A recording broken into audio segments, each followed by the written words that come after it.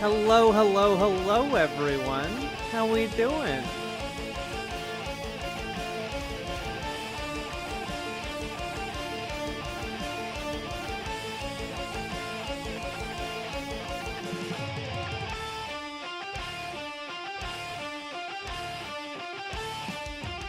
Hello, Trains and Bullshit. Hello, Salmon Moose. Hello, Ms. Gender Lynn. Hello, Mr. Miyagi. Hello, Trains and Bullshit. Hello, Cute Dark Arts. Hello, Natalie Wood. Hello, Non-Applicable. Is it time for more Trombone Champ? No. No one has wielded that power this stream. Hello, Axolotls with Cream. Hello, Captain Crockpot. Hello, Jazz Dog, the jazziest dog I know. Hello, Kev from Mars. Hello, Gatsby Cat. Hello, Quiet Kitsune. Hello, B. Parker. Hello, Sam's Trains Official. Though that does technically mean we have two hellos to you. Hello, Language of Horses, or should I say, hey, hello. Hello, Banana Brains. Half the people immediately end stop watching stream. Hello, Peaceful Warrior. Hello, everybody. And Banana Brains, I will meet you halfway. I will change the name of the stream to Mary Shimpmas, but I will be keeping the folk. Hello, everyone. Gosh. I've been having a rough one, and I figured other folks might as well. Hello, Born from a Wish. Hello, Little Morphine Annie. And figured, some other people might be having a hard day. Might as well spend some time together a little bit.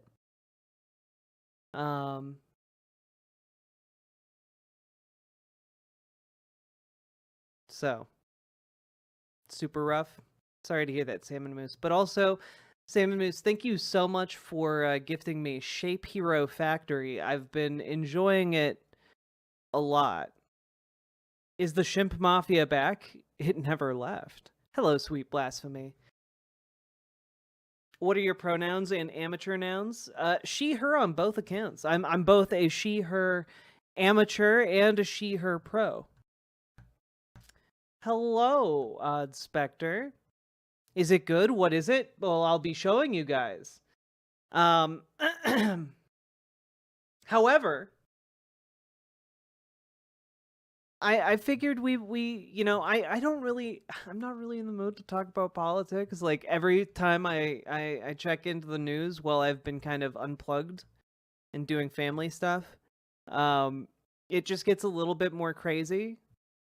Like, the media's been doing a feeding frenzy on Hunter Biden for years now, and now evidence is presented that Matt Gaetz did the exact same crime that Hunter is accused of. Like, there's literally no media stories about it. And on top of that, like, Donald Trump is threatening to invade Greenland and Panama to retake the Panama Canal.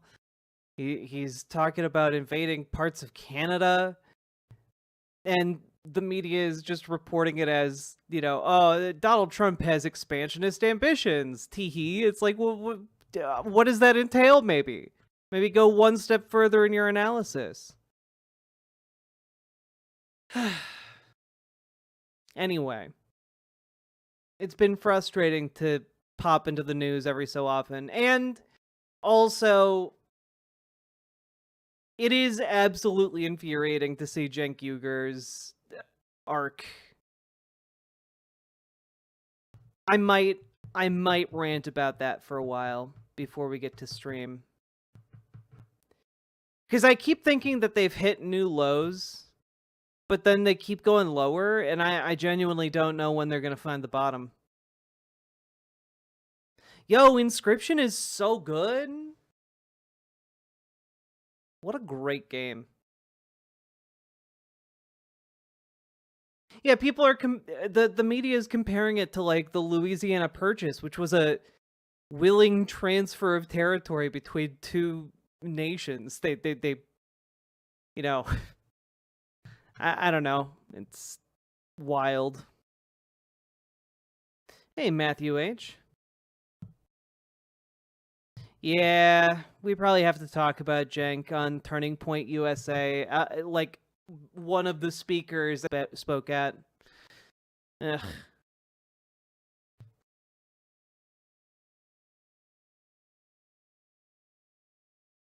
But we're gonna watch a Christmas movie first because fuck it. It's Christmas. Jack's lagging? No, I haven't dropped any frames.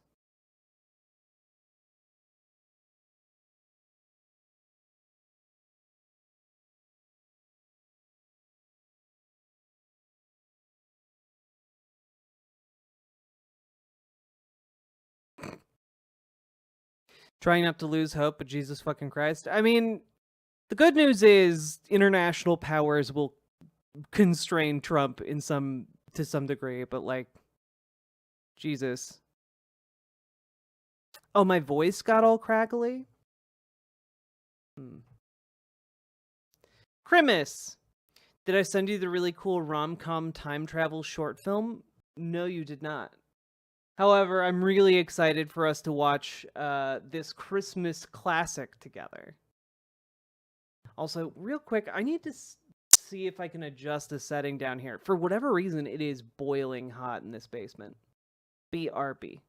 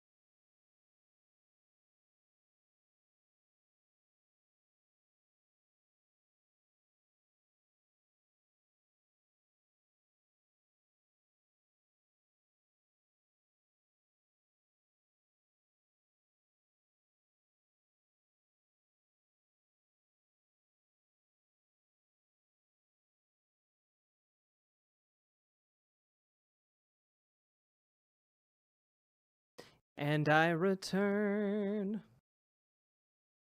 Hello, Unjust Carly. How we doing, folks?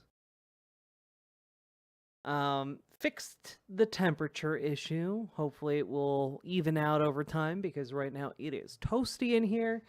But I figured today we'll open up stream with a movie called A Christmas Wish. It is a public domain movie from 1950, and it's billed as a romantic comedy with Jimmy Durante. And if you know anything about this movie, it gets a little silly. Also, I'll be playing Shape Hero Factory while we watch the movie, and that will be small on the screen at the bottom because I really enjoy it and I want to show it to all you fine folks. All right. Audio glitching out though? Is the audio still glitching out?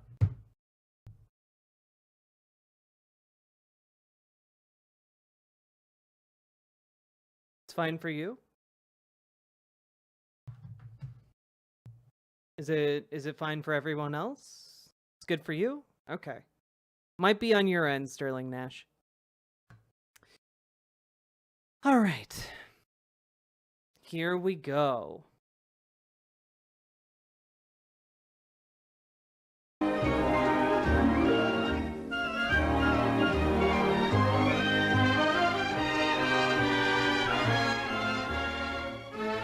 Also, you may already have a few questions about this film, considering the consistent motif that will be playing out on screen.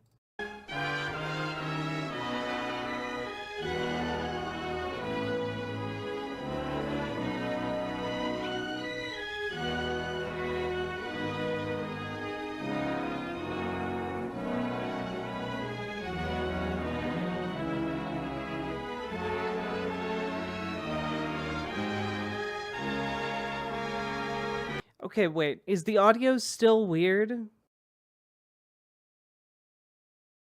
Okay, cool.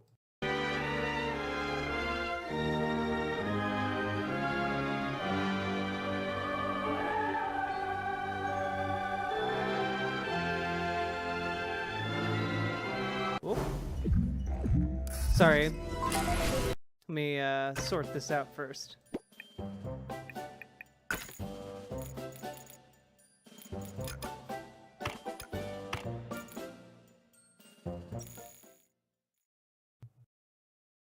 There we go.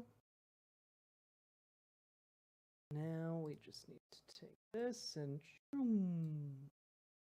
boop. Cool.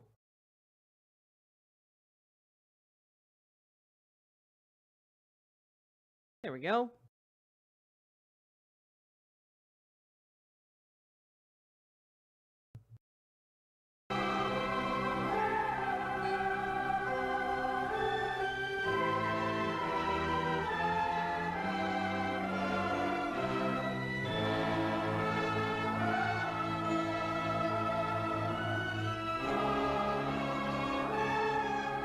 Also, why is this music so epic?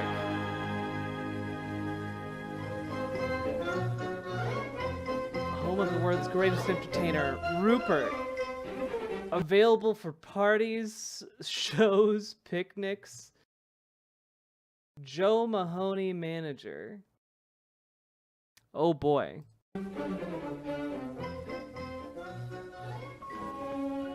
This is it, Rupert. Our big chance. Maybe next week your name will go up in lights. Rupert, the talk of the town. You won't let me down, will you, Rupert? You'll do everything just like I taught you, huh? Ah, yes. Now... Oh my god, that's a real squirrel. How about a dress rehearsal? Here. The curtain is up. They put a squirrel in an outfit. Stay right there when I tell you. Now get ready for our song and dance. Are you all set? Now, 1, 2.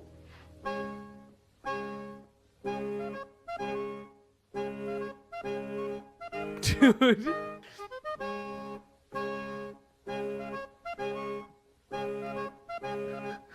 Holy shit. Squirrels adore the name, admire the fame of Rupert. He's in a class alone, the one and only Rupert. He jumps rope so gracefully, and you ought to see him climb a tree. Think of an acrobat and mister, that is Rupert. Think of a ballet star and you're not far from wrong. He taps his little toe and steals the show and takes your heart along. Now we've got to do the dance in unison. And it's got to be perfect, for everything depends on how we do it. Now, This is called a Christmas here we wish. go.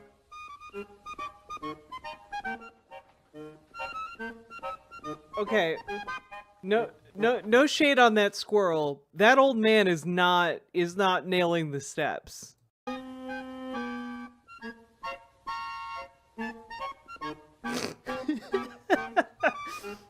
She looks like she's seen this all the time. He's like, this is fucking bonkers. Phil, I'm so glad to see you. Joe, how have you been? Oh, not too good, but everything's going to change now. Here, sit down. Do you really think a depressed person could make this? Squirrel starts dancing. How are you, miss? Hello, this is Joe Mahoney. He used to work out of my father's office. And the best lion tamer in the business. Weren't you? Go on with you. Delighted, I'm sure. Thank you. Well, what's this new act that you wired me about? Well, here it is. Now greet the man, Rupert.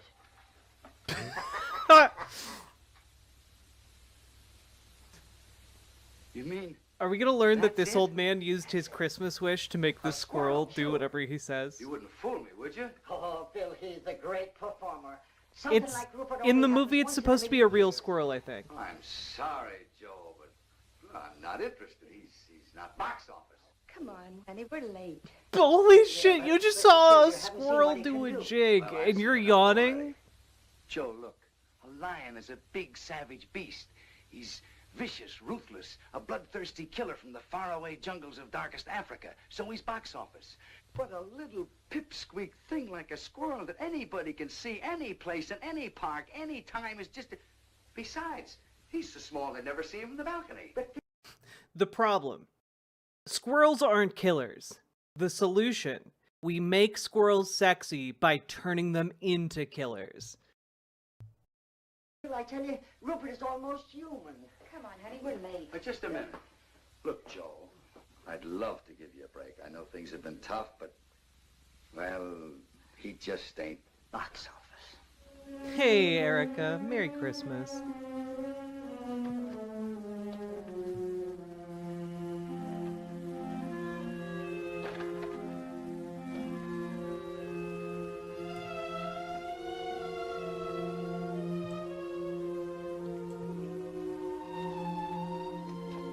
Goodbye, Mr. Dingle.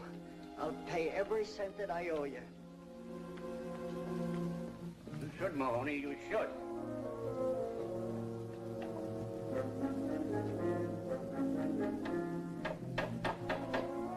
Hey, Chief! Get a broom and pail and help me clean this place out!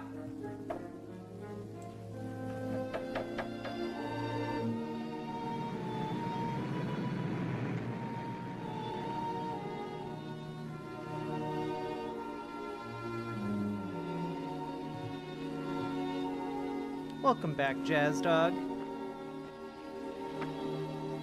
It's nice and peaceful here, ain't it? You can breathe. Now take a good look around. Find some of your new pals. Now I want you to go on and get acquainted with them. Come on. That's it. Now don't be stubborn about this. Go on. Oh, to be sure. It's a silly outfit. There you are. He would have laughed at you. Yes, I know. Now go on. Yes, I know you don't want to. Go on. I What? know you'll be happy here. What? I know they're going to love you. You'll be the life of the party, doing. Okay, wait. I'm sorry. He just got told his dancing squirrel routine isn't gonna make it big in Hollywood, and this creature that he has presumably spent like years raising and teaching how to dance and do jigs to Scottish folk music, you'd think he would not be like, that's too bad. Guess I'll just release it into the wild. Why would you do that? Why would you do that? The somersaults and all the cute little tricks that I taught you. He's dependent on you. He's gonna die. He's gonna get swooped up by an owl. Beat it, I tell you. Oh my god. How are you having this soon in the movie? It just ain't box office. Papa, do you think we might have Just ain't box office. That I had to abandon him, Judge. You don't understand. I think I got the letter with me. Yeah, here He's it just not box office. It says, Dear Mr. Amendola, this is the last monthly statement we will mail you. We feel it is hardly worth 3 cents to tell you you have 2 cents. Let's get going, huh? Look at all those lucky people hurrying home with arms full of packages. They'll have turkey for Christmas, packages under the tree. Don't envy them, Rosalinda. But every one of them faced a Christmas like us at some time or another. And besides, it ain't Christmas yet. Who knows, old Saint Nick may have a bundle for us, too. But the trouble is we ain't got no address he can deliver them to. Amendola, the Amendola Trio. Joe Mahoney. Joe, darling! Now, don't tell me this is little Rosie. Yeah, she's certainly growing fast. A little too fast. Why, it seems like only yesterday I bought her them shoes, and already she's complaining they're too small. And with Yeah, you, this Amendola, bitch. how long has been gone? Us? I guess. Sensational. Why, if I made any more money, I'd have to buy myself a wallet. And you know something, Joe? No. We've played the circuit so many times, just for a change. We booked the European tour. Europe. London, Paris, Budapest. And in India, we gave a performance the audience will never forget. Why? Because there were elephants. No. Please, a little respect for that joke. It's older than you. Sorry, Joe. I see you haven't been doing so good, huh, Joe? Well, to tell you the truth, it has been a little... You don't have to tell me. It's the same with us. We all been raising singing, dancing squirrels. It's just too hard to get into the singing, dancing squirrel business. We haven't worked since Rosie cut her second teeth. Joe, do you live around here? I do. I did. I just moved out less than a half hour ago. Oh, is the place rented yet? I don't think so. How much rent did you pay? I didn't. But if you got $32, you can move right in. How long did you live there without paying any rent? 6 months. Just what we're looking for, something out of the high rent district. Joe, it's been good seeing you. And you must drop in and see us soon, Joe. Yes, thank you. Hey, wait for me! You better ask him where it is. We ain't got no time. Oh, Joe. Where is it? 322 and a half Maple Street. Just over there. Come on back, it's this way. Hey, wait for How is Christmas and wishing gonna play into this? That's my question.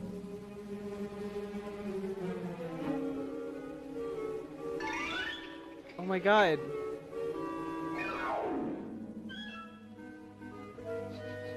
He doesn't know how to live out there. Oh no. Oh no.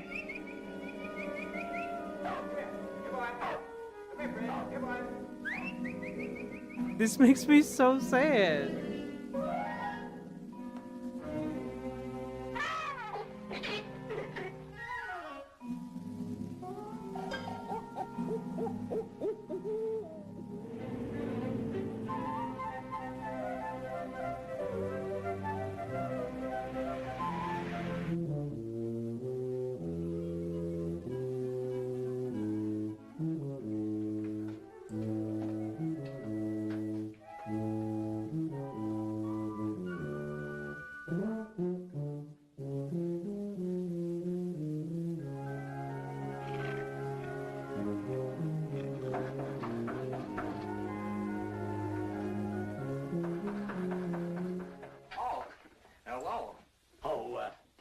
unseemly protrusion, but after reading this sign, I took the liberty of removing it. I don't think you're gonna need it anymore. You want to rent this place? Well, we might work something out if you don't drag lawyers into this. Well, you better speak to my father about it. He's right next door. Oh. Oh my. Second Hello, thought, I can handle this myself. Miss Lady. Good. Also, didn't this movie just establish that she's still like a teenager? Isn't he an adult man? Oh no. Man. Be back in a minute. Oh no.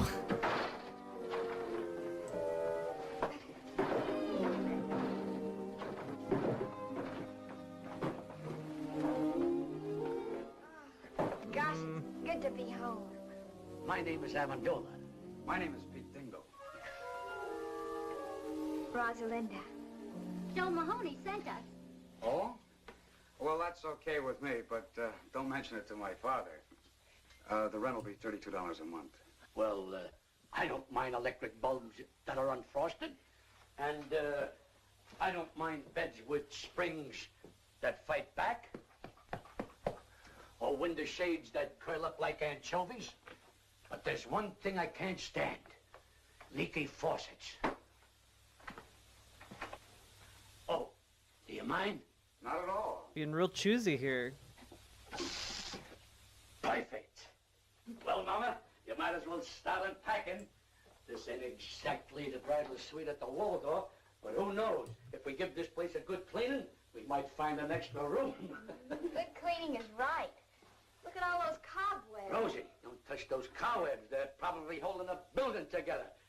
Well, now that all the business has been taken care of, I'll... What you see, Mr. Amendola, my father, unfortunately, wants his money in advance. And a lucky man he is, too, your father. Having a son so gifted in the art of music. Oh, I just Tut, fool around. tut, I know. I, too, am a musician. And modesty compels me to admit that I play a pretty piano. And if necessary, I can even play an ugly one. Well, don't forget, Oh feel boy. free to drop in at I any time. don't like this guy. He's I giving know me about the such rent. bad Oh, I think vibes. I'm gonna like it here. Well, I hope so. Now, if you don't mind, I'd like to change. Oh, no, not at all. I mean, well, I'll see you later.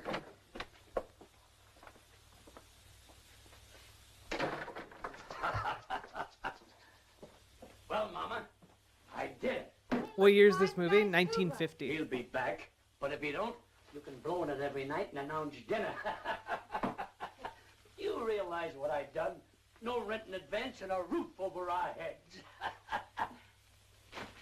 It's an awful Okay, big that was hole in pretty the cool sky. how he flicked that nut into his mouth. So what? If it snows, we'll be the only ones in town who'll have a white Christmas inside the house and out.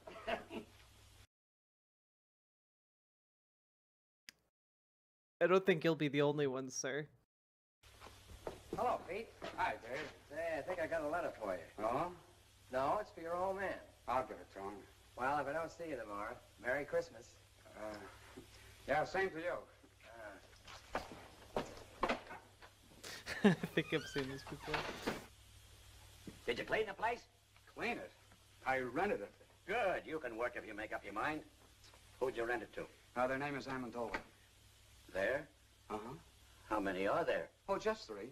They're awfully nice people. Well, that's good for a change. I'll take the money. There's a mother and a father and a daughter. Okay, give me the $32. And, you know, they didn't even ask for any redecorations or repairing anything. You know, that saves us a lot of money, Pa. Pete, don't tell me you let them stay without paying. Oh, you're gonna get it. They're awfully nice people. A mother and a father and a daughter. Yeah, you said that before. Look, son, I want that $32 right now. And if you don't get it, I'll go over and get it myself. And if I don't get it, out they go. But, Pa, Holy shit, this guy's angry. I gave my word of honor. We'd wait a couple of days. You don't want to break your own son's word, do you? Oh, there he goes again. Honor, charity, love thy neighbor, everything but money. Tell me, son, what did money ever do to you that you hated so much? I'll get it. Oh, hello. Hello. You forgot to give me the key. The key? Oh, Oh, hello. yes, here's the key. Here it is. Thank you. Hey, wait a minute. You're gonna stay, aren't you? Well, if my father... Who is it, Pete? Look, don't go away. I'll be right back. Who was it? Oh, the postman. It's for you. National Security Bank. Now, what are those chiselers worth?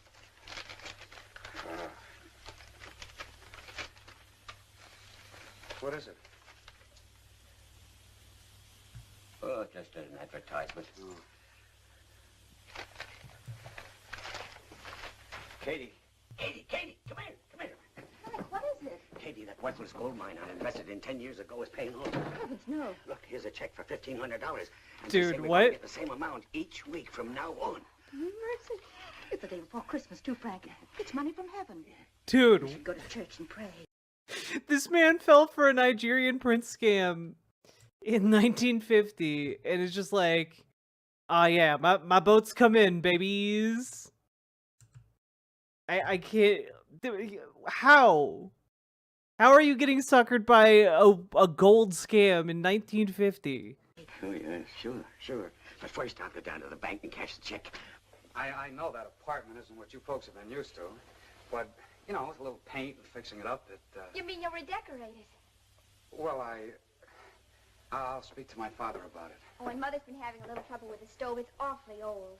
Well, we'll see what we can do about that, too. Maybe get you another one. A new stove. Shh. Is there somebody asleep in there? My father. I mean, well, my father's a little reluctant about investing money. He has to be handled with kid gloves. Say, how about going for a walk? Not in these shoes, I wouldn't. They pinch my feet. We'll go get some others. I'll wait for you. It'll be a long wait. I haven't any others. Oh. Well, what size do you wear? I'm dreaming of a size 4. Why? Stay right Tarantino, is this you? where you are. Not a word of this to a soul, Katie. Not anybody, especially that lazy son of yours. If he finds out about it, he'll blow that blasted tube for the rest of his life. Mom, what size shoe do you wear? 6'5". Oh, never mind. Now, don't you go buying shoes for me for Christmas, because I've got 2 pairs already. Isn't that nice of him? Not a nickel in his pocket and still thinking of buying me shoes. Oh. Just for that, Frank, I want you to buy a nice necktie for him and put it under the Christmas tree. He likes those hand-painted ones. I saw some perfectly lovely ones for only $5. Huh, $5, eh? I'll get some paint out of the attic and paint one myself.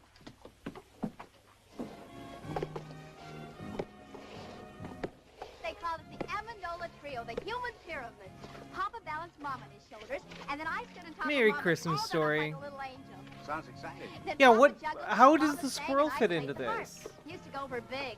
Only I started growing, Mama got heavier, and one day Papa's legs gave out. You mean Ha ha. 4 times in 1 week. The 4th time, Mama broke her leg. You gotta hand it to Papa, though. He never broke a plate. He's a great juggler. Ha ha ha. My parents keep breaking their legs. Ha ha ha. This lady's psychotic. Look, there's my father coming out of the bank.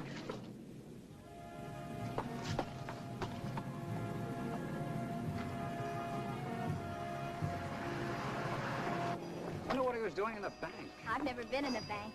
Just to think of all that money in one place. The daughter price of this tree was $7. Yesterday, $4. Now, what am I bid? 40 cents. 40 cents. Who make it $1? $1. I wish we were gonna have a tree. Of course, with the moving and all. But we've talked enough about me. Tell me about you. Where do you work? I don't. Well, that is, I write music. Oh, does it pay? No. Then you don't work. Well, I don't have a job. Can't you find one? I've never looked You for lazy So what do you do bum. for money? one. I don't need money. But suppose you were walking along with a girl and she wanted a malted milk. What would you do? Well, that would be pretty embarrassing. I'm sorry I said that, Pete. Come on, let's go home. All right, folks, just 2 more left. Now, what am I bid for this one? 40 cents. $1.50. $1.50. Do I hear 2? $1.50 once, $1.50 twice. Sold to this gentleman for $1.50.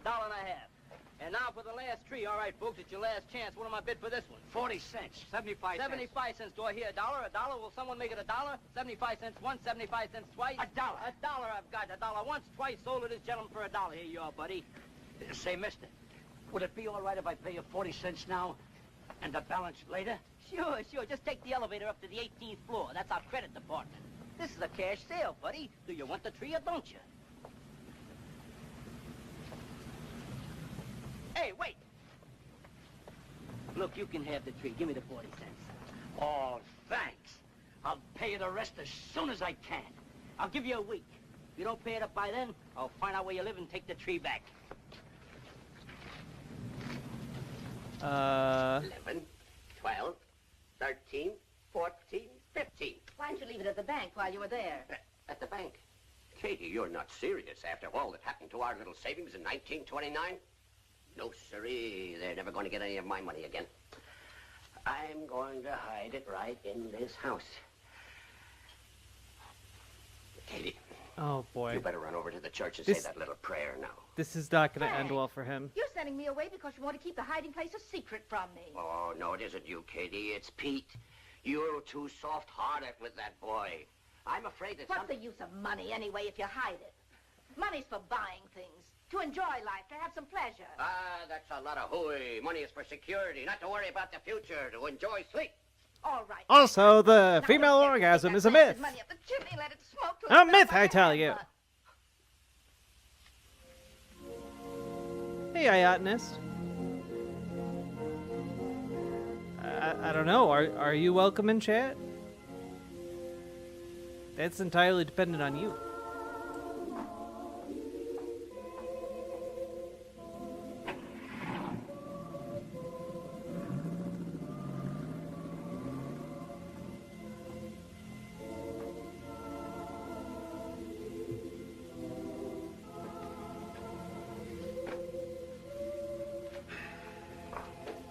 Hey, comrade girl. How long is it going to be? Moving from one place to another. Oh my Always God. moving, No. never having a place to call our home. The squirrel is gonna hear her prayer? Lord, we've tried so hard. We've tried everything. Everything. Oh, the squirrel. The squirrel made its way back home to the home that guy raised it at and taught him all of those tricks. Found a new family and is like now going to answer their prayers? Oh my God, it's a Christmas miracle. Banned me from Twitch chat for asking whether German continental philosophers like Kant and Nietzsche and Heidegger. And you banned me for calling Hannah Arendt a Jewess. I didn't know that was a bad term. It's just a really big red flag of a term to like throw out there, Iotanist. It would be like, yeah, it's not a good look.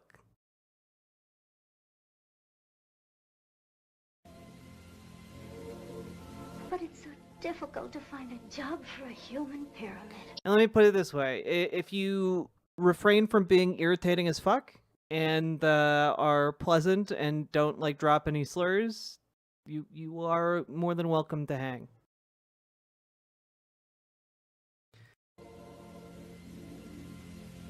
You're our only hope. So it's up to you. Please.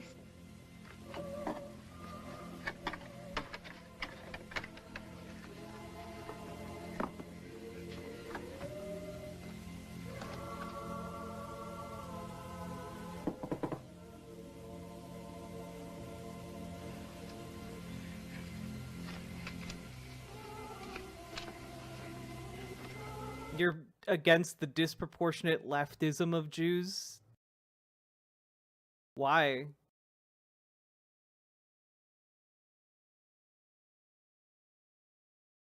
You know, it is telling that I'm like, yeah, you can come and chill, just don't do any of these things. And then you immediately butt up against that line. Leftism is evil. Well, you're gonna have to establish that one.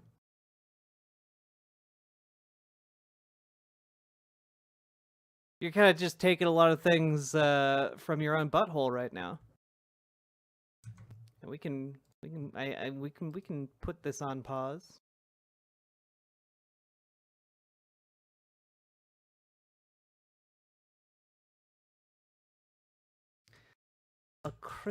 It's a Christmas miracle, everybody.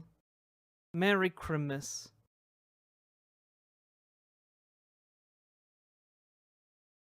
You know, you're not disproving this this whole dog whistle that I initially interpreted your statement as. You are you're just kind of really hammering home the original point. Where's the chatter? Made their way to site chat, actually. It's interesting.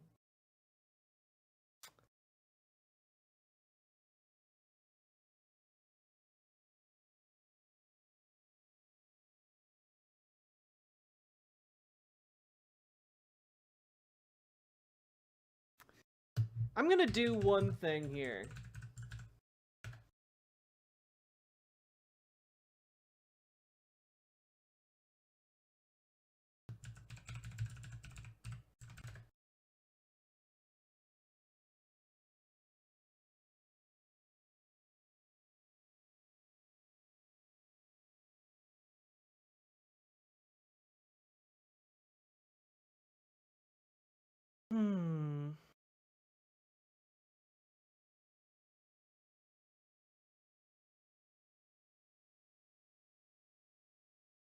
Okay, cool.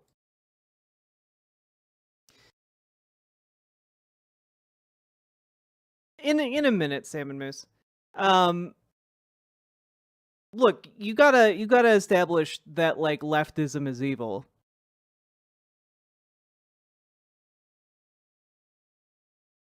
You've made a claim. I'd like you to back it up, please.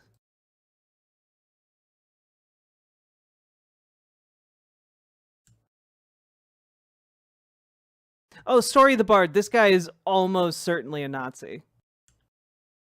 Like guys who jump into chats to talk about the you know, inherent leftism of Jews and drop terms like Jewess without blinking, absolutely informed by Hitlerite ideology. The right is better on every major issue, from border security, bail to prevent violent and property crimes, lower taxes and spending to prevent debt and inflation. I got bad news for you. Lower taxes and spending don't prevent debt and inflation. And additionally, bail doesn't prevent violent or property crime. And I don't really see the argument for the conservative view on border security. So I reject your argument. Seems pretty insubstantial. Seems kind of like you just hated these things already and are looking for a reason to continue hating them.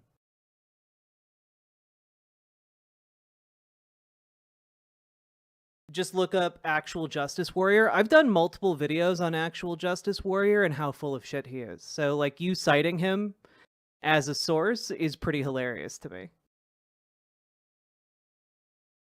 You know, I happen to live in Minneapolis, in the area that he constantly talks about having been burned down and riddled with crime, and I gotta tell you, it's neither of those things. So, yeah, your argument is bad, and you should feel bad about it. Do you got any facts there, or are you just gonna, like, hide behind other people? I'm not a Nazi, I'm just a humble Zionist. I side with Jews over Hamas. You know, it's interesting to me that, like, you can't defend any part of your ideology as, like, not Hitlerite, and so you're like, well, I support Israel in its battle against Hamas. And it's like, yeah, so do Nazis. If you've actually looked at any of the positions Nazis hold regarding Israel, they also support Benjamin Netanyahu's government. So you're gonna have to maybe make a little bit better of an argument there.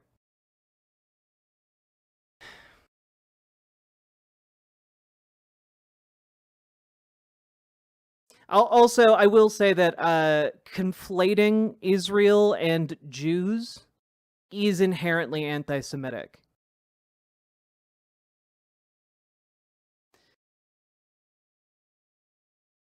I think Jews have a high IQ. Oh, you're also eugenicist. Cool. Again, further cementing the Hitlerite comparisons. So, like, again, I just wanna ask, like, how are your ideological positions any different from a Nazi? You know?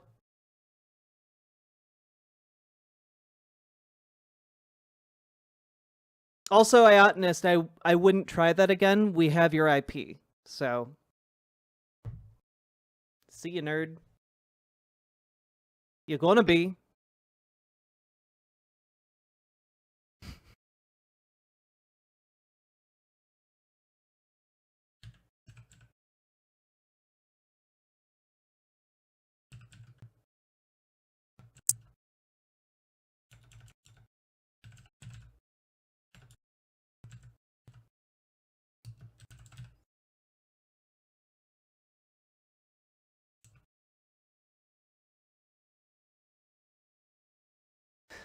Bro, you Nazi.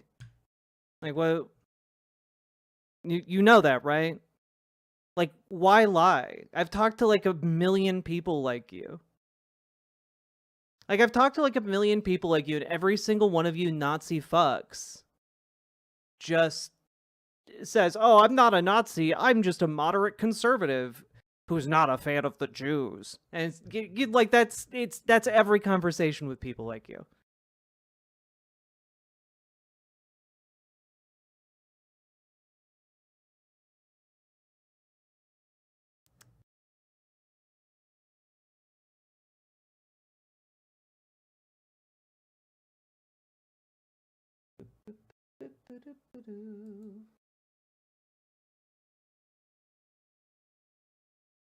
I'm not. Look, I have a great source on crime statistics, and it's inserts least knowledgeable fucker on the internet.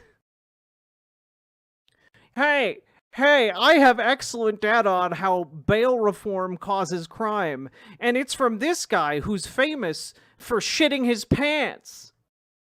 Like, oh, okay, cool. It's not very convincing, though.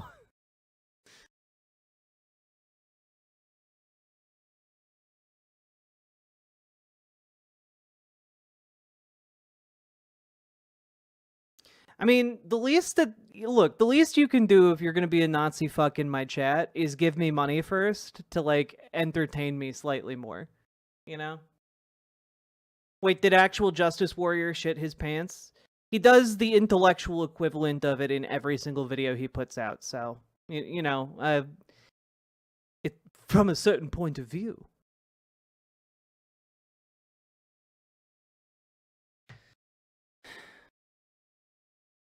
I'm cultured on media. I listen to all the Nerdrotic videos. Yeah, further cementing my initial decision, by the way, to ban that person for just throwing out the term Jewess. Jesus Christ. Oh, I didn't know that was a weird offensive term. Yeah. Why didn't you know that? Is it because you're not throwing it out all the time? Is it because in normal conversations you're not hearing it from folks? Huh, that's so strange.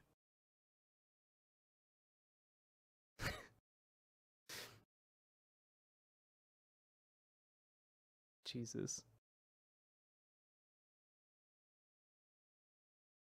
Yeah, exactly, Little Morphine Annie. The only reason you are able to throw out a term like Jewess on the fly is because you hang out in, like, Stormfront forums. You're hanging out with neo-Nazis and white supremacists.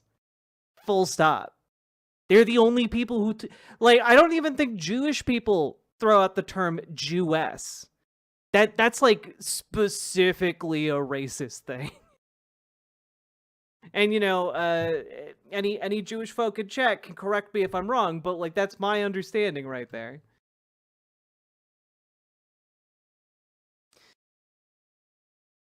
They kept saying the Jews. True, smaller red flag. Also, the conflation of Jews and Judaism with Israel. pretty disgusting.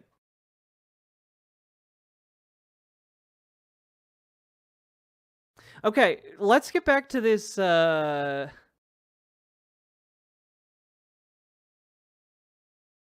know, Disthrun, there are other forms of S for other races, but they're also offensive terms that you shouldn't say. Although I can't think of one for, like, white people.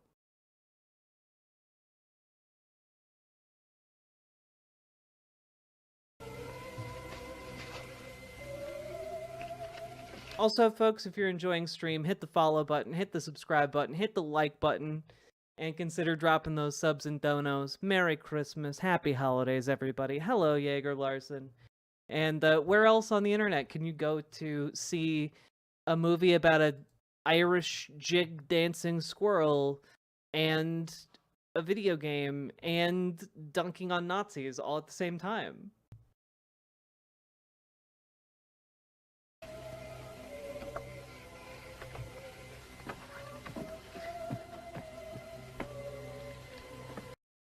What? I love you so much. You're the love of my life, you know.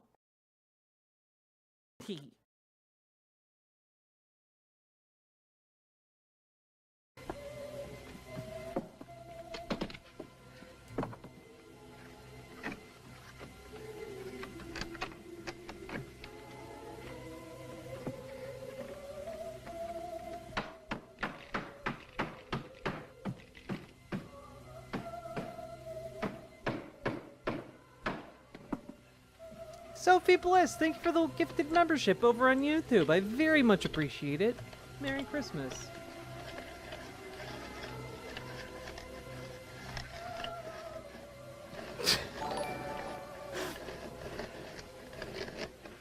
Yo, dog, what are you doing?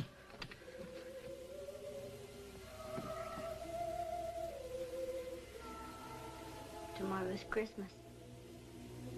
We haven't even Is got the a tree. dancing squirrel claymation? No, but filmed in a money to similar buy style. some little gifts. Not even a pair of shoes for Rosalinda.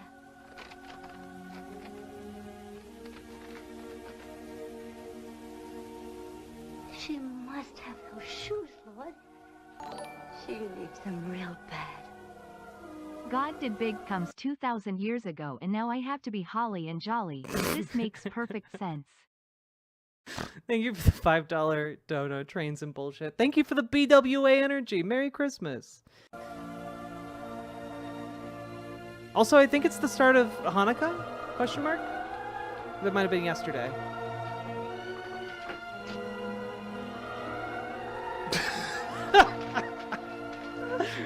Yo! Thank you. Thank you.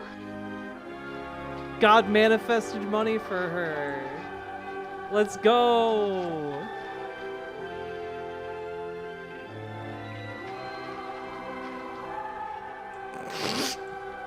This movie's so silly, guys.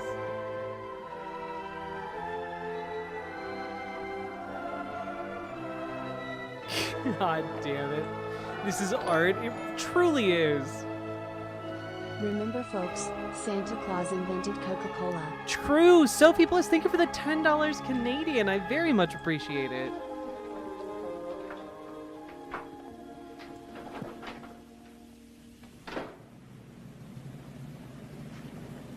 Tell me, Rosalinda, you still play the harp?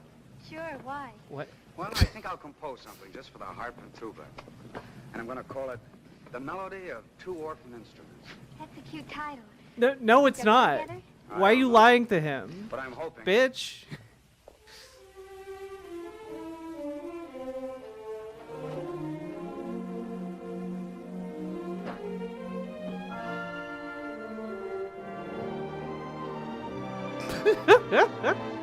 Oh, the first thing she went out to do is go buy a Christmas tree to honor her pagan gods. Papa? Papa, wait!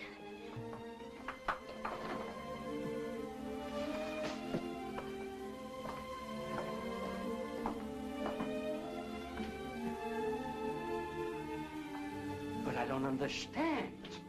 A tree, presents. And look at it, Papa, a turkey and crab cranberry sauce and plum pudding and candy and nuts.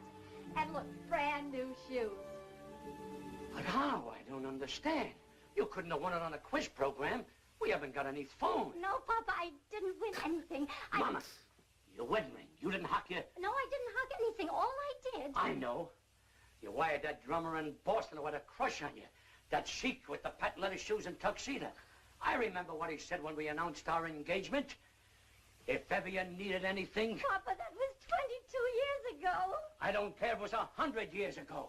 I never trusted a guy with a tuxedo, especially a rented one. Oh, let Mom explain, Papa. No, the money didn't come from him. It came from... Here, Papa. You better sit down. Better loosen your collar, Papa.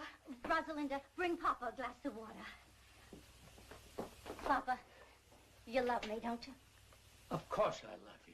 And you trust me?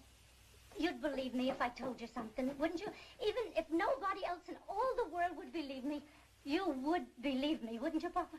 Sure I would, Mama.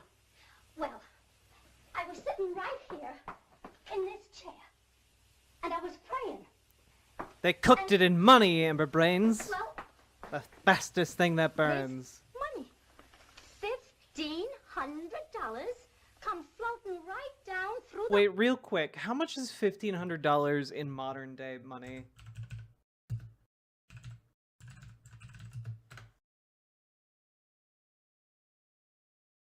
$1,500 in 1950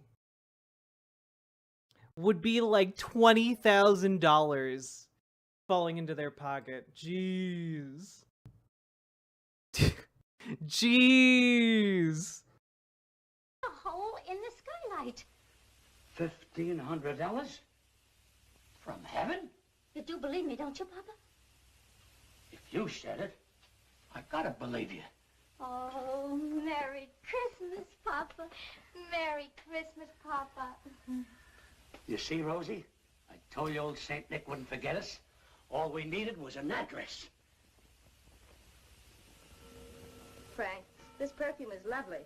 Dangerous. Such a big bottle. It must have cost at least $10. It's not that dangerous. Oh, this is a terrific tie, Dad. Thanks again. Did you see the watermelons, Mom? They're hand-painted. Now, who's that?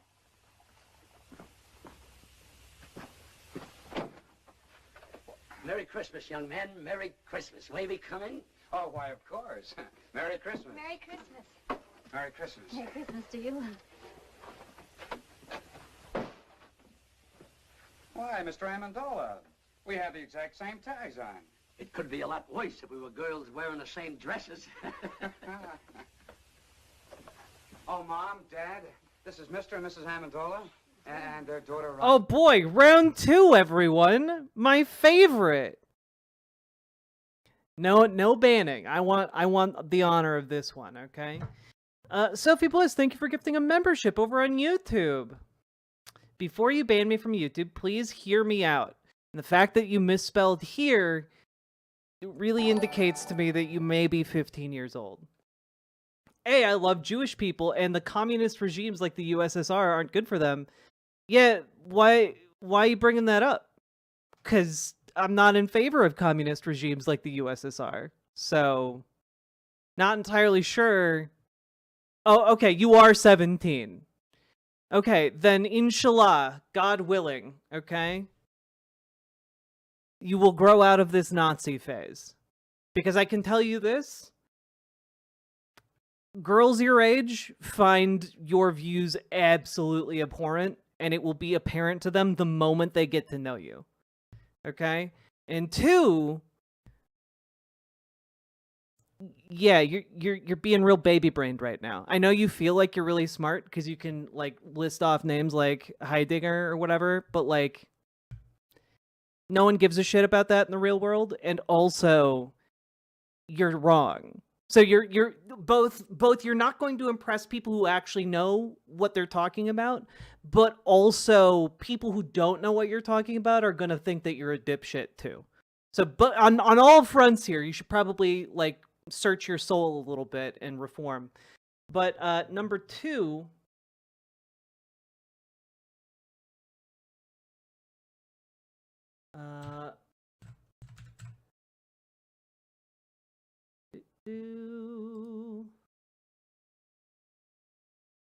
But number 2, let's see here. Can we agree to disagree politically for now? No. No, we can't. Because your political position is that people like me deserve to die or deserve to cease to exist. That's your entire political position. You also seem opposed to the existence of Jewish people who are on the left, which is pretty anti-Semitic. You might not hate them, but you feel a deep disgust for them that is akin to hate. I don't know. I'm just saying, like, on a number of fronts here, you're not doing so hot.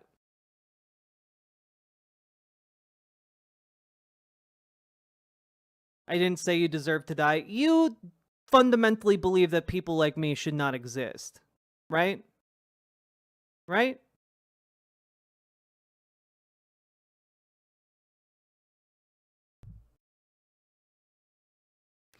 And just because you are in the enlightened position of being able to say, like, well, I don't think you should die, I just think you shouldn't exist, understand that people who have committed genocides use that exact same argumentation. Being anti-leftist is anti-Semitic, then anti-Semitic. No, it's not being anti-leftist that is anti-Semitic. It's the anti-Semitic things that you have said that's anti-Semitic. You understand the distinction, right? Like, for example, using anti-Semitic language, or for example, conflating an entire religious group with one country. You know, like, you've got a lot of things going on here that are anti-Semitic, and it's not opposing leftism. It is the specific positions you have that are anti-Semitic.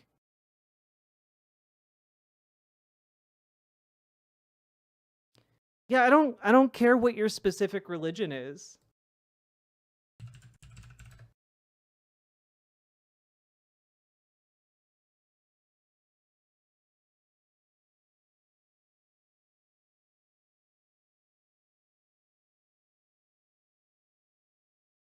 Like, why should I give a shit? If you're an indicator of whatever religious group this is, it is a pretty miserable one.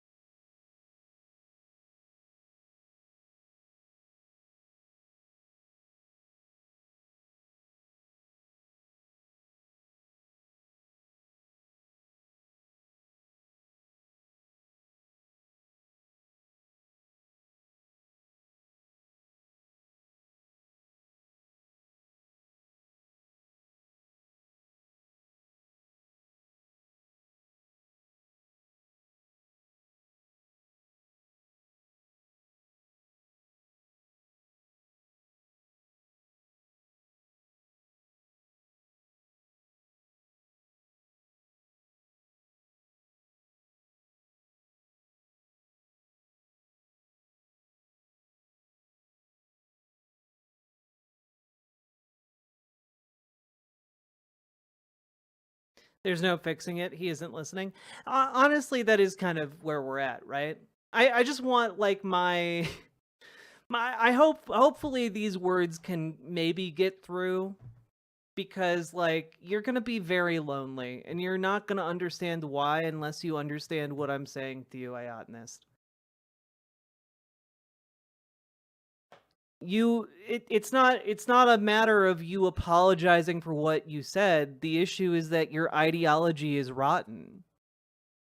You know, you can apologize for saying something racist, but it doesn't really matter if you continue to believe racist things, right?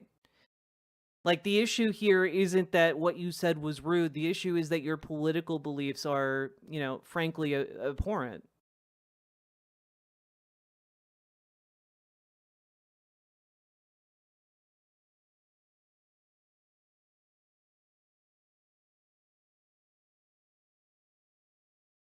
So, like, I don't know.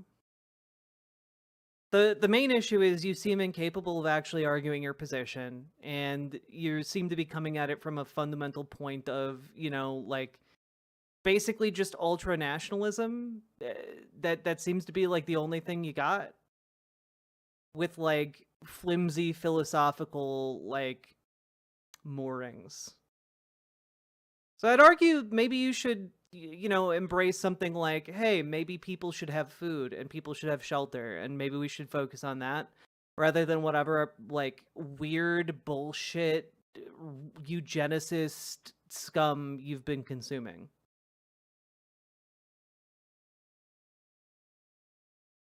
I don't want to debate politics right now. Just tell me what you want me to change. Well, your entire political outlook, for one. Like, also, if you didn't want to debate politics, you probably shouldn't have come in and said, hey, I'm the guy you banned for talking about Jewesses, and I think the entire premise for what you believe good people need to do is evil, actually. So now you being like, well, whoa, why can't we chill? Why the fuck do you want to chill with us? You think we're all degenerate, evil scum. Right? So, like, why are you here?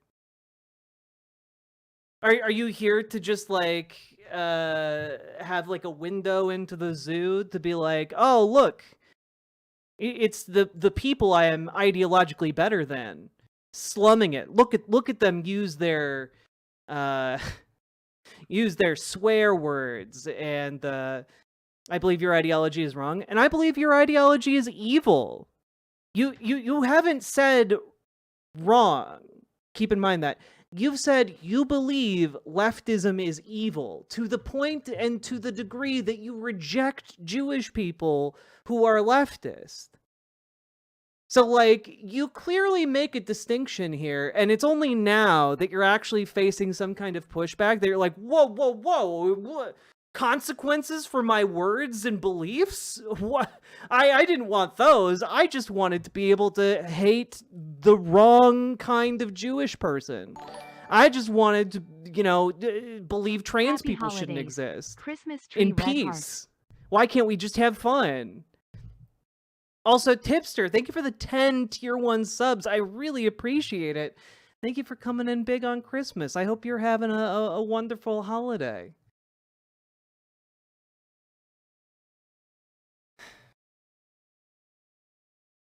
Like, you realize, like, there are so many people in chat right now who are not debating politics. And it's largely because none of them came in here and said, hey, I think Jews that disagree with me are evil and shouldn't be considered real Jews. Or hey, I'm the person you banned for being anti-Semitic, but I'm definitely not anti-Semitic, and then proceeded to say more anti-Semitic things. If someone came into my chat and started yapping like in racist terms with racist ideology, I would also take time to have umbrage with them. You know? You're the one who has invited this upon yourself through your words and deeds. You can't just walk into a group of people, be like, slur, and then get, like, defensive when people are mad at you about it. You knew what you were doing. Or if you didn't know what you were doing, that's kind of evidence that maybe you shouldn't be doing it in the first place. Maybe that you should take this fuck up as evidence that you have no idea what the fuck is going on with your own political ideology, because you can't even defend it when you're pushed back on. And the second you do get that pushback, you're like, well, whoa, can't we watch the fun little Christmas movie? It's like, yeah. Once you shut the fuck up and leave. Now, if you want to try again, you can try under a different account, and you can lurk, and you're free to learn, etc. But, like, yeah. From now on, I won't generalize about people who agree with me. That's probably good, but also, again, the issue isn't your generalizations, though that doesn't help. The issue is your political beliefs are bad. Like, for example, I don't care that a white supremacist is overgeneralizing. I care that they're a white supremacist, and I treat them as such. And frankly, a lot of the ideas you have put forward in your very flaccid defense of your ideology are basically the most basic ideas and tenets that are espoused by all white nationalists. So, like, fix your heart. I don't care if you're rude, if you're a kind person. But I do care if you're rude and also a racist.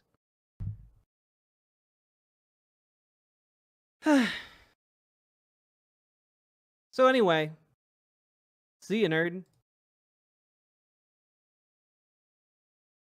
No shit like that in my community.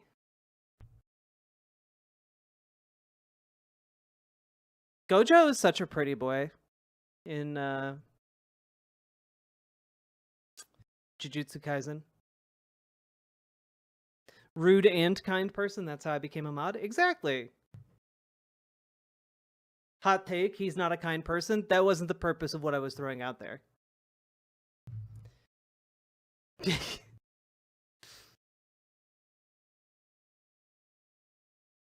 Anyway, a lot of the people I banned can continue to lurk on streams if they make a new account. I have no power over that, but like, I don't know. Maybe if that happens, that guy will learn and become a better person.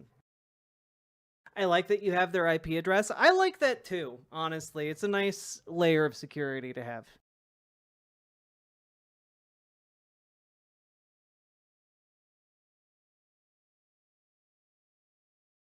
How do you do? We're your new tenants. And the Yuletide season being upon us, we thought we'd drop in and pay you a visit. Sophie Bliss, thank you for the $5 Canadian. Oh, well, make yourselves comfortable. Oh, do sit down, Mrs. Amendola. I'm glad you brought your harp, Rosalinda. Can we put it right over here? Yeah, 1 second. That's a nice tree you got there, Mr. Dingle. Where did you get? Be right back.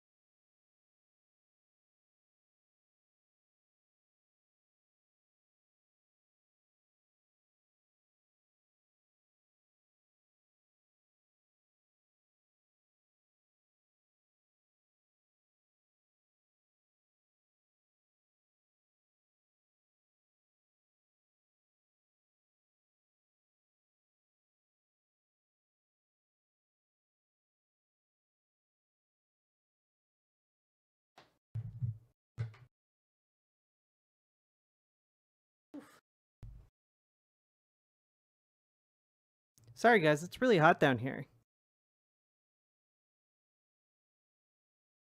That is Jimmy Durante, isn't it? It is! Good eye! Get it, Molinary's? Uh-huh. Maybe we ought to go down there next week and make our payments together. Payments. Speaking of payments, Mr. Amendola, just what do you do for a living? Doesn't the name of Amendola suggest nothing to you? You surely must have seen us perform someplace. Florida in the racing season, Lake Placid in the winter season, or perhaps Africa in the malaria season. Yes, sir, Dingle. Someday you'll be able to say the Amendolas were your tenants. If I don't get my... Yo! Thank you for streaming today. I hope all the Riverboat Misfits feel safe and love this Shimpmas period. Stay strong, stay beautiful. 10-letter name. Thank you for the 3 tier 1 subs. Merry Christmas. Merry Shimpmas to you, my friend. Thank you so much. I really appreciate it. Happy holidays. BWA. Rent money, I'll be able to say that tomorrow. I'm glad you brought that up, Mr. Dingle. Now, if you'll just hang your sock on a mantle, I'll drop in 3 months' rent. Keep the $4 change. 3 months' rent in advance. Mr. Amendola, we're so glad you folks dropped in on us. Katie, get Mr. Amendola a chair. And some coffee and some cake, Katie. Where's the Christmas spirit? That's right. Where is the Christmas spirit? Jingle bells, jingle all the way. Oh, what fun it is to ride on a one-horse open sleigh. Jingle bells, jingle all the way. Oh, what fun it is. The vibes on this are very unnerving. I love the excitement of Christmas. I'll never forget one Christmas Eve when I was a kid. I hung my stocking up on a mantle, went to bed, and when I woke up the next morning, what do you think I found on my stocking? My father's foot. Jingle bells, jingle all soft. Oh, what fun it is to ride soft. Jingle bells, jingle bells. God, why? Wait a minute. Stop. Don't boost like that, Mr. Dingle, and I'll hide your electric trains. Jingle bells, jingle all soft. Oh, what fun it is to ride on a one-horse open soft. Stop yelling soft. Going in business for himself. Wait a minute. All together. Hey, jingle bells, jingle all the way. Oh, what fun it is to ride on a one-horse open sleigh. Jingle bells, jingle all the way. Oh, what fun it is to ride on a one-horse open sleigh. Hey, Archangel. This is wonderful. Did he just pat his butt when he handed over the rent? I think he patted, like, his wallet pocket. Which was also his butt, yes. Wouldn't it be nice if it came around twice? Spreading hope and good cheer. Just when everyone forgets goodwill to men. That's the time for jingle bells. Okay, so we're 30 minutes into this movie, and I need to remind all of you that this was billed as a romantic comedy. And I'm really not seeing it. Bells to chime again. Now isn't it a shame that Christmas comes but once a year? Now isn't it a shame that Christmas comes but once a year? Wouldn't it be nice if it came around twice, spreading hope and good cheer? Mr. Dingle, this is going to develop into a long and beautiful friendship, even closer than Damon and Petilius. Now isn't it a shame that Christmas comes but once a year? You'll notice Rosalinda brought her hop along, and she didn't bring it to slice hard-boiled eggs. All right, Rosalinda. Here you are, Rosalinda. Thank you. Oh, I finished the melody for 2 orphan instruments. Want to try it? Sure. Set the music right over here, Pete. Okay. There you are. Thanks.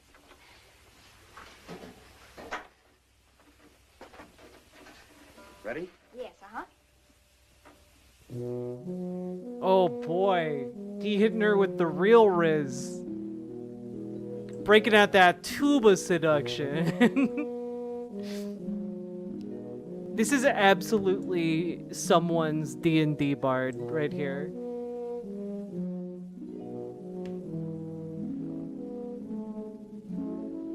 This is incredible, Chad. A tuba harp duet.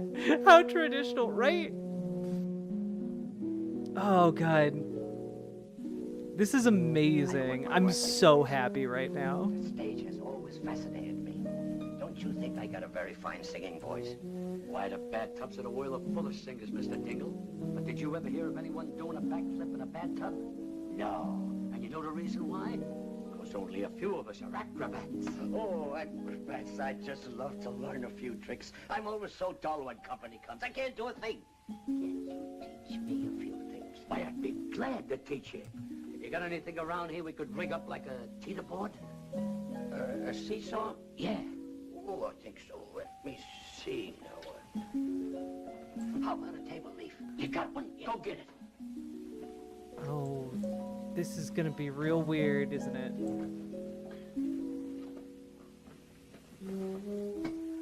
Great. Now get me a glass of water.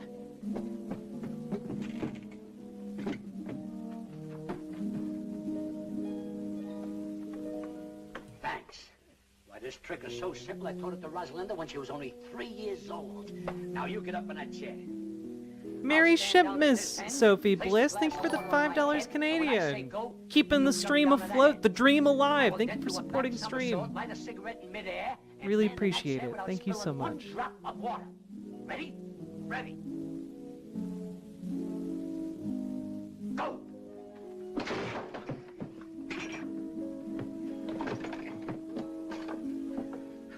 Try mates.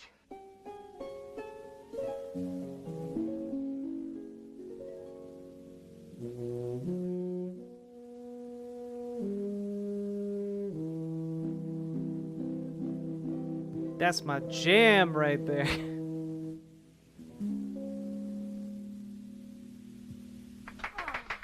That's so pretty, Pete. And he wrote it himself. How well he plays the tuba.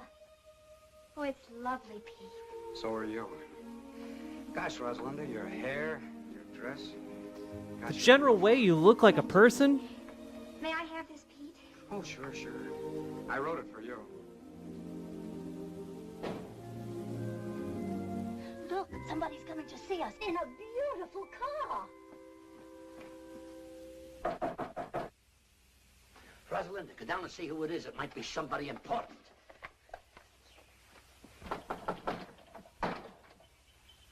Is it Mr. Schneibel? The corner druggist? Yes? Oh, hello. Is Joe Mahoney home? Oh, he's moved away. He has? Well, do you know where he went? Well, I'm afraid I don't. Oh, Has Joe great. Mahoney, the famous Well, I do with this Squirrel Christmas actor, present I brought him. moved? Here, it's yours. But Go ahead. Go but ahead. I it's really all right. don't. Oh, it's just fruit and things. You live here? Yes? Is this Alone? With my parents. is this old ass man seriously hitting on this 14-year-old girl in this Christmas movie? Want to remind you all, her feet still haven't finished growing, so she's still. This is so creepy. Oh, well, that's nice. Anything I can do for you? Well, my name is Phil Davis. I'm a friend of Joe Mahoney's, and I just... Phil Davis, the agent? Yes, that's me. Believe me, this is a pleasure. My name is Amendola. You've heard of the Amendola Trio, haven't you? You know, the human pyramid. So much of this Come movie is here. about that girl's Come feet, here. and it's really starting to make me uncomfortable. Now, don't pay any attention to this apartment, Mr. Davis. We just moved in yesterday. Sorry. Not much of a place, but for certain Going reasons, for those Cinderella vibes. it fascinates me. Oh, Mr. Davis, take a look at this poster. You're gazing on one of the greatest vaudeville acts of its time. And the only reason we disbanded was because of my little daughter's rapid maturity. Oh, yes, I can see what you mean. Oh, God. Oh, Mr. Davis, Oh, I was God. just thinking, I can work alone. Why, I can out-juggle anyone in the business. And you know something? I can juggle 25 plates with one hand. And with the other hand, I pick up the broken ones. Just a little joke I used in the act. Now, if you give me your undivided attention.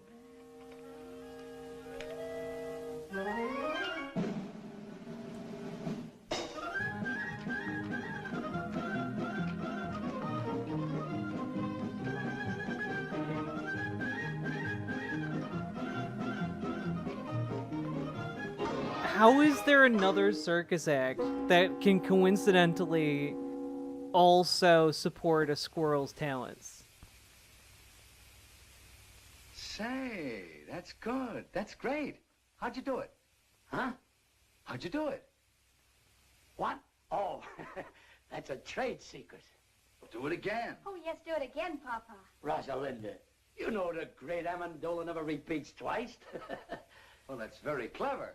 I'll try and book you, Mr. Amendola. Sure, sure. Now, how about you? About me? Yeah. Oh, I'm sorry to butt in, but the coffee's ready. Oh. You know, a girl with your looks and figure should be in the limelight. Just the man who can put you there. Said he as he twirled his black mustache and eyed the proud beauty. Who's he? Please. You were saying, Mr. Davis. Well, a girl like you should have a decent place to live. Not to talk like this. What's good enough for my mother and father is... It's hardly good enough for a raving beauty like you. And Mr. Davis here is just... Well, the coffee's ready. It's getting cold, and so is the cake. I'm sorry, but Mr. Davis is a very important Broadway agent. Broadway chiseler. I beg your pardon. What was that? Oh, I know the type. Promises young girls expensive clothes, diamonds, furs, anything to make an impression. He didn't say those things, you did. Well, he was going to. What right has he got to call me a chiseler? Why, he doesn't even know me. I think he's jealous. Well, maybe he's got a case. What is Say this? it's Christmas and I'm all I'm alone. really uncomfortable. How about me taking you out to a Chinese dinner tonight? Well, I'm sorry, but I'd love to. Father, may I go out with Mr. Davis? You better ask your mother. Oh, thanks a lot. Sophie Bliss, thank you for the 5 gifted memberships. God damn. Thank you so much. Where I happened to cross this? It was on a list of, like, public domain Christmas films.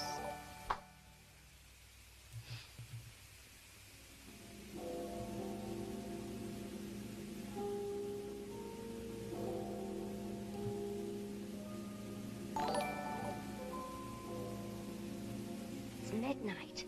She isn't home yet. Mama, stop worrying. Nothing can happen to her. She's not alone. She's with a man. Oh, God.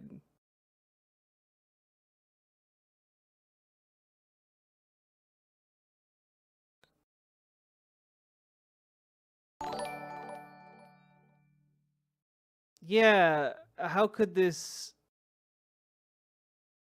manager for a entertainment business who's asking a 14-year-old girl out on a date,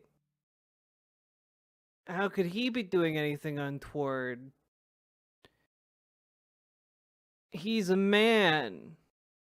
You know, men famous for not doing crimes. Mama, another miracle happened this afternoon. A miracle?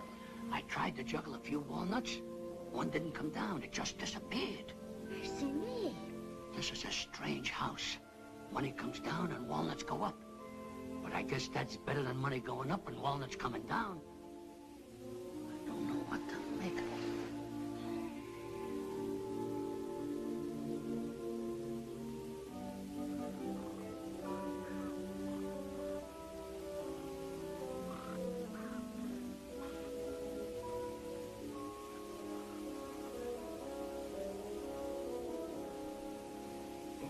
Katie. Katie. What is it, Frank? I've been thinking about that Amendola family. Why should people who can afford to pay 3 months rent in advance want to live in a dump like that? Frank, last night you couldn't sleep because they didn't pay their rent. Tonight you can't sleep because they did. For goodness sake, stop worrying and go to sleep.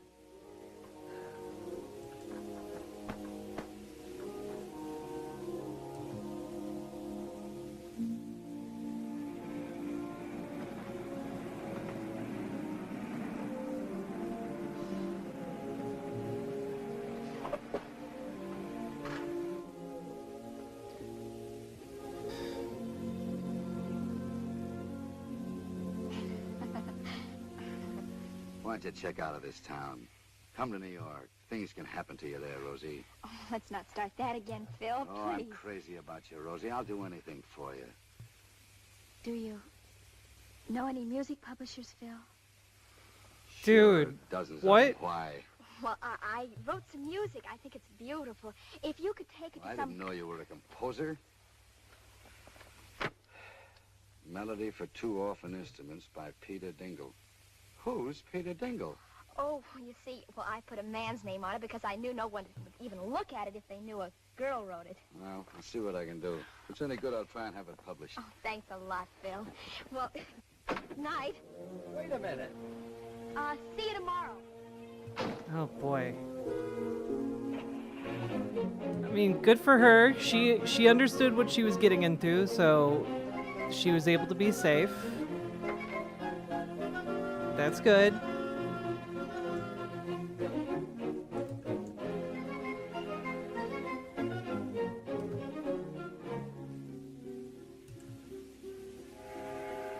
Still makes me feel real yucky, though.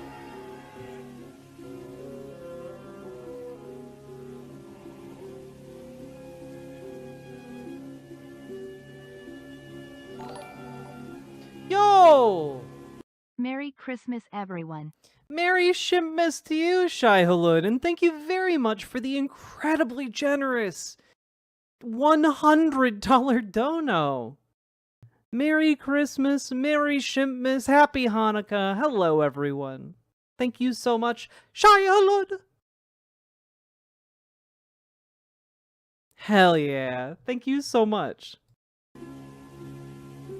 You know, when I selected this film, I thought this is going to be a cute movie about the antics of an animated squirrel. And as we're watching it, I'm realizing this is far more about the insidious nature of the entertainment business. Oh, I'm sorry to wake up, Mr. Haggerty. Well, what's the matter, Pete? Somebody sick? Yeah, me. I want that job. Well, do you want to start right now? I'm one or can you sick wait till puppy. tomorrow morning? I'm sorry. I was afraid somebody else might get it.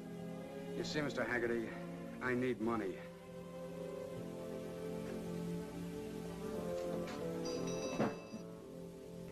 Oh, Shimpmas tree, oh, Shimpmas tree, you are so big and lovely.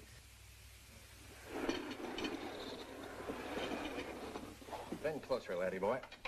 Merry Shimpmas, one and all. I got a sure thing in the 6th at California. Please, sir, can I have Cut me in some on 40% shimp? of the winnings and I'll give it to you. This one can't lose. It'll win it. Are we earning trombones today? Not today. Today's a day of peace and goodwill towards men and women and NBs.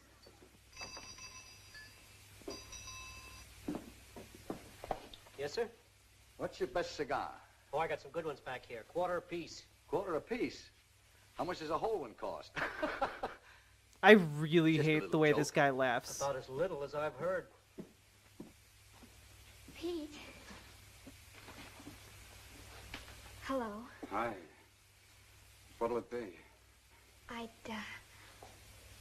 didn't know you worked here, Pete. Oh, that's strange. It was in all the papers. But you remember once you told me you were opposed to work. Sure. I even remember I couldn't buy a certain girl a cool drink in a drugstore. Now, not only can I buy it, but serve it too. What'll it be? Pete, you took this job on account of me. The girl I'm referring to only wanted a molded milk. Can we go now? Oh, it's you. Oh, God. Let's go, honey. I'd like a malted milk, Phil. Not in this dump, please.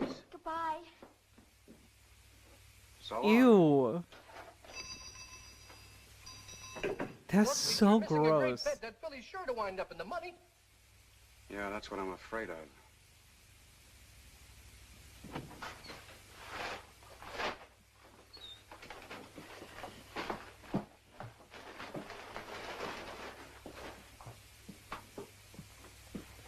Oh, Shimpmas tree, oh, How's that for a Shimpmas bargain? Only tree. $49.50. But, Papa, what are we wrong with a polar bear wrong? This isn't an ordinary polar bear. Just watch. All you gotta do is twist the tune end. Music, it's also a radio. You gotta tune this for short wave. But we don't need it. Sure we do. It lends an air of quality to the place. Mama, what's a real home without a polar bear? But we must What? stop buying things. That $500 you have left. What do you has mean, what's a got to real last. home without a polar bear? I'm glad you brought What? that up. You know that Mr. Byfield who we bought these few pieces of furniture off? Well, I stopped by there today to look at the little piano we were talking about. And you know something?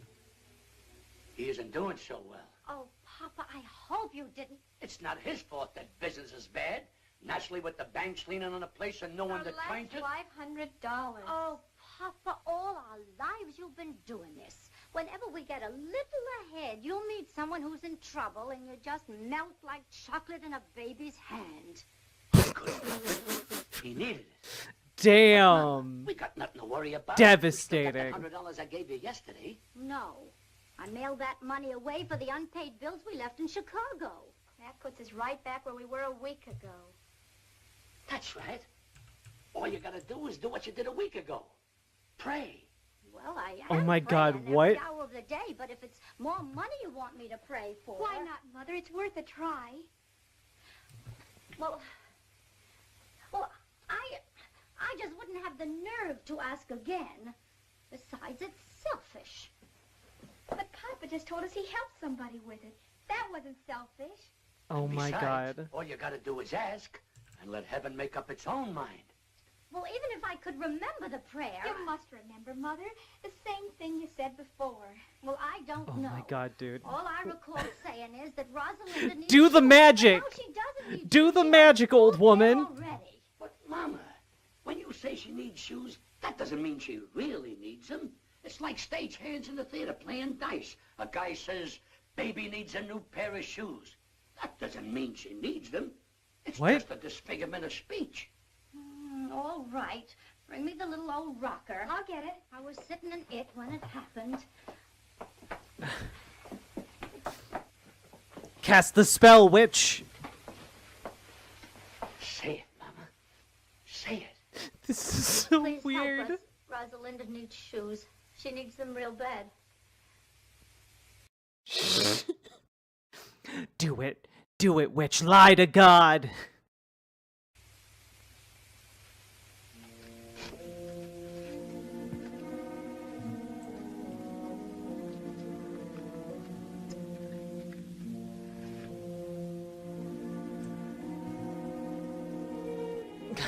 It's no use, Mama. The prayer won't be answered. I cast my go away man Maybe spell. it has been answered. It's The not answer very is no. effective. Well, we're grateful anyhow. I guess I better take this rug back to the shop.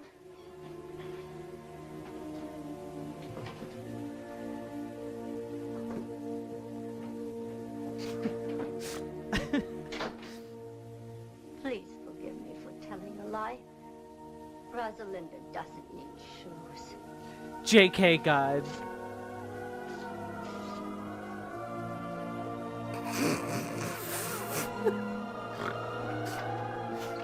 Why is this music going so hard?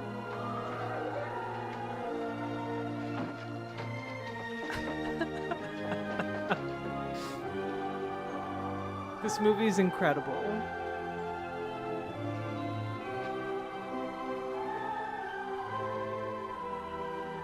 Happened exactly a week ago at about the same time. Exactly $1,500 again. Mercy me. Now all you gotta do is sit in that old rocker every Thursday at 3:30 and say, Rosalinda needs shoes, and click $1,500. It's funny how simple life can be. Hey, Stone Corbel.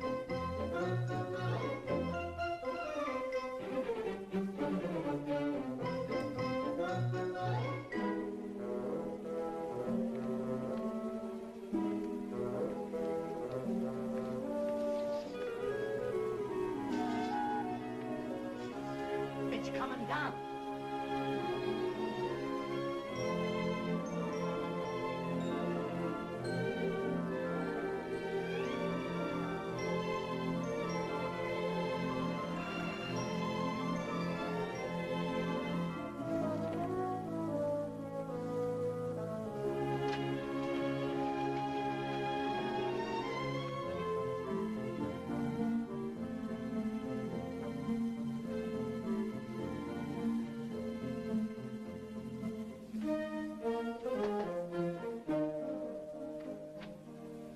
Hello, Petrushka. Here's your plate and cake, Mr. Amendola. Thanks. Oh, and here's a check. Your share of our profits for this month. Well, well. You cast your dough upon the waters, it circulates, and it comes back strawberry shortcake. Thanks, partner. Thank you, Mr. What Amendola. string of words did you just try and say, old man? Who was it, Papa? Petrushka, our bacon.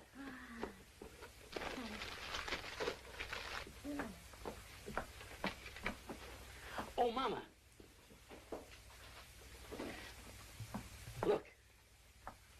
This is our share of the month's profit. Oh. How much did we decide to contribute to buy shoes for European children? $600. Why? Well, deposit this, and we can make it 1,000. Oh, that's fine. I'm telling you, it's all over town. This Amendola character gave $1,025 for kids' shoes. He lives in a stable and sleeps in the straw. The guy doesn't work. It don't add up. Where does he get the money? Gave $2,500 for European children.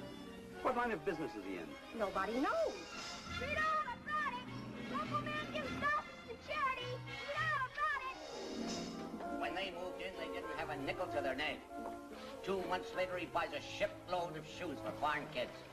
Now, how do you figure that? I'd like a super-duper, triple-decker Banana Delight. Coming up.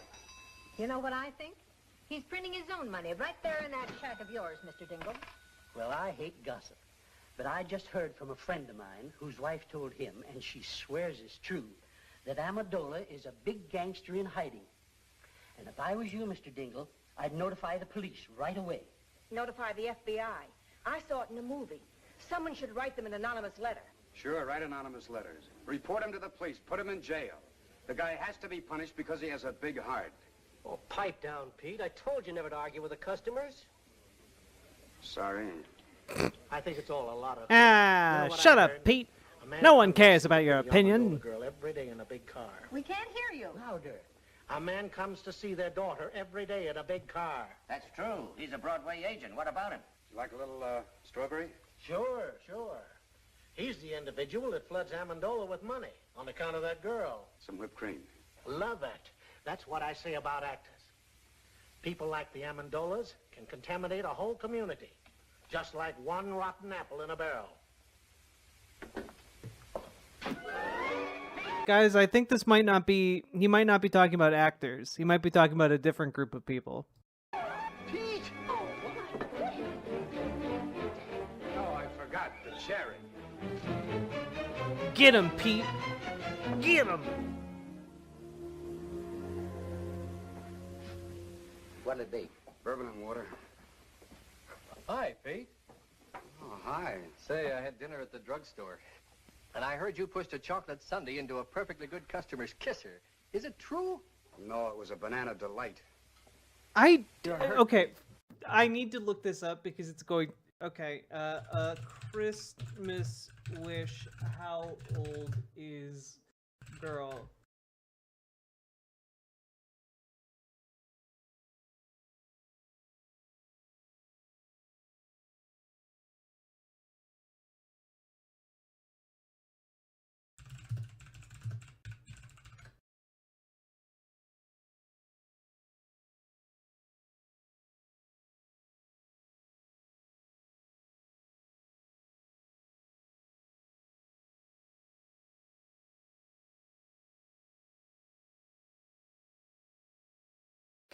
How old is...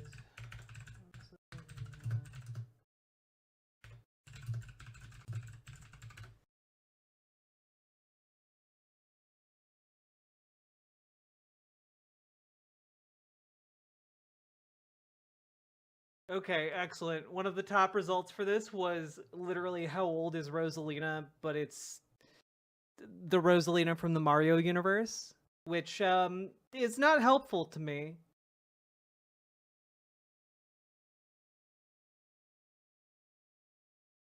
The actress, yes, the actress is 21, but it's I'm trying to figure out if in the context of the movie she's supposed to be 14. You know, like that's what I'm trying to figure out. Like, how old is she supposed to be? Because, like, her feet are still growing from puberty. Did the movie say her age? It's like 16 or 14. Maybe even 15. I don't know. It's real fucking weird, though. Who hurt you, boy? Nobody. I just counted my money, and I discovered I was 16 cents short of my first million. That makes me sad. Listen, Pete. If you're open for a proposition, I know how to make some real dough. Get this. All you gotta do is put on this outfit. All right? Show up at Look, this Eddie, address. why don't you make No like a questions ballerina asked. and dance Be silent. away? Here, stick this in the jukebox and play something loud. This friend of mine is drilling for oil in California. He's down 9,000 feet. Got 500 more to go. So now it's oil stocks. Don't you ever give up, Mulligan? But Pete, for only 2 G's, you can grab yourself 20% interest and become a millionaire in no time. Are you out of your mind? Where would I get $2,000? How about asking your old man? Oh, don't be ridiculous. My father gets a small pension. He's very happy if he can make ends meet. That's what you think, Junior. My brother-in-law, who happens to be a policeman at the bank, says that old man of yours has been cashing pretty large checks for weeks now. Yeah, wait a minute. I did see him coming out of the bank once. He gets a letter from them every week. You see? All you have to do is ask him to back you. What father could refuse such a proposition? Tell me, Mulligan, is this really on the level? I'll tell you what I'll do. I'll introduce you to my friend. He'll show you the papers. And besides, he'll give you all the security you want. I'll see you tomorrow. This is, real There must be a screw shady. loose in your head. Who's got 2,000? What 2,000? Pa, I know you have it. You've been seen in the bank cashing large checks lately. That's a lie. Now get out. I don't want to hear any more about it. But I'll pay you back. I'll repay you 10 times over. But I haven't got it, I tell you. I haven't got it. Pa, you must give it to me. You simply must. Get out, you crazy fool. Get out before I break that blasted tube over your head. Get out.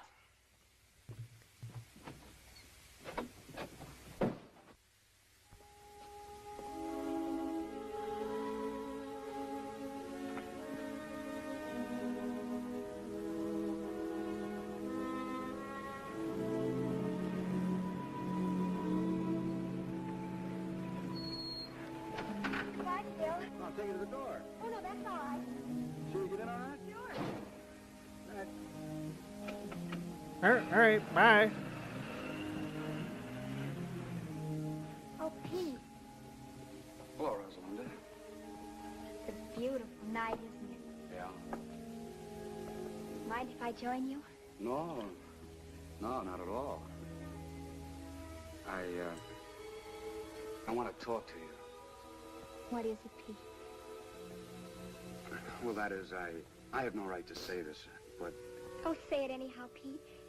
It might be something I'd like to hear. There's a commentary track, like a director's commentary track for this. they say he's in love with you. Well, you don't believe that, do you, Pete? I can see how anyone might get a wrong impression. About Phil and me, I mean. But there isn't anything between us, Pete. I can't explain to you about the money because there just isn't any explanation, but... Oh, there's no need for one. Not about Davis or the money or anything. Then what is it, Pete? Why are we sitting here like this when all you have to say is...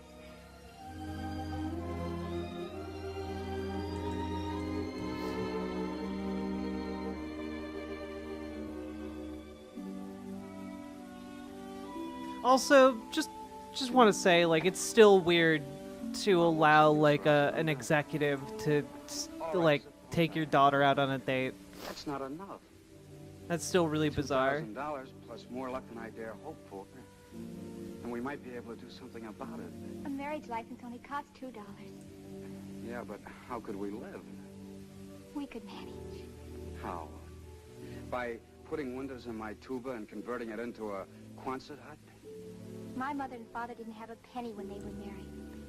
And Papa says that that was the happiest Welcome time back, in their whole Ember Brains. Very true. Yeah, that's great. But I can't even juggle. We'll have to take that up the first thing in the morning. But why must we have $2,000? It's an oil deal. And it might come in. And then again, it might not. But if it did... what's the use trying to dream my way out of it? Pete, maybe Papa could lend you the money. Maybe. But $2,000? You can ask him. I'm sorry, Rosalinda. I'm superstitious about I do borrowing like money at the that heart comes of this from movie, it's heaven. about the moral good of stealing from landlords.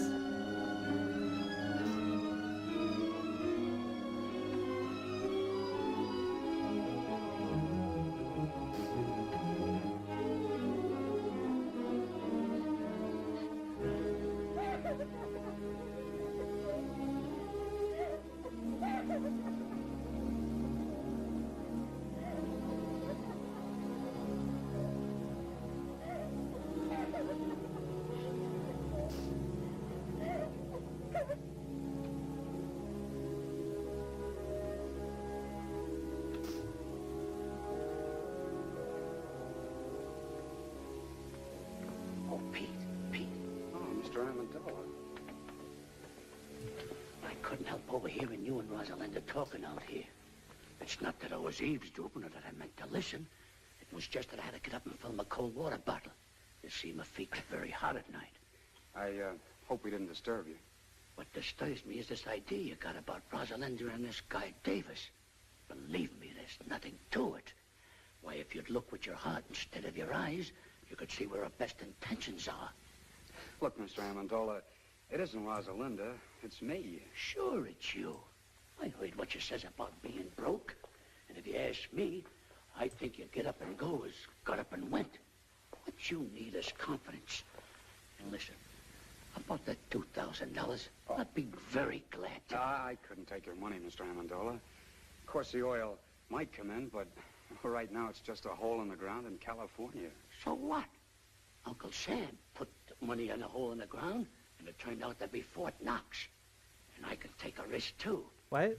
But let's talk about it. What are you talking about, old man?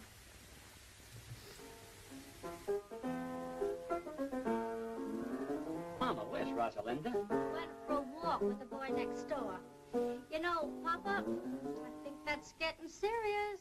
Serious? Oh, they might get married and have a couple of kids, but that's as far as it'll go. Papa. Mama, remember this? Vaguely. Some boy who was courting me used to sing it to me 22 years ago. Who was that now? Was it the wealthy cattleman from Montana or that drummer from Boston? Mama, that was me. Of course it was, Papa. And I've been singing myself to sleep with it ever since. Sing it, Papa. Take an L, take an O, and take a B. You found her age? Wait, you found her what how old is this girl supposed to be in this movie? That I need to know.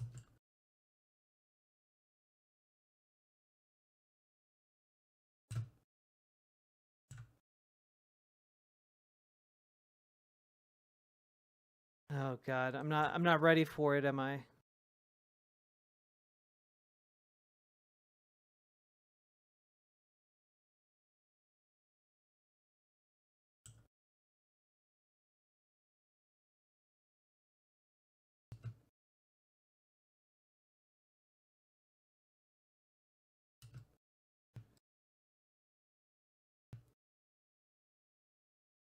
The article I found says teenage daughter, but doesn't say a number. I mean, yeah, it is really bad, but we were assuming she was a teenager already. The real question is, like, is it 18? Is it 15? Like, she's still wearing shoes that, like, she's growing into. Like, you know, like, What game are you playing? I'm playing a game called, oh god, what is it called? Shape Hero Factory, and it's quite fun. Take a W, another W, another W. Take a park, a bench beneath the tree. I remember. To that LV, an add an E. Take a girl, a ring, a little I do. A house in the country for just me and you. And then soon there will be 1, 2, or 3. Little W, little W, little W. What the hell is this song supposed to be about? I'm deeply confused and a little angry.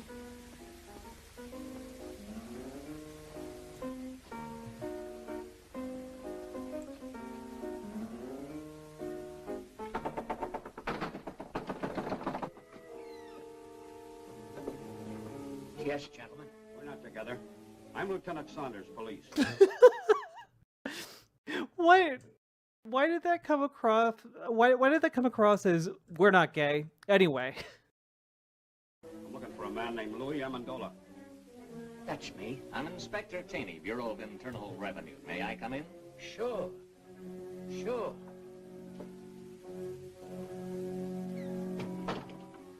What did you do, Mama? I don't know. Unless I've been burning the incinerator after hours. Gentlemen, this is my wife. Well, now all we need is the FBI. Oh, pardon me. Callahan, FBI. Are you Mr. Amendola? Yes, sir. Won't you come in? Thanks. Me and my big fat mouth.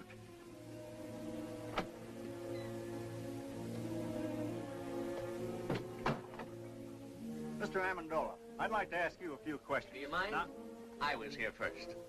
Mr. Amendola, the Department of Internal Revenue would like some information regarding your source of income. What income? we got a report. Please, may I? We have a report showing you begin spending large sums of money, the source of which is not indicated in your previous income tax reports. We're a little curious, Mr. Amendola, to know where the money's coming from. We saved a lot when we were the human pyramid. And I took that money and I invested it wisely. I'll have you know that I've majored in economics at Krampus College. Krampus? I never heard of that college. Why, that's like saying you never heard of Joe Chunkus. Who's he? He's the president of Krampus. Mr. Amendola, we're not interested in your education. We just want to know What where a you're getting what a money. little weird guy. All right, gentlemen. I'll tell you the truth. I'm the long-lost son of a very wealthy typhoon. When I was only 2 days old, a nurse turned her back while I was making a change, and I was stolen from the cradle by a band of starving gypsies. Oh God! And Of course, a few it months couldn't ago, the couldn't king of the not gypsies came and told me who my father be racist.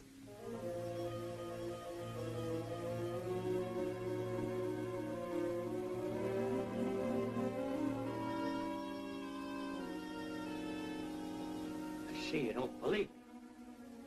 All right, I'll tell you the truth.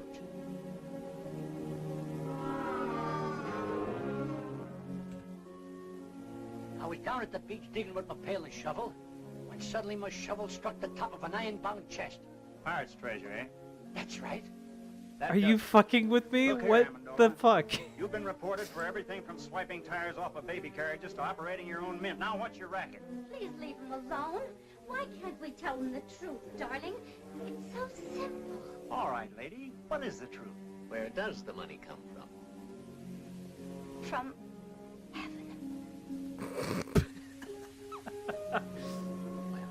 That explains everything. But it's the truth. It comes straight from heaven. $1,500 every week. On the dot. I like the one about the pirates just better. Come on, Amendola. Let's get on and tell it to the boys at the station. But I can prove it. I can prove every word Now, of it. Mrs. Amendola, how can you prove it? It's easy. I put this old rocking chair in the middle of the room. Sit down there and say a little prayer. And when I say... I cast my magic spell of fuck you, landlord. All right, Mrs. Amendola, show us. Pull up the chair and say the prayer. Wait a minute. She can't do it today. The miracle happens on Thursday, between 3 and 3:30. All right, we'll be here Thursday at 3. Thursday at 3. I'm sorry. So now their legal case rests on whether or not they can prove divine intervention. Amazing stuff. We're not going to arrest you. We're going to make sure this miracle happens. I should doubt my veracity.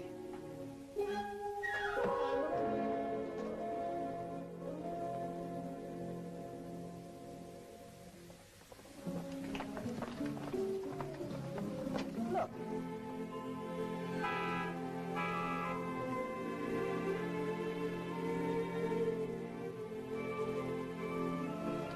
And I hear they're both doing tremendous business.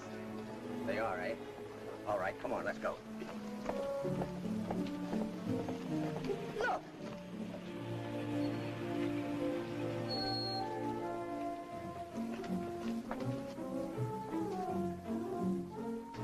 Why does it feel like the composer went extra hard on this? Dingle, more orders than we can take care of. Come on, Katie, let's go. Clever man, that Amendola. Pretty soon he'll own the whole town. You could have done the same thing if you'd invested your money instead of hiding it. 1 second. I'll be right back, chat. It is very hot down here.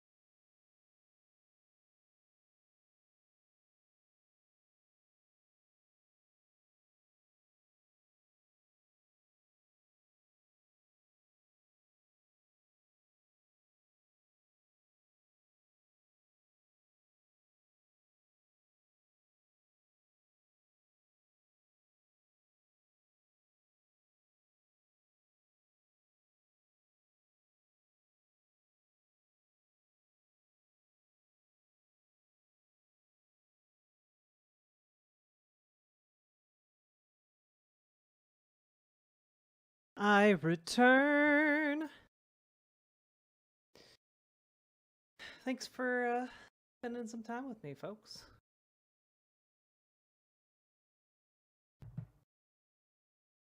Had to go smooch my partner.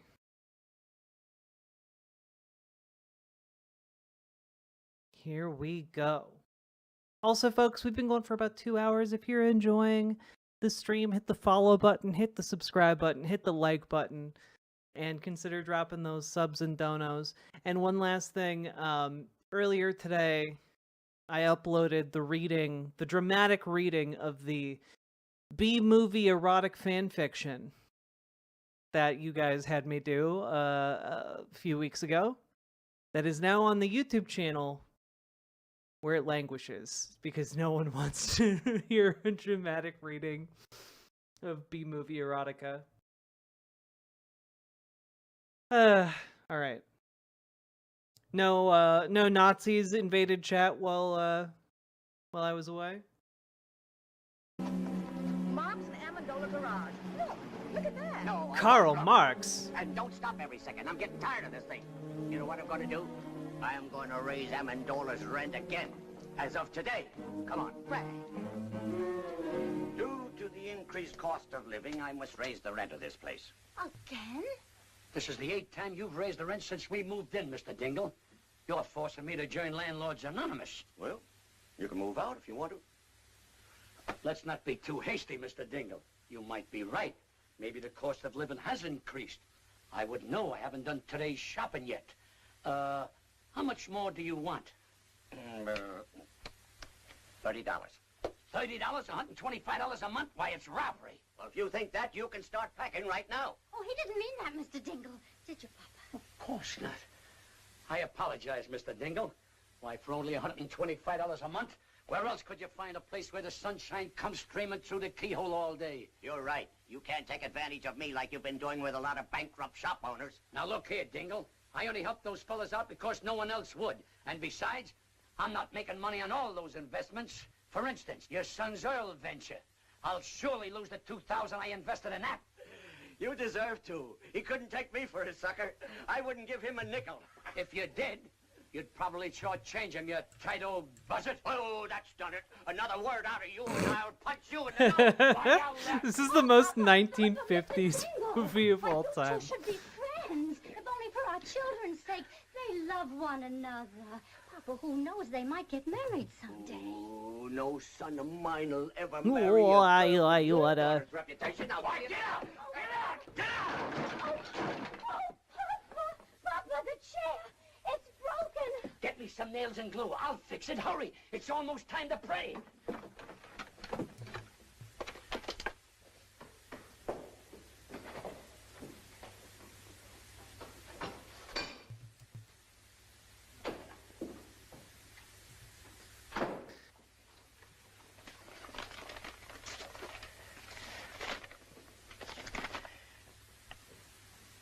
We are sorry to inform you that... Katie! Yes, Frank? Our gold mine is exhausted. There'll be no more checks here.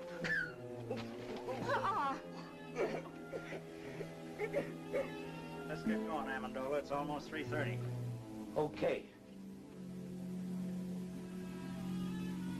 All right, Mama. Say it. This is... The subtext of this is so bizarre. Oh, Gentlemen, a little patience. $1,500 is a lot of money. Sometimes we gotta ask twice. Try it again, Mama. Try it again. Rosalinda needs shoes. Once again. Rosalinda needs shoes. What the hell? I guess you're right, Mama. It seems the miracle is over.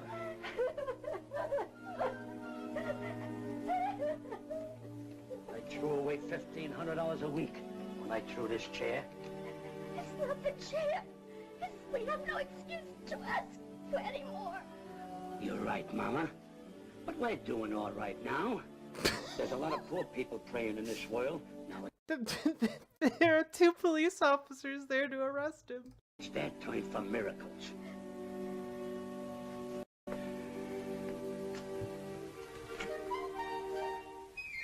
Oh, get the fuck out of here. That squirrel made a door with hinges.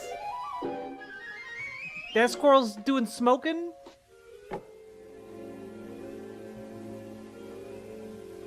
I'm moving out of this shack the first thing tomorrow morning. Now even my cigarettes don't come down. I'm afraid you're not gonna have to wait till the first thing tomorrow morning. You're beginning to move now. Down to the station. Not so fast, Lieutenant. This is a tax matter. He goes with me. Wait a minute, both of you. I don't know what kind of a matter this is, but he's going with me for general questioning. You can question him at the station house. I don't want to question him at your station house. I want to question him at my field office. I don't care where either one of you question him. Right now, he's going with me. Over my broken and splintered body, he is. I have no objection to taking him over your broken and splintered body. What do you think of that? Gentlemen, let's have cooperation. Let him go with me. Good night, Pete. Good night, Rosalinda. Mama, what's the matter? Oh, it's nothing, Rosalinda. These gentlemen don't quite understand where we're getting our money from. So I'm going downtown and explain it. You stay here with Mother. Is there anything I can do, Mr. Amendola? Oh, yeah. Pardon us a moment, will you? Look, Pete, I don't know how long I'm going to be gone. Kind of keep an eye on things around here till I get back, will you? Oh, sure. But there's trouble. Is it serious? There's nothing to it. With time off for good behavior, I may only get life. All right, gentlemen, whose car do I go in? Mine. Oh, no, wait. Decided inside this. I smell smoke. So do I. But, Dad, Mr. Amendola's in serious trouble. Maybe the $2,000 would help him.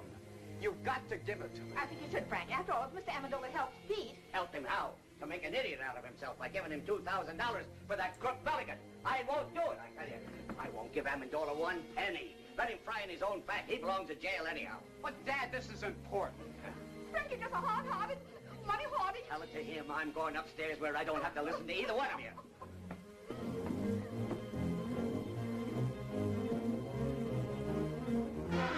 I've had enough of this. Enough of this about human rights. Help! I'm choking!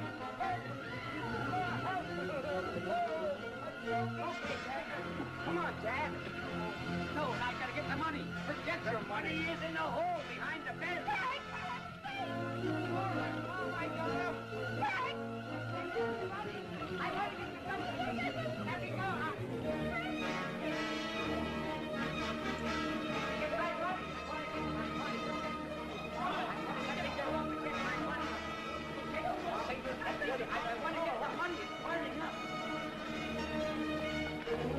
The polar bear rug with the radio inside. Of Mr. Jimmy Durante show. By a length. Moby Dick second by 2 lengths. Jim Curtis third by 4 lengths. Half in the out.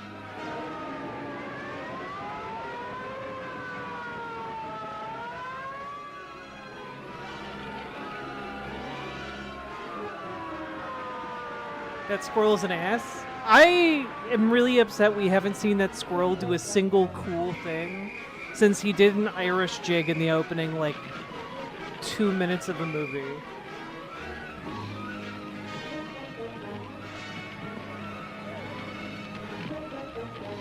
This is the Great Rupert, a Christmas wish. Thousands of dollars. It's all gone. Heaven knows you deserve it, Frank Dingle. Are we insured, Paul?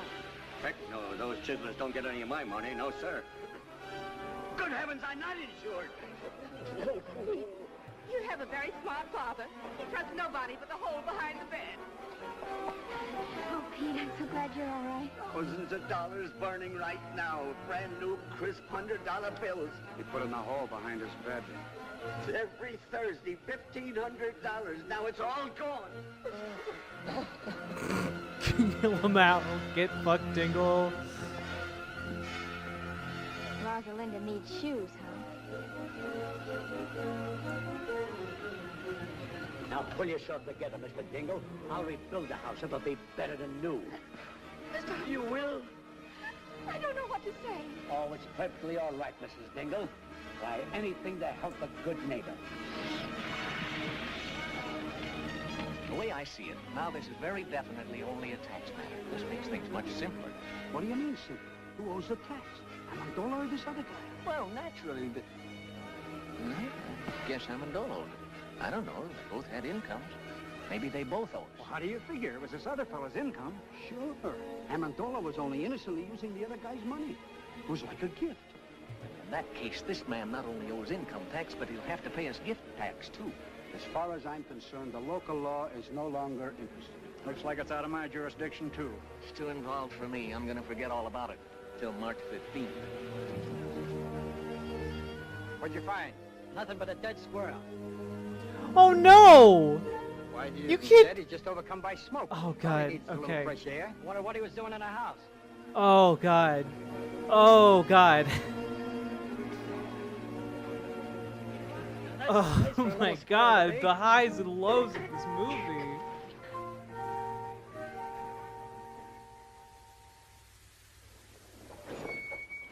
Thanks for the lift, fella. Okay.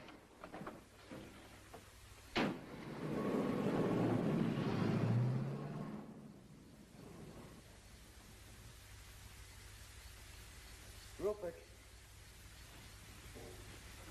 Rupert!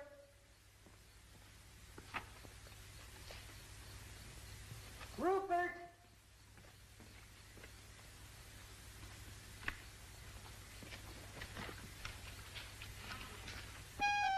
Oh, he's coming back to get his... Okay. So maybe he's not a bad man.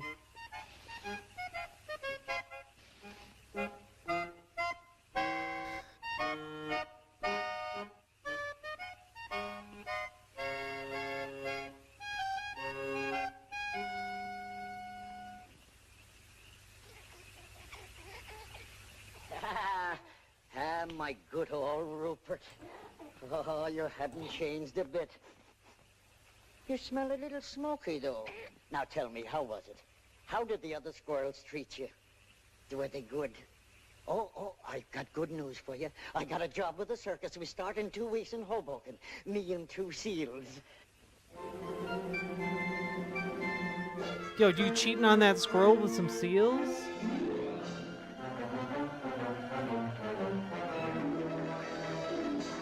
You can't come into the movie at the tail end of it like that. What are you doing?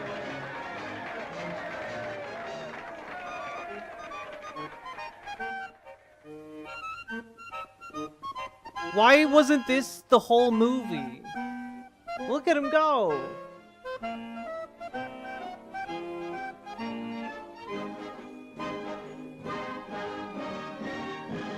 That's the most charming part of the film. Look at that! Look at him go!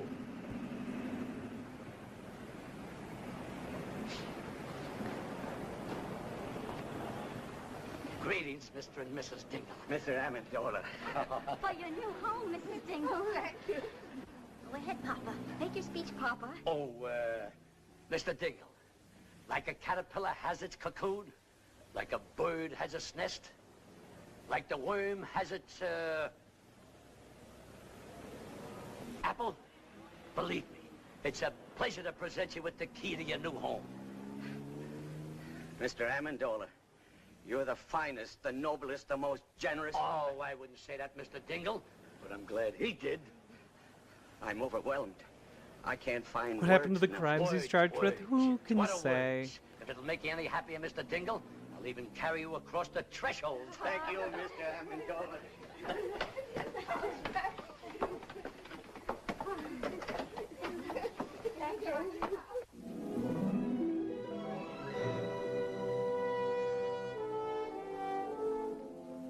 Our old home, Frank. Oh, and it's nicer than before. I'm glad you like it. My little wife crocheted the doilies, but I'll have to take credit for the curtains. I would have done a much better job, only my pinking shears were delicate. Pete! Mulligan. Why, you dirty double... No, wait a minute. Wait a minute. Let me go, Pete. Let me go. We're rich, Pete, rich. The island's coming like a geyser. What? The well came in. Rosie! Come down here, quick! Bill!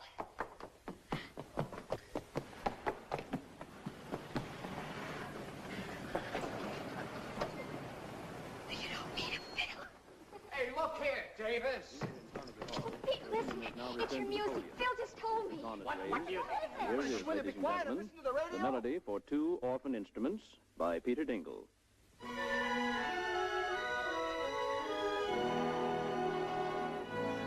You did this, Rosalinda. You see, Dad, what I mean about taking a risk? Taking a risk, Pete. When are you going to ask me to marry you? Right now. They're going to get married. Rosalinda. Darling, Pete. Oh. Darling. Amendola, my friend. Dingle, old pal.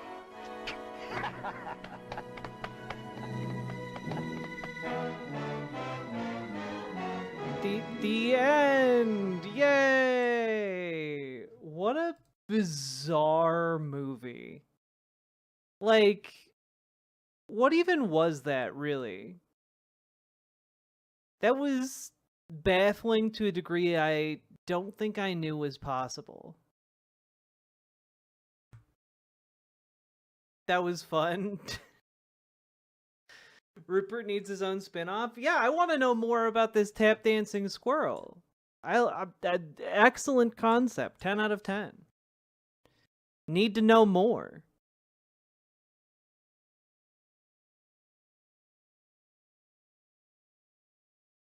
I have so many questions, right?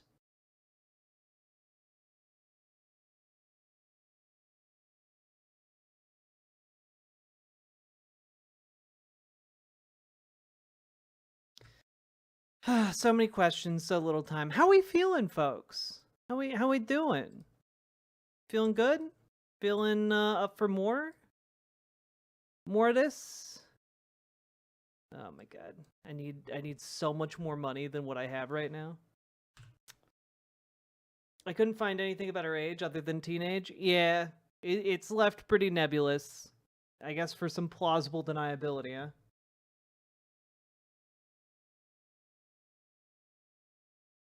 Now, folks. Did Santa bring you a shiny... Santa brought us a little bit of true crime to look at. My favorite true crime channel, Mad Orchard Crime and Society, uploaded a video. And I want to watch it on stream with all of you. Because Mad Orchard Crime and Society is a 10 out of 10 channel. And is this a true crime stop motion? No, but that would be so cool if it was. Kyle! Happy birthday, baby girl. Happy Christmas. Happy birthday of Jesus. It still works. It still works. How you doing, Kyle? Folks, that's Kyle Gatto. We played D&D together. Just hanging out? Hell yeah. I am having a rough mental day. So thanks for joining me, friendo. If you guys are enjoying the stream, hit the follow button, hit the subscribe button, hit the like button, and consider dropping those sweet, sweet subs and donos, that cold, hard cash. Maybe if I get enough of that cold, hard cash in here, it will cool down this fucking basement, because it's so hot in here. Is there sexual assault in this true crime? I do not believe so.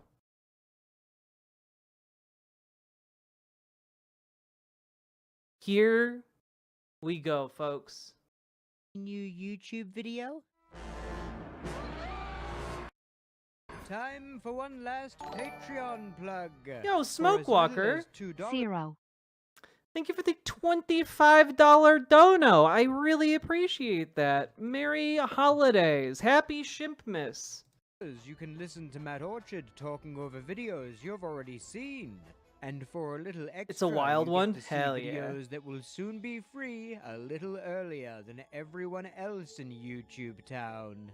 Merry Christmas, Happy New Year, and most of all, enjoy the video! And a happy new shimp to you as well, chat. On December 13th of 2001, Detective Art Oh, Holland boy. received a phone call in his Durham, North Carolina office. The Christmas season was already panning out to be a busy one for him, as he had fallen into being the lead investigator in the case of Michael Peterson. Peterson, a high-profile novelist, stood accused of killing his wife Kathleen, who had been found at the bottom of a staircase in their house, banged up, bloodied, and very much dead. Michael was calling it an accident. Detective Holland and his colleagues were calling it murder, and now they were in the thick of trying to get all their ducks in a row to make sure that charge would stick once the matter made its way to trial. And boy, what a job that was Also, panning out to be. Just real quick, shout out to my boy Kyle in chat for being one of the players on one of my favorite D&D campaigns that I ever played and ran as a DM, and you can listen to it. It's on the Best Games Period podcast. It's a subcategory called Dragon Guard, and unironically, it's one of my favorite D&D campaigns that I've ever run in my life. It's so good. You should all listen to it. It's very fun. We all get really into it. This case was just bonkers. But Detective Holland still, quite literally perhaps, did not know the half of it until he picked up that phone. On the other end was a woman named Margaret Blair, and Margaret had just the story to make a man who's sure he's heard everything exclaim, "You have got to be kidding me." Margaret Blair had known Michael Peterson from years ago when he lived in Germany, and had recently learned of Kathleen's death through her niece, Margaret Ratliff. Margaret Ratliff and her sister Martha had been informally adopted by Michael and his ex-wife Patty following the untimely death of their widowed mother Elizabeth Ratliff, sister of Margaret Blair. Movie over. Margaret had of course been devastated to learn of Kathleen's passing, but in truth she hadn't really been able to fully process that part yet. She was still stuck on the death of her sister back in 1985. The fact that Michael Peterson had also been the last known person to see Elizabeth alive, and that Elizabeth had also been found, battered and bloodied, at the bottom of a staircase in her house. Now, coincidences do happen, and they don't magically stop happening when crimes occur, but certain criminal cases sometimes have a way of asking you, just how big and numerous can you possibly allow coincidences to be? Let's go! That is cryptic as hell! John 911, where's your emergency? 1810 Cedar Street, please. What's wrong? My wife had an accident. She's still breathing. What kind of accident? Down on the stairs. She's still breathing. Please come. Is she conscious? What? Is she conscious? Video audio's low? Okay. Please. How many stairs did you fall down? Huh? How many stairs? Stairs. How many stairs? Calm down, sir. Calm down. No, 15, 20, I don't know. Please, get somebody here right away. Please. Okay, somebody's dispatching the ambulance while I ask you questions. It's in Forest Hills, okay? Please, please. Okay, sir, somebody else is dispatching the ambulance. Okay, is she awake now? Hello? Hello?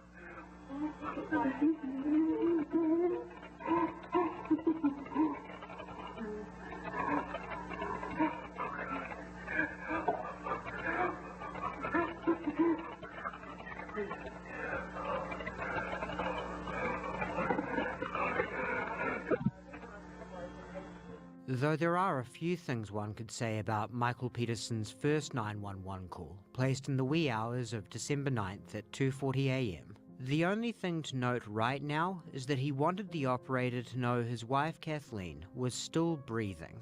A short time later at 2:46 a.m., he called back. 911, where's your emergency? Where are they? It's 1810 Cedar. She's not breathing. Please, would you hurry up? Sir, calm down. They're on the way. Can you tell me for sure she's not breathing? Sir? Hello? I mean, so far this sounds Another like thing he to didn't note is do that in it. both instances, it was Michael who terminated the call. But let's not pile on right out the gate, because in their totality, the 911 calls aren't exactly a perfect picture of fraudulence. Michael's concerns are squarely focused right where they should be, leading with the address that police need to get to and stressing the urgency of their presence both times while relaying the most important information about his wife's state, still breathing and then no longer breathing. And whether or not the shocked and bereaved husband thing is an act, subjectively speaking, he sounds the part well enough. Some contend in this moment he sounds inappropriately flippant. How many stairs? 15, 20, I don't know. But as much as it may sound off to some, it may strike others as being right on point. How many people are going to be in the mood to conduct a stair count while their wife is dying in front of their eyes? Fair. One curious omission from both calls, however, is the word blood, because that was one thing that immediately stood out to every first responder who arrived at 1810 Cedar Street that night. First on scene were paramedics James Rose and Ron Page. Knowing they were responding to an accidental fall case, they weren't anticipating much of a mess, a broken neck maybe in a worst-case scenario. When they walked in through the wide-open front doorway at 2:48, however, what they saw looked like something out of a horror movie. Kathleen Peterson lay face up, legs wide open, at the bottom of a stairwell adjacent to the kitchen. Michael was crouched over her sobbing, and the lower portion of the wall next to them was absolutely painted red. Damn, Michael was reportedly as inconsolable as he sounded in his 911 calls. The this was an paramedics HBO struggled to case? extract basic information from the man as he veered between excited rambling and shocked despondency. At the time, the patient, as I said, we continued to ask the patient how long ago did she fall, whatnot. The defendant eventually told us that he had just went outside to turn off the lights, and he came back in and found her at the bottom of the steps. Did he give you any other information about... Yeah, that operator just sounded really upset that they had a job to do. Not that that information would have done any good. Kathleen's vitals were gone, and she had zero electrical activity in her heart. It would seem whatever it was that killed her had done so quite some time ago. No longer a medical emergency, the situation was handed over to police to investigate. Juanita McDowell and Victoria Fagora were the first officers on scene at 2:50 a.m. Did you see others that were inside the dwelling? Other people? Mr. Peterson and his son. Okay. Do you recognize Mr. Peterson here in the courtroom? Yes, ma'am. Okay. And you say his son. Do you know what his son's name is? At the time, I did not know his name, but I learned it was Todd. Okay. Do you recognize him in the courtroom? Yes, ma'am. Okay. Where is he seated? On the first row. Todd Peterson had technically been in the residence before even the paramedics, by a matter of seconds. According to Todd, he had pulled up arriving back from a Christmas party at exactly the same time the paramedics arrived and ran in through the open doorway ahead of them. EMS personnel stated that she was deceased, and I looked in the room and saw a large amount of blood in there. So I had contacted communications on my radio and asked them to have CID and ID to contact me. Why? That's standard protocol when you see something that looks suspicious. Well, what did you see that looked suspicious to you?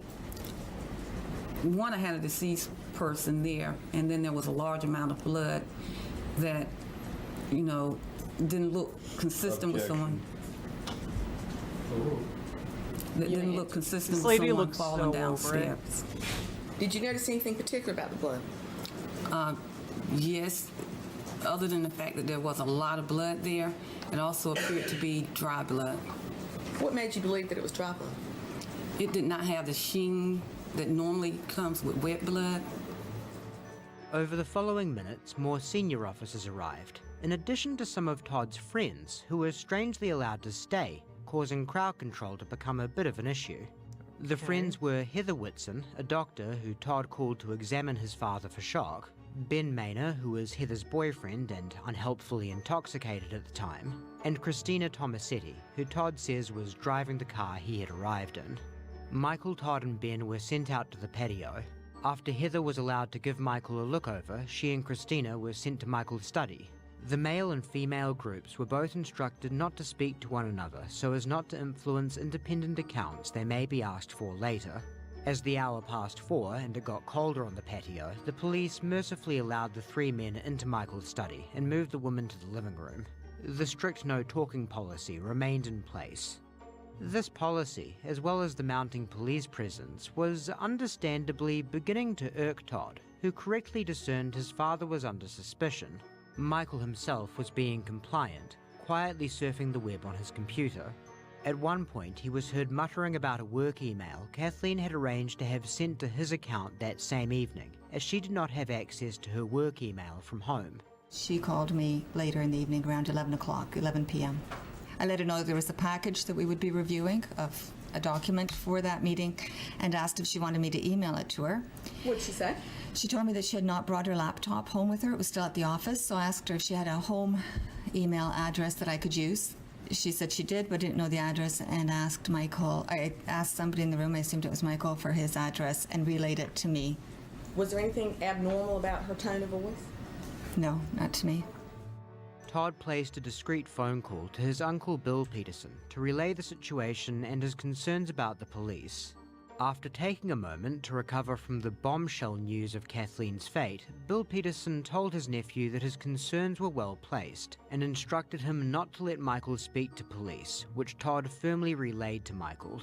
Detective Art Holland had been at the scene for a short time earlier, and suffice to say he had noticed all of the signs of foul play his colleagues had, and then some. Now a little past 6 a.m, he was back with what the situation truly called for, a search warrant.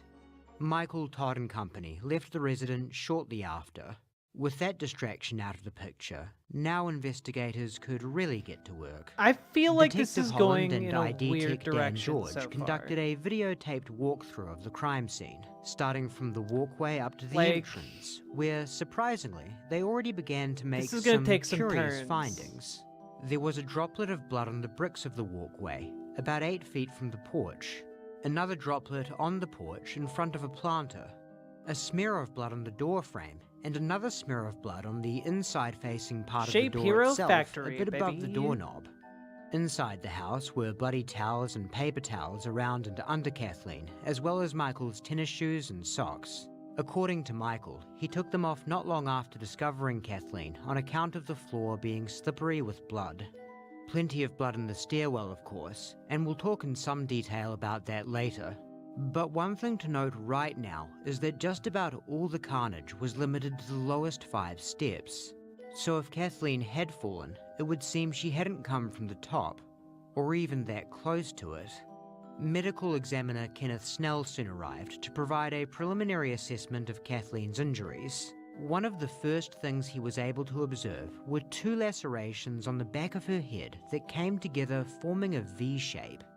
Based on what he was seeing, Snell told officers that the edge of the steps couldn't be ruled out as the cause of the injuries, but if they wound up deciding evidence was pointing more toward a beating, they should be looking for a long, narrow rod of some kind as the murder weapon. A crowbar, or a fire poker, were the 2 things that came to his mind at that moment. He felt that further exploration of Kathleen's injuries on scene ran the risk of contaminating evidence and recommended they leave any further assessment till autopsy. Oh no. At autopsy, it was found that Kathleen had at least 7 distinct lacerations on the back of her scalp. Several of those lacerations were deep enough that they cut right through to her skull, though her skull itself was not fractured, nor was there any bruising to her brain.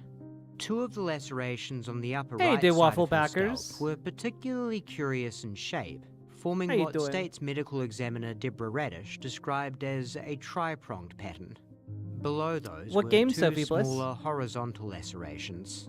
And to the left of her scalp were a collection of Oh, lacerations the measuring from trombone 2.5 champ? to 5 Maybe on a inches new in day. length, which when put together looked like 2 large vertical gashes intersecting toward the base of the skull. In her neck, it was found that Kathleen had a fracture and associated hemorrhage to her left thyroid cartilage, the sort of injury that would often be associated with strangulation. There was a 3 by 3 inch bruise on her left shoulder blade, and numerous small contusions and abrasions running down both hands and arms that were typical of defense injuries. Her toxicology was nothing to write home about. While it's not possible to say exactly how many drinks Kathleen had that night, with a blood alcohol level of 0.07% at time of autopsy, there is a high chance she was within the driving limit and basically no chance she was stumbling drunk at the time she died. There was Valium in her system, which she was prescribed and on occasion had been observed to take in conjunction with alcohol. We'll be coming back to these findings and what they've been argued to mean by various people as we get deeper into things. But before doing any of that, it's worth taking a step back for a moment and reflecting on the basics of this case. Like the bare bones basics. Putting aside the specifics of the injuries, tidbits throughout the crime scene, the other lady from Germany police are going to find out about in a moment. What? Just at face value. What do we have here? Well, what we have is a wife found splayed out, dead on the floor, Other lady enough from blood Germany, around her to make it look like a small bomb went off, and her husband saying, in so many words, she fell down some stairs. Regardless of whether or not you're already familiar with the sorts of things that are about to come, surely Buckle in? you would have to agree. Oh, shit. At face value, this does have the hallmarks of a case that has absolutely no business being complicated. Bearing that in mind, it should come as no surprise that Michael Peterson was soon charged with Kathleen's murder. Subsequently, he hired the best criminal defense attorneys that money could buy, as one does, as well as inviting a crew of award-winning documentary filmmakers to embed themselves with his defense and family in the lead up to and throughout the entire trial, as one much less often does, but it made for one hell of a show.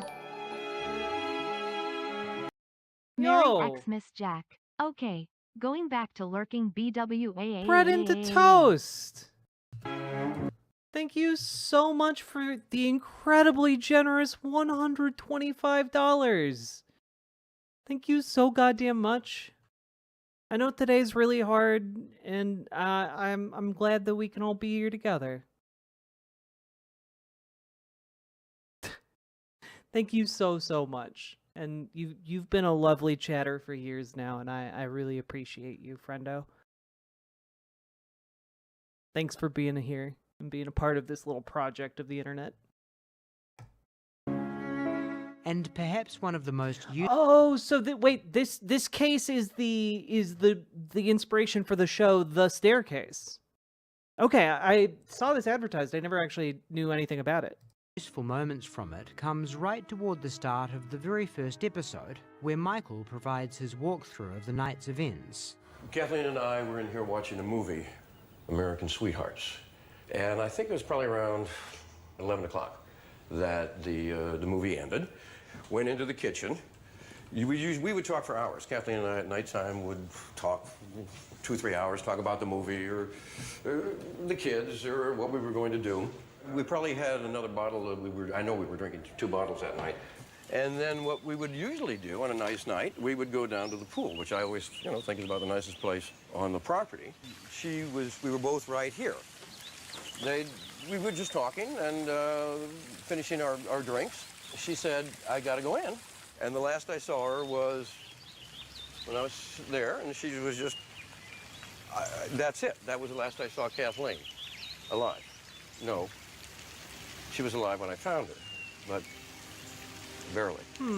So to recap the most important parts, according to Michael, he and Kathleen finished up the movie around 11 p.m.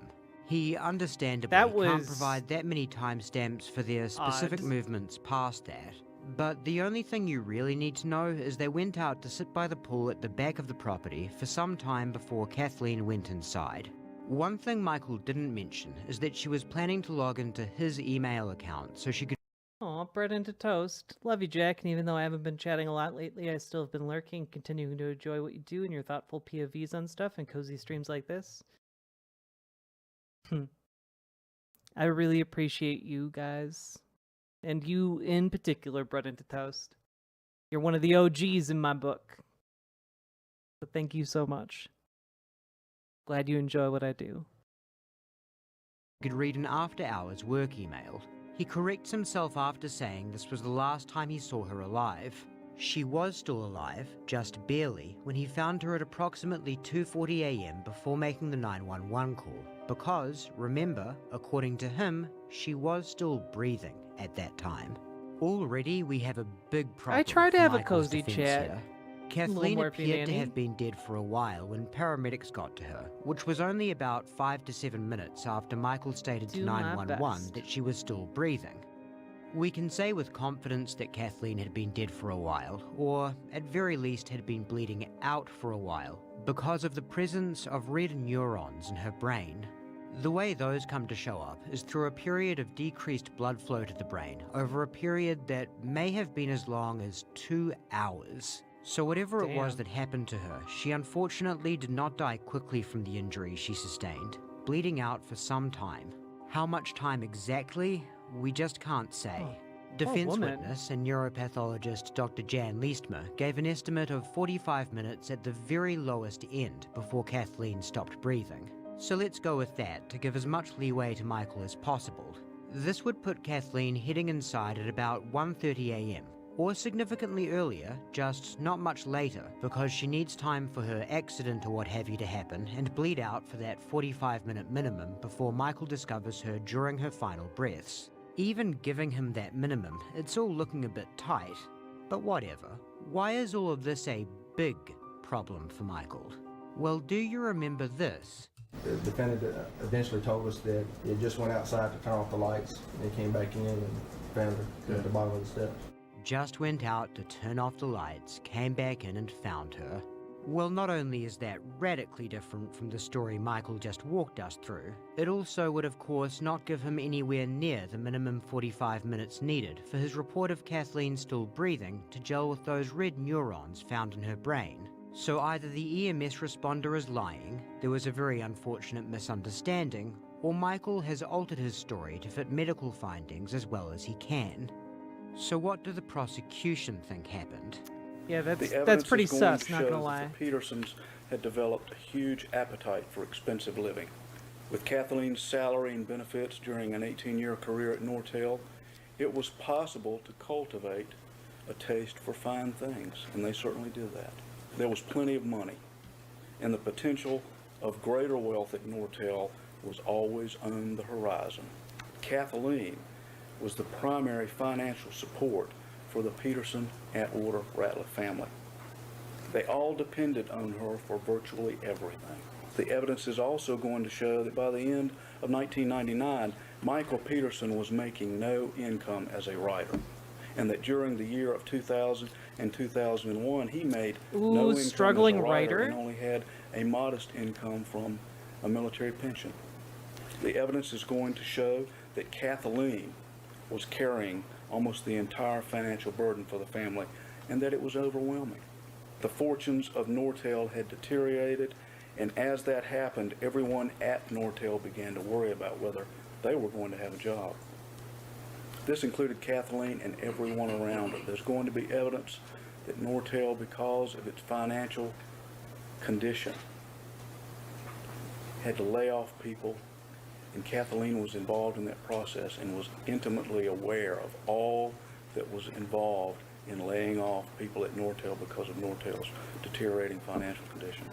Kathleen and Michael both knew that the loss of Kathleen's job and the loss of her salary and benefits would have a devastating effect on an already difficult financial situation. But Mike Peterson, Okay, so there is some motive here. the creative thinker, the writer of fiction, was able to figure out the perfect solution. That solution Not sure I like the implication that people who write fiction are very crafty at doing murders. was to make it appear as though Kathleen accidentally fell down her steps and died. And like magic, no more money problems.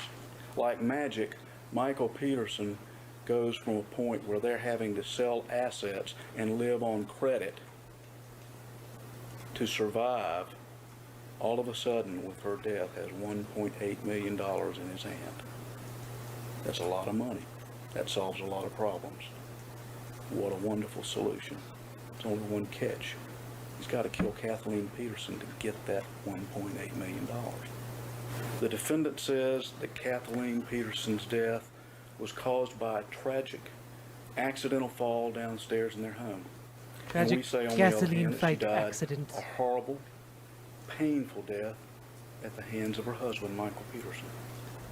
Kathleen's sister, Candace, gave several family members a blow poke, just like this one, to several of the members of the family. Like she gave one to Kathleen. Kathleen had this in her home for years and years and years and years. We will show you photographs where the blow poke that's identical to this was in the home. But mysteriously, on December the 9th, it's gone. But understand, this is not the actual weapon. But we will contend to you that it is identical to what we say he used as part of the mechanism to cause these lacerations. We'll also say to you that she was forcefully impacted on several of the steps to cause some of this wound. But the primary mechanism is something like this. It's hollow.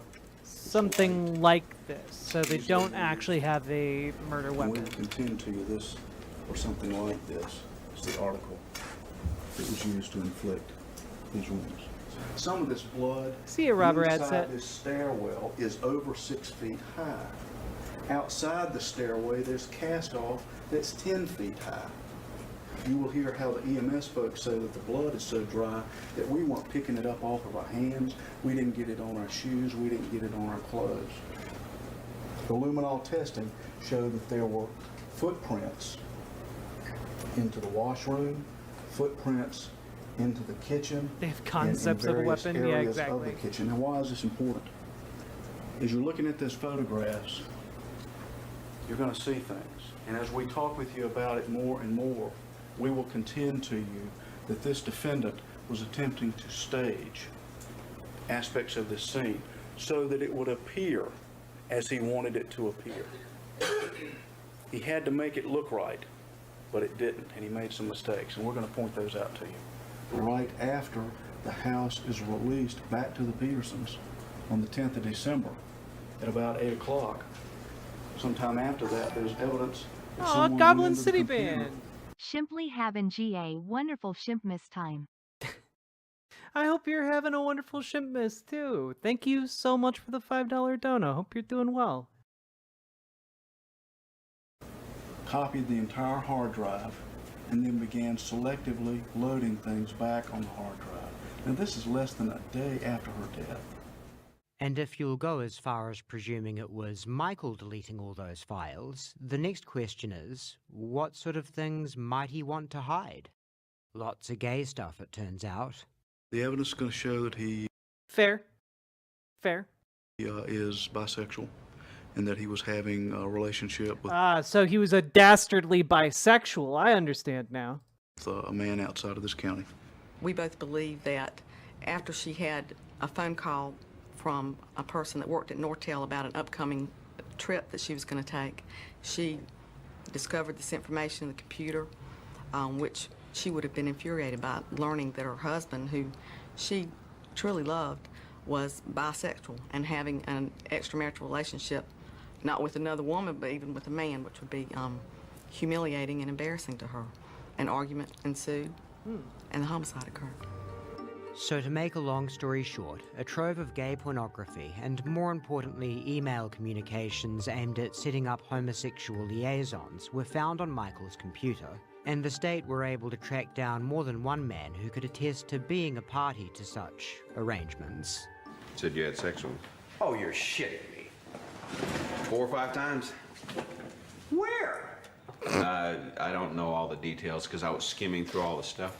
Where? came to Where his. would I have been having sex with them? Jesus Christ.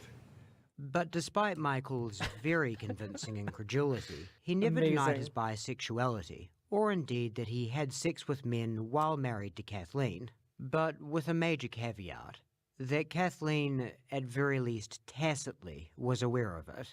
During your marriage, you had a number of affairs. That's a word I've... The word affairs is confusing to you? Yes. Well, let's make it simple then, sir. You had sex with other people after your relationship with Kathleen began?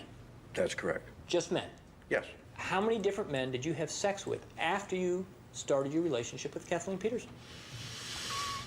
Maybe 6. In fact, you never talked about that with Kathleen. Well, we did talk about it. That you were having sex with other men during the marriage? In the sense that, yes, she understood that. And you actually told her that? It was simply understood again. Honestly, this doesn't seem that out there to me. I don't know if it does to you guys, but this seems pretty tame, you know? In all the conversations that we'd have, all the jokings, every time we go to a military base, they're just like you. They're all gay. Look, they're all touching each other, patting each other all the time. I think that there was enough awareness on her part of me as a person and who I was. So as you can see, the best even Michael can bring himself to is saying that Kathleen knew about and was very accepting of his bisexuality, and that from that it's probably safe to assume she was totally fine with him having actual homosexual intercourse outside of the marriage so he could get his fix, as it were. Let's imagine for a moment, just for argument's sake, you don't think that's safe to assume at all. Well, now you would have a solid theory for an instigating event. Kathleen goes to check her work email on Michael's email account, finds some of his communications and/or explicit imagery, and then furiously confronts him. Perhaps he decides to kill her right there and then. Or maybe, during some pushing and shoving, Michael goes too far and seriously hurts Kathleen. At which point he decides he has to go the whole way and stage it to look like a fall down the stairs. It's better to be in trouble for domestic assault rather than murder, but better still to be in no trouble at all on account of an accident. I do have to say, it would seem very weird to me that he has no type of markings on him from someone fighting back, since it does seem like she was conscious for a long time prior to death. So I don't think this guy did it so far. I think a lot of the circumstantial evidence lines up, but there's some of it that doesn't quite fit.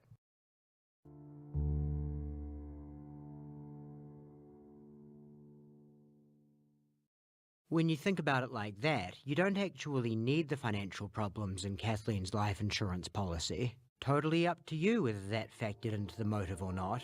And one thing you always have to bear in mind with cases like this is that the prosecution just have to prove beyond a reasonable doubt that the defendant committed the crime.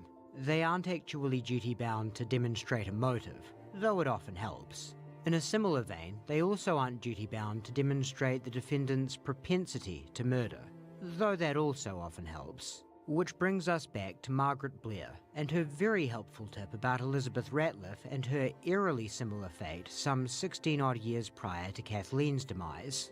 Michael and his then-wife Patty Peterson had come to know Liz and her husband George Ratliff by way of Patty and Liz both working as teachers at the Rhine-Main Air Base School in Frankfurt, Germany during the 1980s. George Ratliff died in 1983 during a secret military operation, the precise circumstances of which are actually mysterious as well, though no credible theories of Michael's involvement in that have ever come to light. Patty and Michael stayed close to Liz and her two small daughters Margaret and Martha in the years that followed, and in fact the three were dining together on the evening of November 24th, 1985, the night before tragedy would strike again. At the conclusion of the evening, Mike offered to walk Liz home, a kind gesture and no sort of hassle given Liz lived only a few doors down from the Petersons. According to Mike, Liz made it home without incident. But the following morning, Liz Ratliff's nanny, Barbara Malagnino, made a horrifying discovery. I went up to the door and then I realized that all the lights were on in the house. So after you actually put the key in the door and opened the door, what happened next? I see all the lights are on, and I see this body lying there. When you say this body, what do you mean? There was I didn't recognize it as being Liz to begin with. Now, why is that? I don't know. I just didn't recognize it. I thought something else had happened. What did you do? I shouted her name a few times, and I ran up the stairs. Did you shout her name thinking that she was going to be upstairs? Yes, that something had happened upstairs. What next happened? Then I ran upstairs, and I see that she's not there. Then I took the telephone from out there. And where was the phone? It was in her bedroom. And was that the normal place it would have been? In the evening, she took it always to bed with me, yes. What next did you do? I put it on the stairs, and I tried to phone the Peterson family. What happened when you tried to phone them? Our telephone was dead. What happened next? I ran back down the stairs again, and then when I got to the bottom of the stairs nearly, I see that these boots in the feet was Liz. That the body was Liz that was on the stairs. Could you tell what other type of apparel she had on? I remember she had I think it was a red pullover on, but I can't be sure. I have recollection that she had a red pullover on. A red pullover? Well, I thought it was a red pullover. Like if it was a red pullover because it was a red pullover or because everything else was red, I don't know. Did you see blood? Oh, yes. Where did you see blood? All the stairway up, the stairway, there was blood. Liz was lying in a pool of blood. Did you see any blood on her, the front part of her? Or do you remember whether she was face up or face down? She was face up. Then I ran outside and told the taxi driver he had to get an ambulance and the police. All right, what happened next? Then I went in and I felt her body. Mm-hmm. What part of her body did you feel? Here. What next did you do? I ran over to the Peterson house. What did you do when you got to the Petersons? You're welcome, Vi Sophia. I banged the door. Yeah, this is the an front old door. case. And who answered? Patty came to the door. What happened? I told Patty that something terrible had happened. They have to come to get Mike. Did you see Michael Peterson at that time? As I was talking to Patty, he came to the top of the stairs. And Michael came running over with me. Michael came in and Patty was also there. I can thinking that you're coming also there. And I ran up the stairs again to see if the babies were okay. And when you went up there, what did you find concerning the children? The babies were still asleep. So what did you do? I wanted to go in the toilet and vomit. I was in the toilet and Michael came upstairs and he's telling me to get a sheet, to get a blanket. And I says, why? And he says he wanted to cover Liz up. And he said she was dead. This and seems I says, like a no, very I felt normal her. thing to do. She's warm. And he says, she's not warm, Barbara. And he took me by the arms and he says, she's not warm. She's dead. The warmth comes from the floor heating. Now, while you were there, did any investigators or authorities come? The German police came at the very beginning. How many? Oh, I don't remember. I think 2. Did they interview you? No. Did you see any authorities interviewing anyone, or did any of you all talk to the authorities? Michael was speaking with the authorities. He was telling them that there had been an accident and that we were an American family and it had already been reported on base. So any conversation you had with him about what happened, what was his explanation of how Ms. Ratliff died? He had came in later in the same day that she died, and he said that she had a cerebral hemorrhage and that she had fallen down the stairs. But she was dead before she hit the stairs. I think that was to quieten us all down. And I says, no, I don't believe it. And apparently an autopsy was going to be... I'm objecting to going beyond the question that was answered. Ask orally. You may answer. I've lost the thread now. Do you remember what you were saying? Yes, there was going to be an autopsy be done. There was going to be another autopsy done. And naturally, an autopsy was done. The medical examiner in Germany found that Liz Ratliff had indeed died of a stroke, presumably after which she had fallen down the stairs, leading to further post-mortem injuries. Okay, Fast so like a forward normal all thing. those years later, however, and authorities in Durham felt they had cause to be skeptical of that finding, in light of the strikingly similar manner in which Kathleen Peterson had been found dead. With the permission of Margaret and Martha Ratliff, who to this day have always stood by the man who took them in following their mother's passing, Liz Ratliff's body was exhumed for a second autopsy by Durham's medical examiner of choice. They could have had that autopsy done in Texas. Instead, what the prosecutors did was they spent thousands of dollars in order to allow Deborah Radish, who had already concluded that Kathleen Peterson's death was not accidental, to perform the autopsy on Elizabeth Ratliff. Whatever you may think of the prospects of Michael's innocence in either case, you may agree with David Rudolph that it does at least look like a bit of a slanted approach to truth-seeking. Regardless of whether or not there was anything corrupt about it, the defence's concerns that Radish may come to less favourable conclusions about the nature of Liz Ratliff's passing than the German medical examiners did in fact turn out to be warranted. The pathologist who did this report was also very vague about where the hemorrhage in the brain was, or around the brain. He calls it intracranial hemorrhage. That's a pretty non-specific term. It just means that there's bleeding somewhere inside the skull. There are certain compartments around the brain where blood can accumulate depending on where the injury occurred. And it's pretty basic. It's basic medical student knowledge to know what those compartments are and to be as descriptive as possible in describing exactly which compartment in or around the brain the blood is found.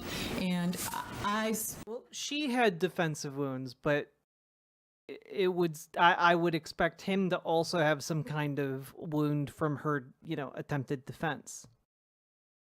I'm still not clear exactly where he found the blood in this case. Now, with respect to the examination that you conducted of Ms. Ratliff, do you have an opinion as to her cause of death? Yes, I do. What is that opinion? In my opinion, the cause of death of Mrs. Ratliff was blunt trauma of the head. With respect to the cause of death, do you also have an opinion as to the manner of Ms. Ratliff's death? Yes. What is the manner of death, in your opinion? In my opinion, Overruled. In my opinion, the manner of death in Mrs. Ratliff's case was homicide. Both have injuries on their faces, and if you remember on Mrs. Peterson's, her injury was of the right eyelid, and Mrs. Ratliff's was actually in the left eyelid. In addition, there's a laceration over Mrs. Ratliff's eyebrow on the left. We do have some bruising on the back of Mrs. Ratliff's left wrist and hand, and we saw similar type of bruising on the backs of both Mrs. Peterson's forearms and hands. And most notably are the numerous scalp lacerations that each one of these women sustained. And with respect to the planes of each of their heads, as it relates to the location of the lacerations, what similarities exist? Well, what's striking about Mrs. Peterson's injuries are that we have them, even though they're predominantly on the back of the head, they're on the back and the sides. They're going up kind of over the brim line. They're generally horizontal, vertical, but then we have a couple of horizontal ones as well. The thing that's interesting about Mrs. Ratliff's injuries is also that they're on the back of the head, but she has 7 lacerations in 5 different areas of her head. She has one on the top of her head, 3 on the right back, one on the left back, one on the left side, and then one actually on her forehead. So we're seeing multiple severe lacerations in both cases, in different planes, going different directions, with different presenting sides of the head. Let's talk a little bit about the autopsies that were done in Germany, if we could. You know that Dr. Barnes did the initial autopsy. Yes. And did you know that he was board certified in anatomical pathology? I didn't know that when I reviewed his autopsy. No. When did you find that out? I think after his testimony. And how did you find it out? I just asked. And you know, do you not, that at the autopsy that he conducted in Germany, he saw evidence of an area of tissue destruction at the cerebellar brainstem junction. You're aware of that, are you not? That's what he described, yes. He also noted in the report that blood filled all of the ventricles of the brain, did he not? That's what the report says, yes. That would be consistent with what's called an intraventricular hemorrhage, would it not? Yes. Are you aware that in addition to it being in his report, he testified here under oath before this jury that he saw blood in all the ventricles with his own eyes? I just know what his report says. You saw no evidence of that in 2003. That's correct. But of course, blood in the ventricles is something, when an autopsy is being done fresh, it's either something you see or you don't see, right? Well, yes, once the brain is cut. Right. Right. Someone who's board certified in anatomic pathology would be capable of recognizing blood filling all the ventricles of the brain, would they not? I would expect so, yes. Were you aware that various witnesses, including a witness who testified here, reported that Elizabeth Ratliff had a headache 3 days before she died that was so severe that she had actually made a doctor's appointment for the following week? The information I had came from the autopsy report, which was complained of severe headache for previous 2 weeks. Okay. And blood in the ventricles can be, not necessarily is, but it can be indicative of a non-traumatic stroke from a ruptured vascular anomaly, can it not? Yes, it can be. And such a hemorrhage, stroke, could cause tissue destruction, could it not? It could. Do you agree with them that she died of an intracranial hemorrhage in 1985, correct? I believe that was most likely part of the mechanism of her death, yes. The disagreement that you have is not over whether there was an intracranial hemorrhage, it's over whether it was spontaneous due to a vascular malformation or a stroke, or whether it was due to blunt trauma, right? That's correct. I mean, rigor mortis or rigor. Stroke doesn't really seem to fit either. There's an awful lot of blood for like falling down the stairs. I wouldn't expect that much blood. Mortis is something that medical examiners as use like to at least get an estimate of time of death, right? Some schmuck. Yes, generally a rough estimate. And it develops pretty much over about a 12-hour period, give or take some time. What's happening? True crime, So, baby. For example, if someone died at 11 p.m. or thereabouts, one would expect by 8 o'clock or 9 o'clock or 10 o'clock the next morning, certainly by 11 o'clock the next morning, to see some significant rigor, right? Yes. And do you know whether or not anyone who was with Elizabeth Ratliff's body that morning from 8 a.m. till, say, 12 noon when her body was moved into the next room, do you know whether anyone reported any kind of rigor? Is he trying to say No, rigor I don't know mortis? if anyone made that observation. A full accounting of medical arguments relating to Liz Ratliff's death weird and little whether guy. her overall state comported more with a blunt force homicide or a stroke followed by post-mortem injuries during a subsequent fall could make up its own video. It is, after all, a case within a case. To make a long story short, medical opinions differ. And the ultimate question you as a layman have to grapple with is the very same as was posed from the outset. Could it really just be a coincidence? The argument against that conclusion is quite self-evident. So as a way of transitioning into the overall defense side of things, let's start building an affirmative argument for it. It was mentioned a while ago that the prosecution only has the burden of proving the crime was committed. They don't have to demonstrate a motive, but it often helps. And when it most helps is when they haven't. It does help in a murder case when you can when you can demonstrate that does help. Yeah. Proven the crime was committed. A bar would contend they've fallen well short of in this instance. So if Michael did kill Liz Ratliff, and there's somehow a connection between that and the murder of Kathleen, well, why did he do that? And what on earth would the connection be? He found a way to kill women. Yeah, this is the 17 falling years down the apart. stairs story.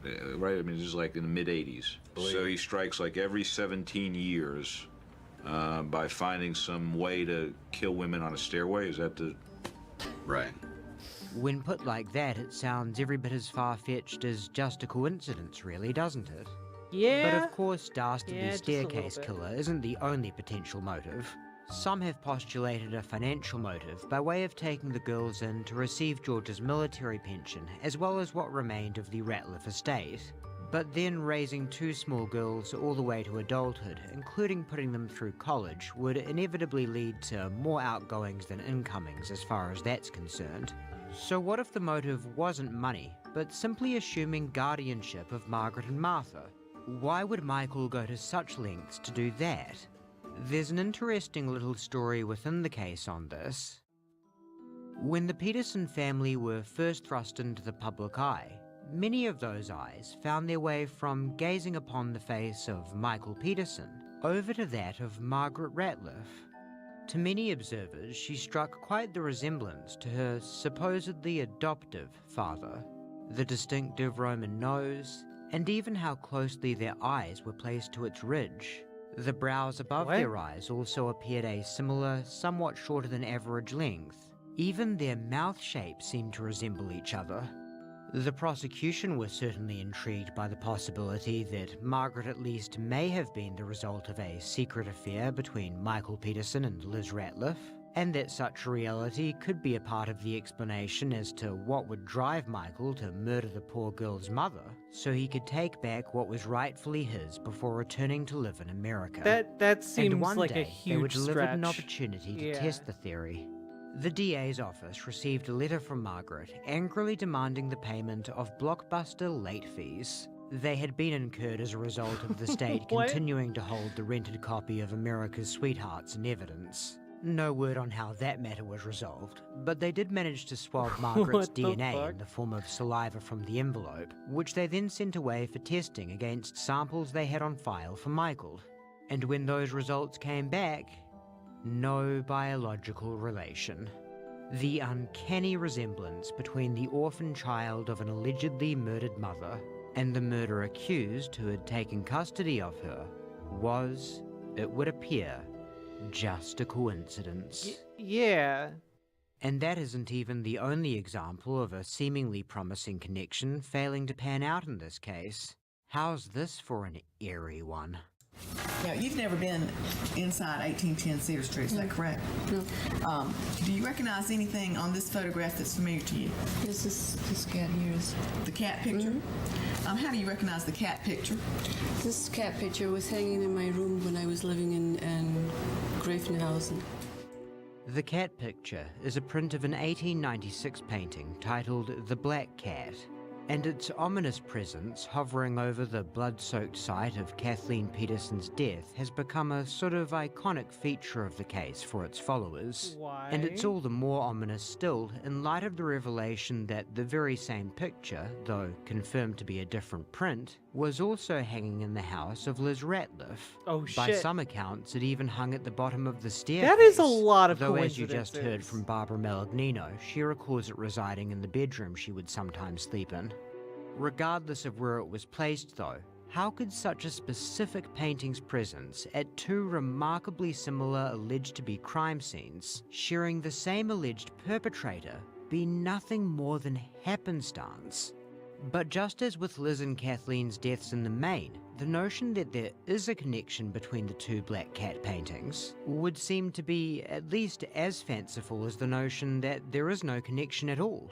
Are we supposed to believe that Kathleen's murder was so fiendishly premeditated that Michael adorned the wall of her planned murder site with an artistic tribute to another of his wicked crimes months, maybe years in advance? Some have theorized instead that perhaps just before going through with murdering Kathleen, Michael saw the black cat and was maybe even subconsciously reminded of how he successfully passed Liz's death off as a fool all those years ago.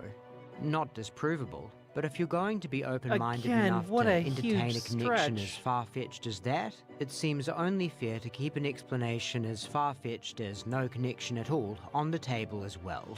And perhaps no explanation for the black cat is as eerie as that one. How very, very strange it is to have a case with a central question of, can you write things off as a giant coincidence, where the woman at the center of everything lies dead beneath a painting that almost seems as if it was placed there to remind you. Giant coincidences can happen.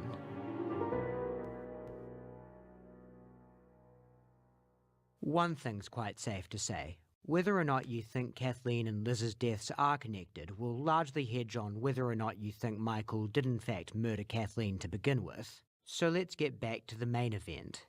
Would it be fair to say that in cases involving beatings with blunt objects, where someone is really trying to kill somebody, that there are certain injuries that one generally tends to see?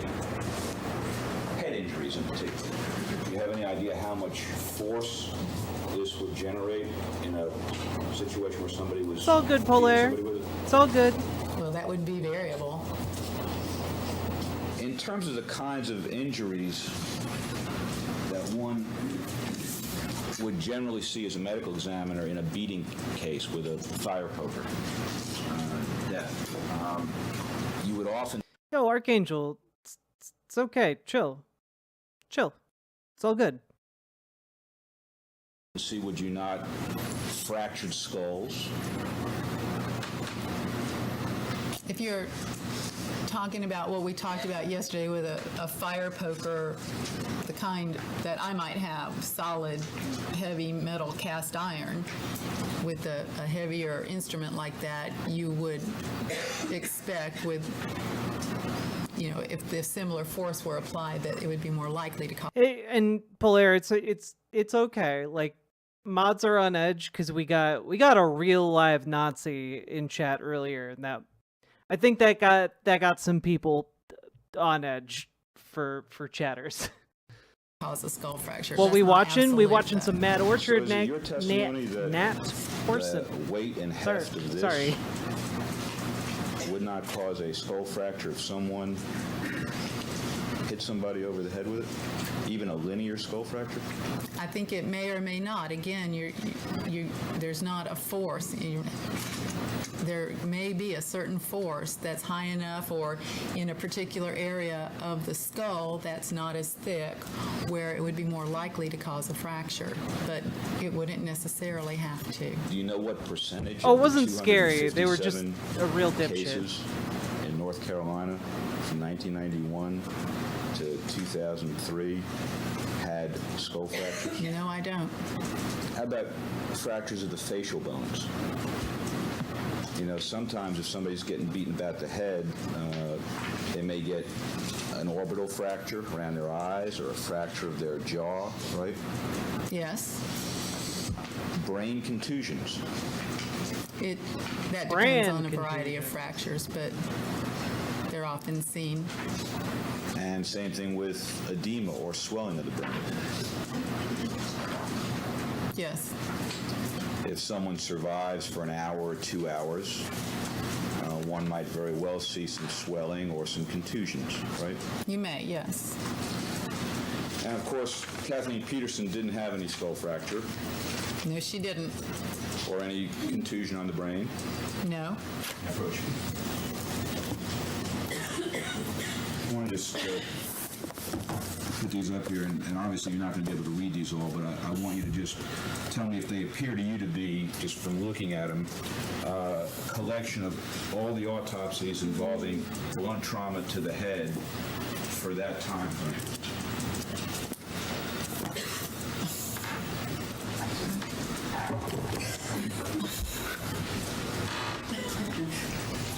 don't really think I That's can when give we you would an need the accurate public answer to defender. your True. question. All right. Not today. All right. Well, You know, Mr. Malachi, when you put it that way, pointing out that a Nazi crashed our Dancing Squirrel movie to say he totally wasn't anti-Semitic, it sounds insane. When you came to Hell your yes, opinion Melanie. in this You case, diffuse those curls. were you aware that in every single beating case from 1991 to 2003, where there were multiple impacts to the head, there were either fractured bones or extensive brain injuries or both? No, I don't have a way of knowing that unless I look at them. David Rudolph has sometimes been accused of being theatrical in the way he conducts his defense. But here we see an example of how such an approach can serve to put special emphasis on a very important point. It is true that Kathleen Peterson had no fractures to her skull, no bruising of her brain, and no swelling of the brain either. Deborah Radish was careful not to speak in absolutes, which is prudent. There are indeed a variety of factors that will dictate whether or not a skull fracture or other specific injuries will occur during a head beating. One reason the prosecution liked the idea of the blowpoke was its hollowness, allowing the user to blow air into a fire with it. The idea was that the hollow interior would allow energy to be distributed more evenly through the weapon at the contact point of a strike, and subsequently lower the odds of a skull fracture. So a better candidate than a crowbar or a baseball bat, say, and that's better than nothing. But is the theory actually good? I.e., putting aside absolute assertions like impossible, should you take it as remotely likely that Kathleen would incur no skull fractures or brain contusions if Michael were to beat her around the head with that blowpoke in the manner the prosecution theorize? To consider this, rather than get bogged down in hours of conflicting and complicated medical opinions, it might be more instructive to go back to basics for a moment and consider only that which can be observed with the naked eye, and then put that against simple intuition. The Sherlock Holmes detective method. Look at all of this blood on the north wall of the stairwell. Yeah, How the blood much is of it what there I keep is, coming back how to. dense it is toward the bottom, how high it goes, how many droplets there are spraying outward, in excess of 10,000 individual spatters. Now think about blunt force. Earlier in the video, we described the scene as looking like a small bomb went off. Now whether or not that description is perfect, hopefully you'll agree it's more reflective of the scene than what comes to mind when thinking about blunt force. When someone is hit in the head by a blunt instrument, hollow or otherwise, it will sometimes not draw any blood at all, because it's blunt. Other times, however, it'll draw some blood, sometimes even a lot. Like Dr. Radish said, there are a variety of factors to consider. Chiefly among those factors is force. The harder you hit, the more blood you're likely to get. And of course, there's the question of how many strikes. Kathleen's head injuries were numerous, but of course still finite. There's a cap to how many strikes you can reasonably theorize. The state set a minimum of 7 and a maximum of 10, so we'll go with 10. How intuitive does it feel to you that 10 strikes with a blunt instrument would create this high, wide, explosive type of spatter on the wall? Again, trying to stay away from categorical words like impossible, you'll hopefully agree that Not should likely. such an outcome be possible, A chicken the key kicked her variable head. again would be force. If you could create a Yo, Media Breakdown, thank you for the $10 super chat. I hereby cast a spell of warding to protect the chat, and a second spell to summon the Dono Ghost. Oh no, the Dono Ghost! It's the Dono Ghost. It's the Dono Ghost. It's the Dono Ghost. Media Breakdown, thank you for the $10 super chat. I really appreciate it. Merry Shimpmas. a pattern like this by hitting someone in the head 10 times with a blunt instrument, you would have to hit them really, Making that a song? really hard. Please do. But then if you hit someone in the head with a blunt instrument, hollow or otherwise, and you hit them really, really hard, 10 separate times, how likely could it be that you would not crack their skull once, or bruise their brain? It really... Okay, so no brain bruises, but that much blood.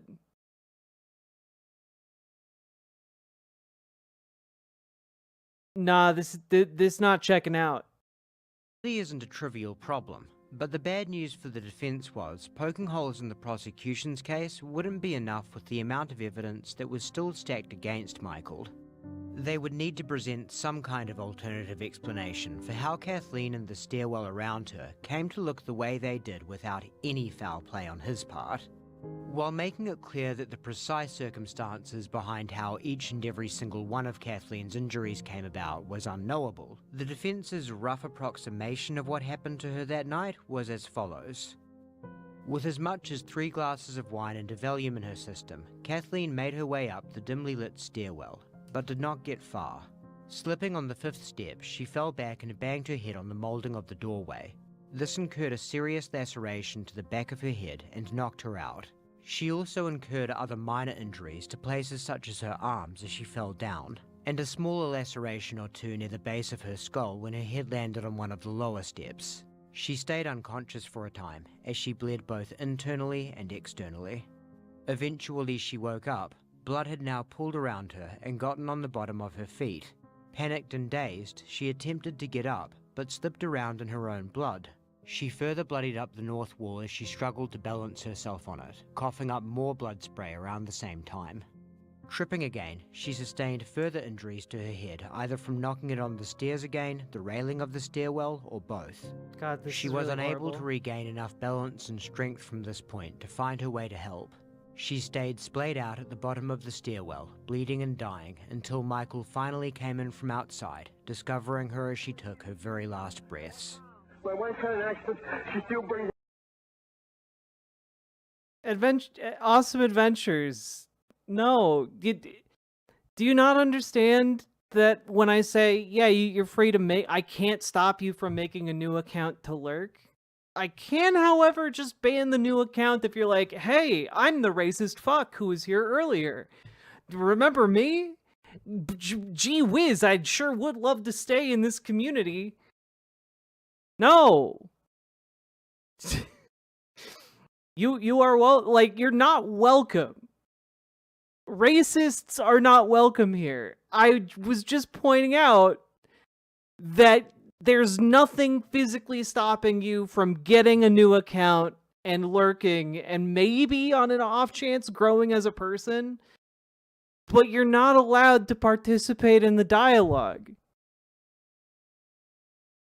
Like, sorry, no. We got people here in this community that your hatred and political beliefs actually affect, and I'm not gonna tolerate them.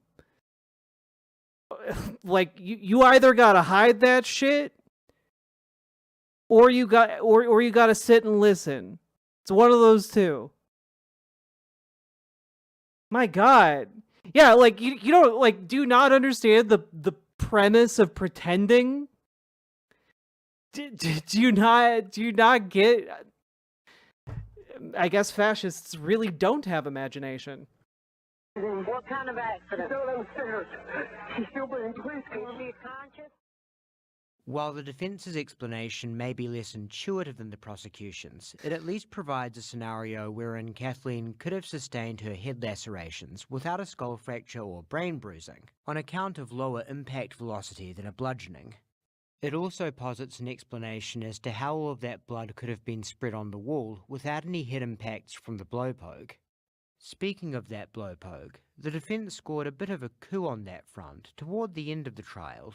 Yes, Melanie, you're one of the great detective in chatters this of all particular matter, time. are you not? Yes, sir. And you have been so since December 9th of 2001, I believe. Yes, sir.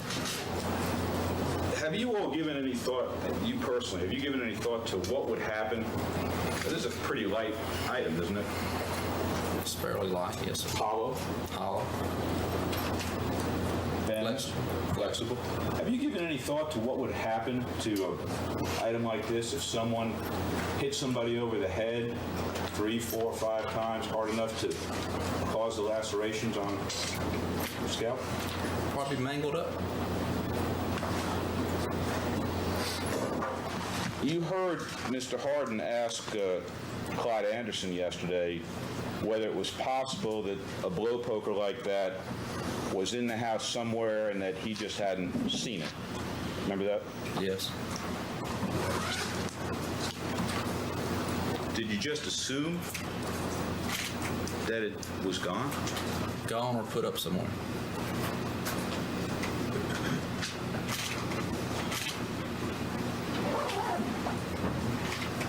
Let me show you what's been marked Defendant's Exhibit 280.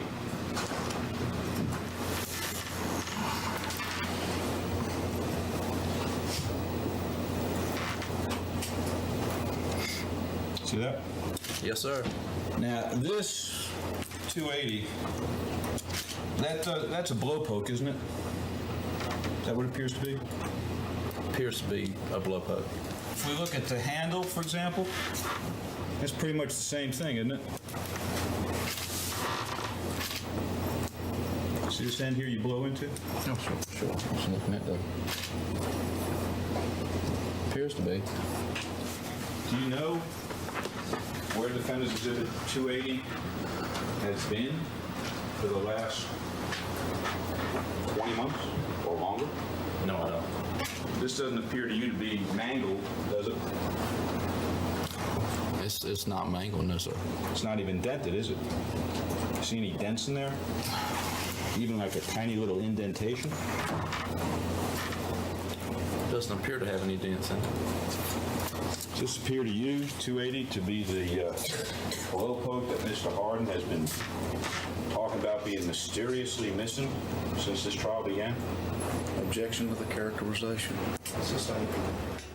The blowpoke had supposedly been discovered in the Petersons' garage by Michael's son Clayton the day before Detective Holland was called to the stand. Oh, shit. We say supposedly because the extremely convenient discovery understandably raised many eyebrows at the time. Could the defense have staged this as a last-minute Hail Mary? It has since come to light, however, that the blowpoke had been noted and photographed by police in the very same place during a search in June of 2002. Over a year before Clayton Peterson's discovery. Why exactly the police finding in June never made its way to Michael's defense team will be left to you to decide. But it would seem shocking incompetence or brazen corruption are your only two real options. In any event, as David Rudolph noted, the blowpoke was not warped or dented in any way, which is to say it was not the murder weapon. And while the prosecution would object, they had always maintained the blowpoke or something like it was the murder weapon. They'd never gone Prosecution be scummy as hell, dog. On as far as to give alternative examples. Well, of we what found the sort of murder long, weapon, except we cylindrical, can't show that it's hollow the murder metal weapon. Instruments that something like it might be. It was a very niche hypothesis, and as such, a reasonable person could well infer the state's case was blowpoke or bust. In the end, however, we, the 12 members of the jury, unanimously find the defendant to be guilty of first-degree murder. This the 10th day of October 2003, signed by 4 persons. Is this your verdict, so say you all? Yes. End of story, I guess. Reasonable doubt, and what exactly qualifies as it, is an interesting question in cases like this. The case against Michael Peterson, as presented by the state of North Carolina, absolutely did have not at all superficial flaws, and some would argue demonstrating as much should be taken as crossing that reasonable doubt threshold, as it is after all the state that has the burden of making everything come together. Even if they're right for the wrong reasons, it shouldn't be on the defendant's head if the state fails to show up with the correct theory. The other way of looking at things is that finding justice for the victim should be weighed about as heavily as anything, and that in a situation such as this, where there is certainly a victim, and she certainly was battered and bloodied in a house where no one else but Michael resided, even if the state does fail to explain precisely how she came to be that way, because she is that way, there is indeed some burden on the defense to explain how that could have come to be, other than at the hands of Michael. And their full theory? simply wasn't close to good enough on that count. As if Kathleen sustaining her minimum of 7 head lacerations and all other cuts and scrapes across her body via 2 falls beginning no higher than the 5th step was not convoluted enough, there was also the question of her crushed thyroid, an injury noted earlier in the video as being consistent with strangulation. Not proof of strangulation, mind you, and there was a lack of associated bruising in the area you would typically anticipate to be present in such an event, but all the same. For the defense to clean that up, they would need Kathleen to make an unusually precise fall neck first onto one of the steps, in addition to making all the tumbles necessary to get the various gashes in her head. On top of that, bear in mind that as one tumbles downstairs, they lose velocity at each step. In short, the notion of her keeping up enough of a pace to cut her head open that many times just strains credulity. And the defence's proposition that the north wall was so badly bloodied, in part because of Kathleen coughing up blood on it, basically hedged on the jury not paying attention. It was testified to on numerous occasions that she had no blood in her airway. What it all boils down to is, sometimes when a murder takes place, if you weren't there, it may prove to be nearly impossible to demonstrate how everything came to be the way it was by the time the murderer felt comfortable calling police to the scene. Hopefully you'll get most of it down more or less perfect, but just one faulty premise can always lead to a slight wrong turn in your case, which then muddies the whole picture up and just confuses the hell out of everyone. If the fundamentals are still there though, hopefully it won't confuse them enough to make them forget the big picture. The big picture in this case being, insofar as aspects of Kathleen's injuries and the scene around her did not appear to be perfectly compatible with a bludgeoning, they were twofold incompatible with an accident. And if her death wasn't an accident, then it was a murder. And if it was a murder, then Michael Peterson was guilty of committing it beyond a reasonable doubt. Because after all, if not Michael Peterson, then who? What the fuck? The owl theory? Now comes the part of the video that some of you will have been waiting for, and others will have had absolutely no way of ever anticipating. It's the part where we will be weighing the evidence for and against the notion that an owl swooped down and attacked Kathleen Peterson that night, setting things in motion for how everything came to look the way it did, and leaving poor Michael holding the bag. It's quite an eccentric theory, to put it mildly, so before walking you through its specifics step by step, it's worth addressing a few foundational questions you may be asking yourself. Foundational question 1. Could an owl have had an opportunity to attack Kathleen that night? Potentially, yes. There are several species of owl native to the area, and in fact there's a scene in the staircase where Michael's defense team are establishing Kathleen's screams from inside the home after her supposed fall would not have been audible from the back of the property.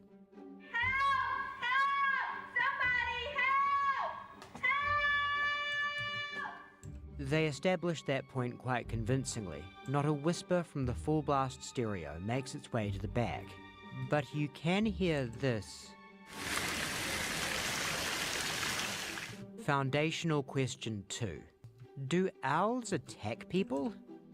That's a pretty big one. While we often depict the species in a friendly, peaceful light in numerous fictional works and selective nature photography, don't be sucked in by the propaganda. For as much as we may seem to like owls, owls have made it abundantly clear over the years that they do not care for us at all. Owls. You know, fair. Fair. Fair. Attacking people. Yeah, it's happening in Bush's Pasture Park It's in happening. Salem. All of a sudden, my cap was sucked off like a vortex, and it was like a tearing, shearing All of a sudden, sensation. I was sucked off. A really sharp object on the top of my head. startling attack without warning, an owl targeting a woman during her morning run. Neighbors call it an air attack. An owl is swooping down on residents in Clayton. Painful. Now the bird striking her in the head at least 3 times. Neighbors have even written a warning on the sidewalk. Beware of owl close by. Warning. It was definitely aggressive. It has relied on humans for Those food. motherfuckers. The second I turned around, I saw my shadow, didn't see anything, didn't hear anything. It just took me to my knees. I didn't really think of an owl thinking someone hit me until I felt the back of my head.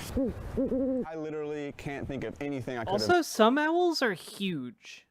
done to provoke it. A police officer in Louisiana crashes his patrol car on Christmas Eve after being attacked. The perp had wings and talons. Suddenly I felt something hit the left side of my face, so I'm thinking, okay, maybe it's a football or something. And then I felt some scratching on the back of my head and some pecking.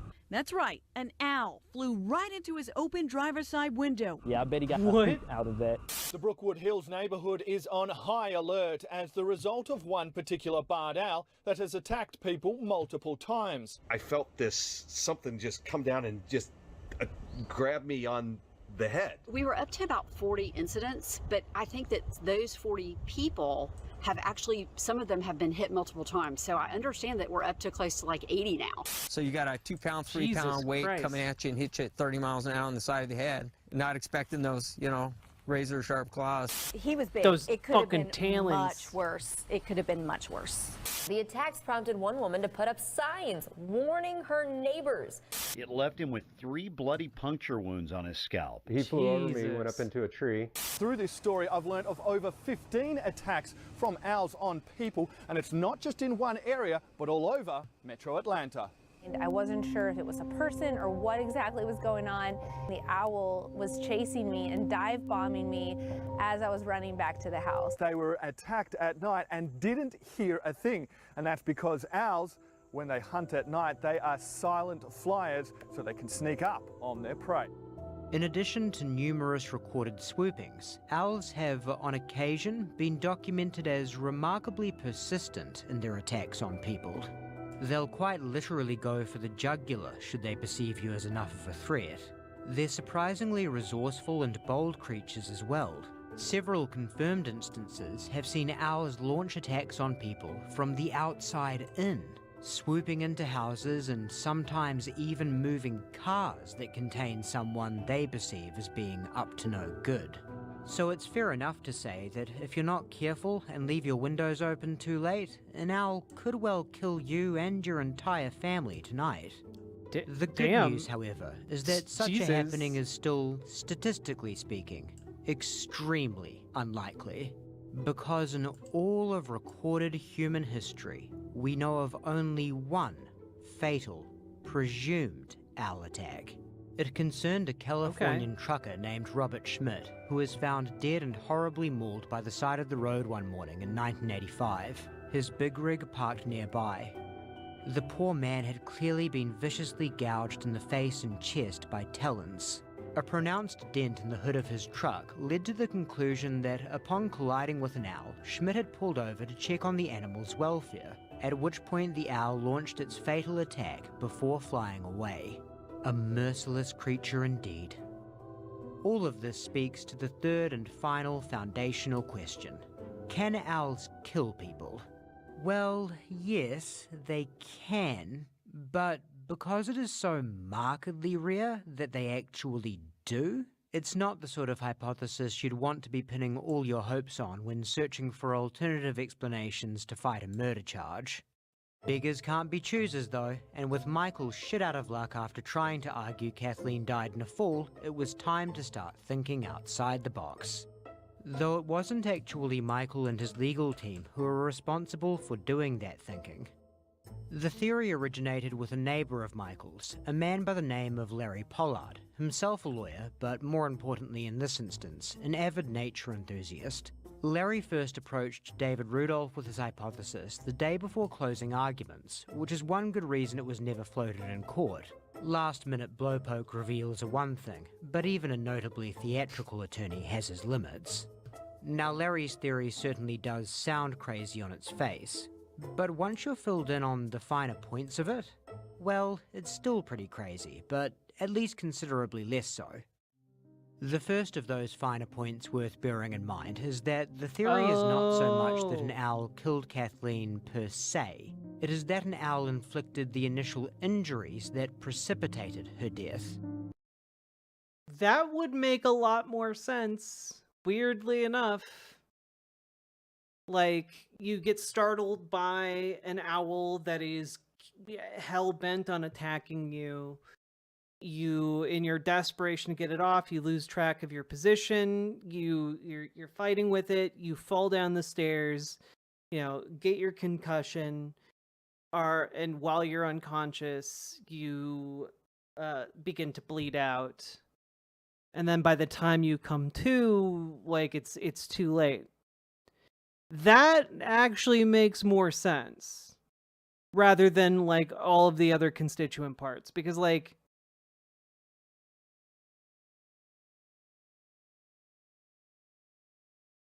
and the blood outside the house would make more sense too. The only thing really is like you would think there would be evidence of a bird being in the house, of an owl, You'll also be relieved to know the theory does not posit a winged assassin swooped through a window to attack Kathleen in her home. Rather, Pollard theorized her ordeal began outside with the owl. Well, if you fall backwards on the stairs, your head could jerk forward and damage the cartilage, like your jaw potentially in a circumstance like that could. Before continuing without it. The first piece of evidence for this were a pair of white decorative reindeer placed out front at the Peterson residence. As a neighbor, Larry hadn't observed these previous to the night of Kathleen's death, so the idea goes that as she was preparing to retire for the night, Kathleen may have made the last-minute decision to place the deer outside. And while she was doing so, the owl swooped down, perceiving Kathleen as a threat after the large bright white ornament caught its eye. So far so speculative, but it's once we get to the theorized attack that things start to get interesting. Two wounds placed closely together toward the upper right of Kathleen's scalp were particularly peculiar in their shape, forming a trident pattern. Precisely what kind of impact from what sort of object could be reliably anticipated to create such a pattern had always been a bit of a problem for both the prosecution and the defense. Owl theorists, on the other hand, have no need to hand-wave it somehow when it comes to this piece of evidence. Multiple ornithologists have attested over the years that should a raptor bury its talons in a person's head, it is precisely this sort of trident shape you would anticipate them to leave behind. Beyond shape, the overall nature of the injuries is also consistent. People who have been struck in the head by an owl have described the experience as feeling like being hit by a baseball bat. But while the sudden, forceful impact of an owl can often knock a person off their feet, their relatively light weight means serious internal head trauma is far from a given. In other words, deep lacerations going all the way to the skull, no skull fracture, no brain bruising, no problem. As for the other V-shaped pattern of gashes to the left of Kathleen's head, they would have come from a separate clawing attack, either after or more likely before the owl clamped down on the upper right. The smaller lacerations toward the base of the skull may or may not be attributed to the owl. At some point, of course, Kathleen would have made a dash to the relative safety of her house, and it was perhaps at this point, scared by the approaching unfamiliar territory, that the owl released its talons and flew away. The sequence of events going from the outside in has some support in the drops of blood leading from the pathway up to the entrance. Okay. A shot, yeah, those really, like, the wounds look almost identical. Stumbling Kathleen would have had blood all over her hands from grasping at the owl, giving further explanation to the blood smeared on the door frame and on the door itself, which paramedics attested to being wide open upon their arrival, though why the blood was on the inside of the door is still curious. The prosecution had theorized the blood drops on the pathway came from when Michael ran out to the wooded area of the property to dispose of the murder weapon, whatever that was. The defense, quite lamely, suggested that he may have deposited them when going out to the driveway to see if the first responders were pulling up yet, something Michaels never actually claimed to have done. Good evening, as to everyone. why he would have Just dashed his stopping by bloody to wish hand. everyone a Merry Christmas, Happy Holidays, and just general good times. You are all fantastic people. Hug. Merry Shimpmas, Dragonfly. Thank you for the $10 dono. I very, very much appreciate it. On the door, it's yet another detail in the case neither side had much incentive to spend a lot of time on. It's once Kathleen gets inside the house that things become more difficult, though perhaps not impossible for our theorists to explain. When it came to how she wound up the way she ultimately was, Larry Pollard essentially defaulted back to some version of the defense's fool theory. Kathleen tried to run upstairs, perhaps seeking the upstairs bathroom, but she tripped and fell, further injuring herself. She struggled and stumbled around at the bottom of the steps, bloodying up the north wall in the process, and eventually succumbed to blood loss. Naturally, that explanation carries a lot of the problems we've already been over when criticizing the fool theory. But significantly less so because the most severe head injuries were already present before she got to the stairwell. All of the cuts and scrapes across her arms reminiscent of defense injuries could well also have come from attempts to fend off the owl attack outside. And if the owl at some point had gone for her neck, as birds of prey often do, its talons would certainly be capable of fracturing the thyroid cartilage. Further support for the notion of a tussle with a bird was found in Kathleen's autopsy. She had clumps of her own hair glued on her hands in blood, 38 hairs in her left hand and 25 in her right. Yeah. That's difficult to explain in the prosecution's case. Seemingly pulled out from the root. On the back of her right hand were also 2 pine needles, lending further support to activity from outside. How or why Kathleen would have come to pull her own hair out in the aftermath of a horrible fall or during the course of a brutal bludgeoning seems to defy explanation.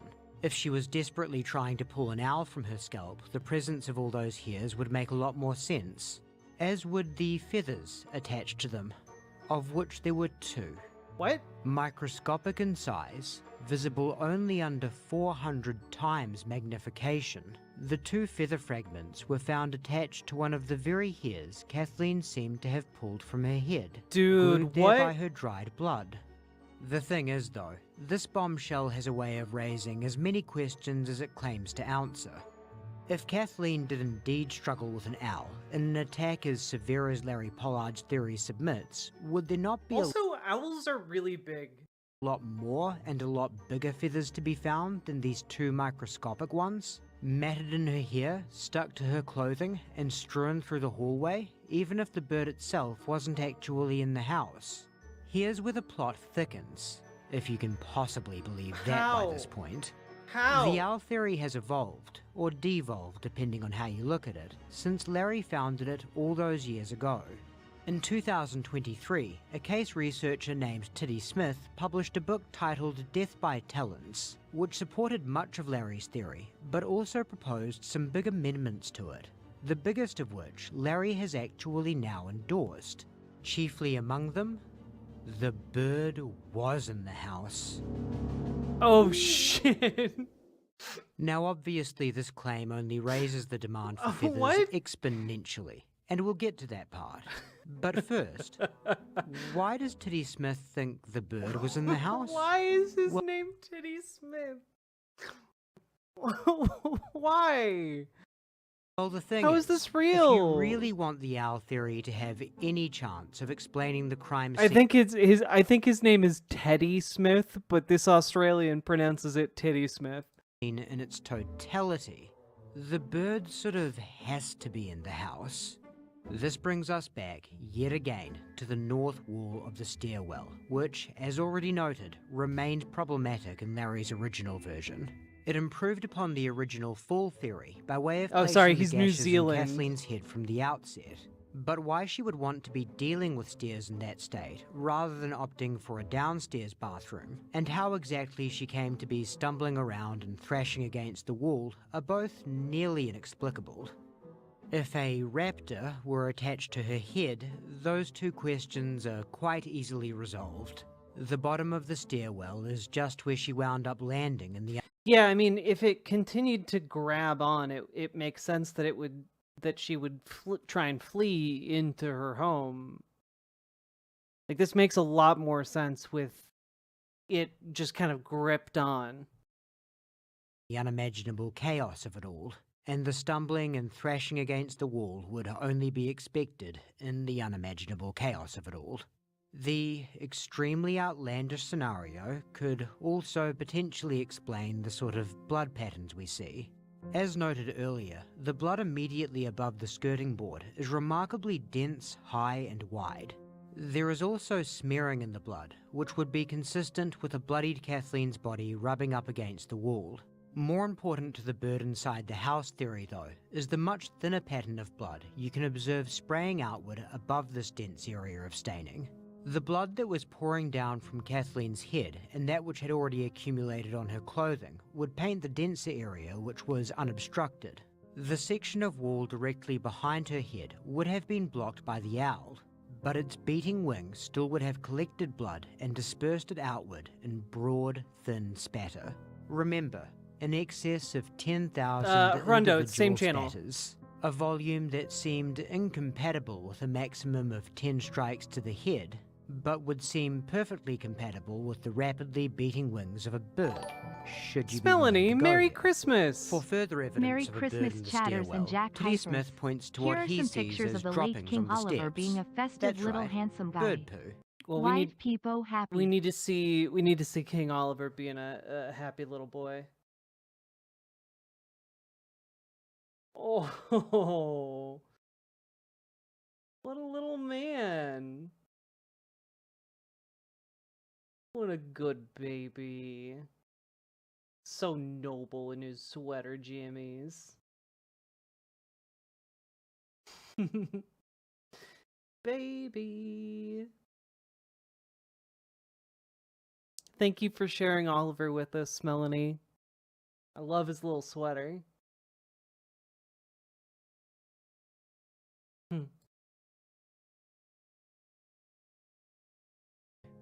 There are several small, white, circular splats observable in crime scene photos, most notably on the very bottom step of the staircase, the very same step Kathleen's head was resting on. For what it's worth, Smith has had several ornithologists attest that they fit the bill as bird droppings based on appearance. Oh my god. This splat in particular is very clearly deposited on top of Kathleen's blood, meaning it would have wound up there either during or after her death. Though it can't be proven either way if the white splats are bird droppings, as they were never tested, they did come up briefly at trial. Mr. Harden talked to you about luminol spraying and where it was sprayed. And I think you said inside the stairway it was sprayed on the very top but not on the bottom. Starting from step number 6 going up, yes, sir. All right. And when you spray luminol and it dries, it leaves a sort of whitish film, doesn't it? Yes, sir, it does. Okay. You recognize what that is? Yes, sir, that's residue from luminol. Okay, and does that appear to you to be the residue from the luminol testing that was done that night? It certainly appears so, yes, sir. Okay, let me show you Exhibit 147.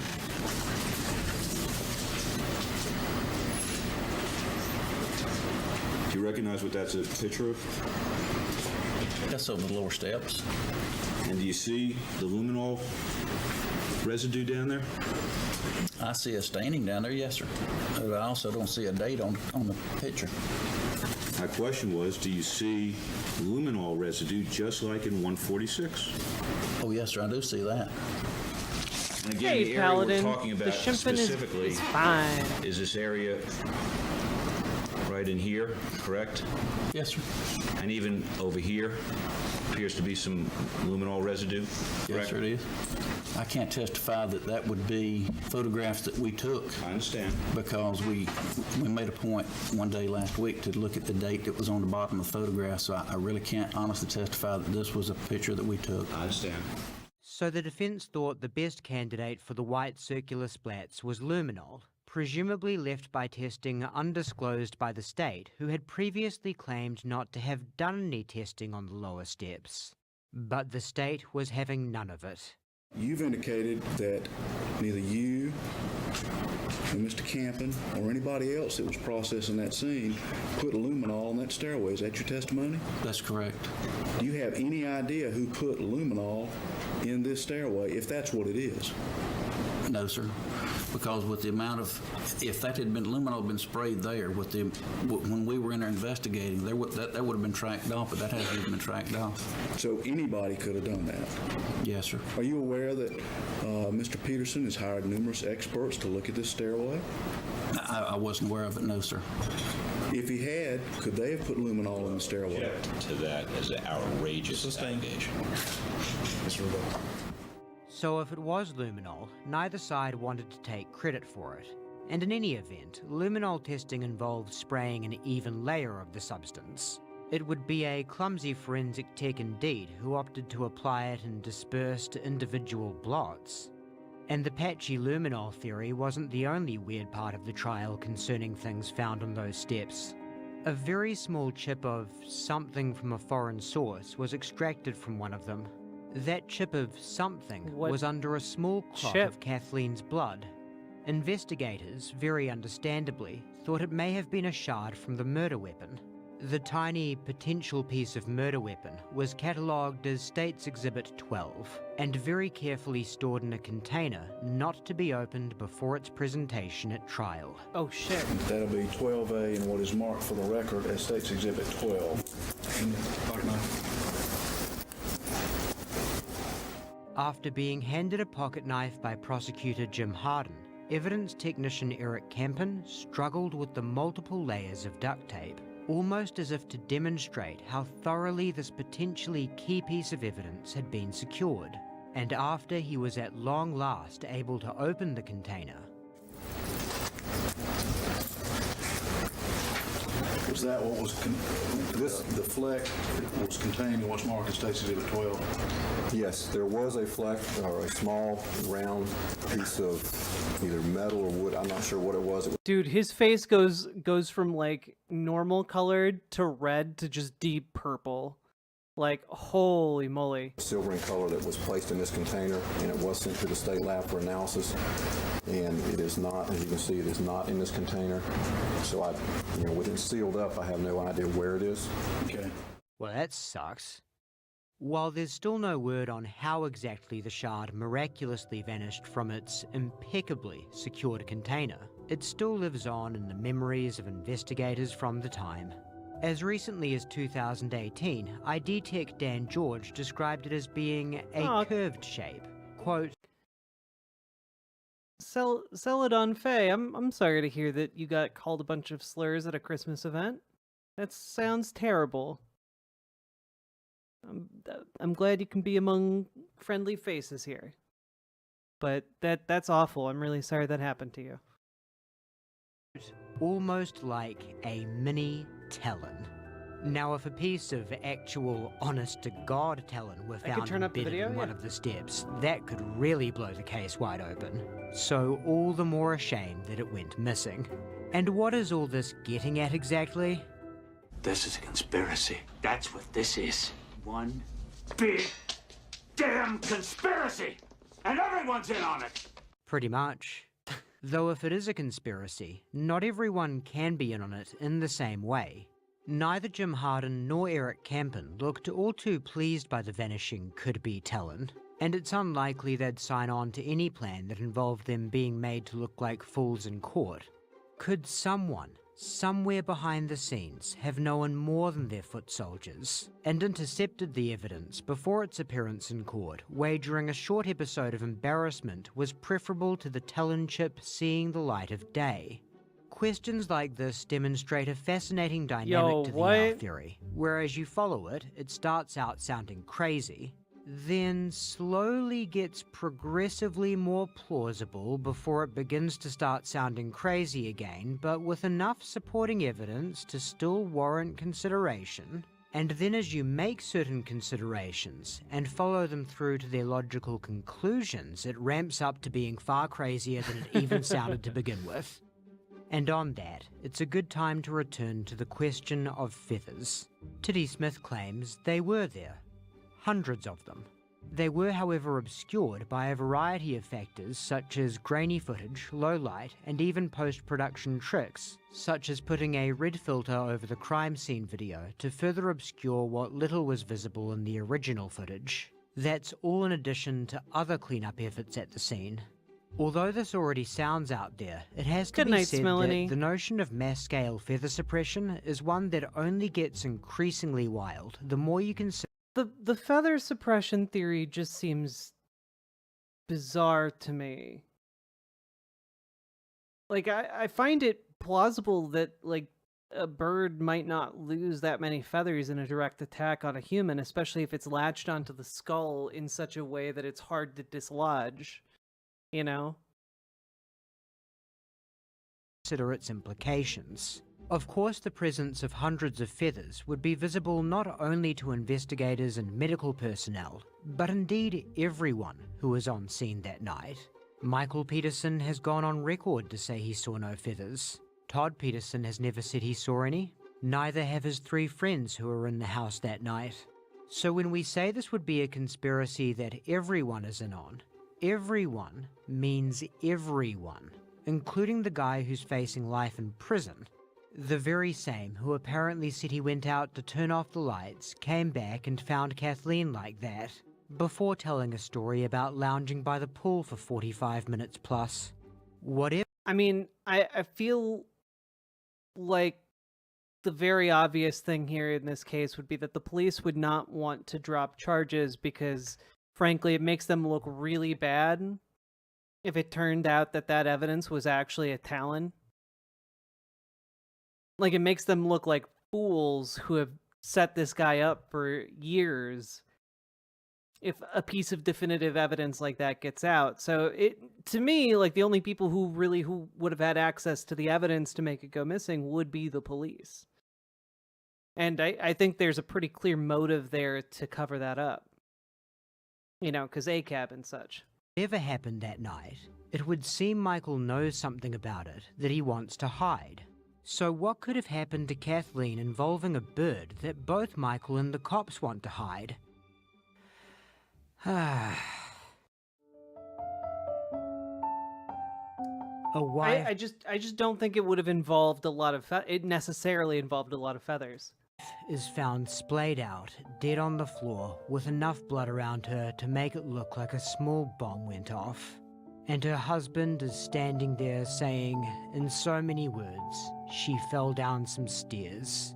It really did have all the hallmarks of a case that had absolutely no business being complicated. Yet the longer you think about it, the more liable you are to wind up asking questions like, what could have happened to Kathleen involving a bird that both Michael and the cops want to hide? Perhaps it never really was complicated, and it's just an example of how a handful of anomalies and strange appearances can spin us all totally out of control in a fruitless quest to figure out precisely how a very uncomplicated thing came to be the way it was. If you are still left with doubts, the good news is you don't need to worry about a potentially innocent man languishing in prison. Michael got out years ago. Not because of any miraculous owl discoveries, and in fact not because of any positive evidence of Michael's actual innocence at all. In 2010, it came to light that one of the prosecution's key expert witnesses, a man named Dwayne Deaver, who spent literally days on the stand bolstering the state's blood evidence, was essentially a fraud. He was found to have reverse engineered his analysis in multiple cases to get results that aligned with the state's theory, leading to scores of unsound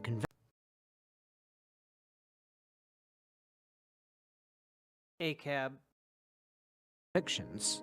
The revelation sent shockwaves through North Carolina, and Diva's lab was even raided in the middle of testing by a full squad of cops who barged in with guns drawn and commanded all the corrupt scientists to drop to the ground before they convicted another innocent person.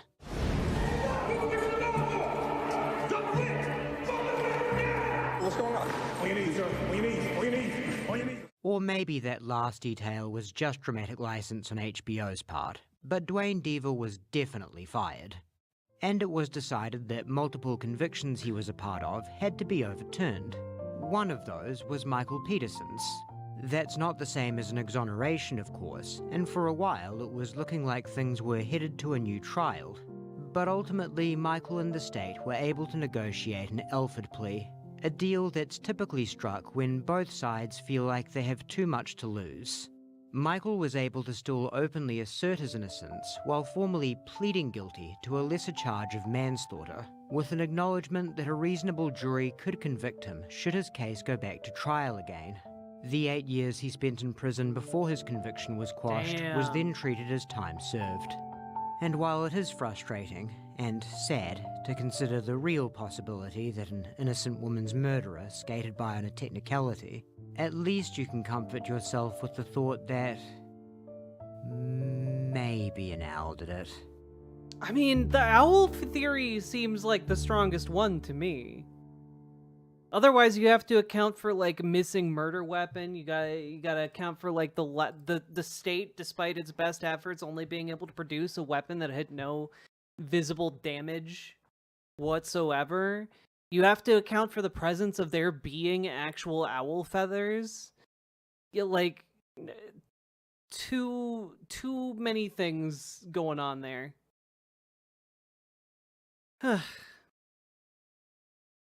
Hey, Quigley, happy to be here. Happy you're here, too. What if his murder weapon was an owl? Yeah, he was secretly taking falconry classes and teaching an owl how to do falcon shit. You finished the Dono Ghost song?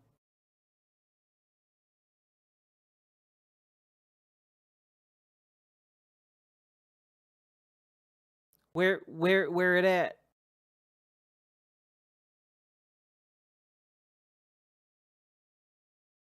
Jazz Dog Original. I hereby cast a spell of warning to protect the chat. And a second spell to summon the Dono Ghost.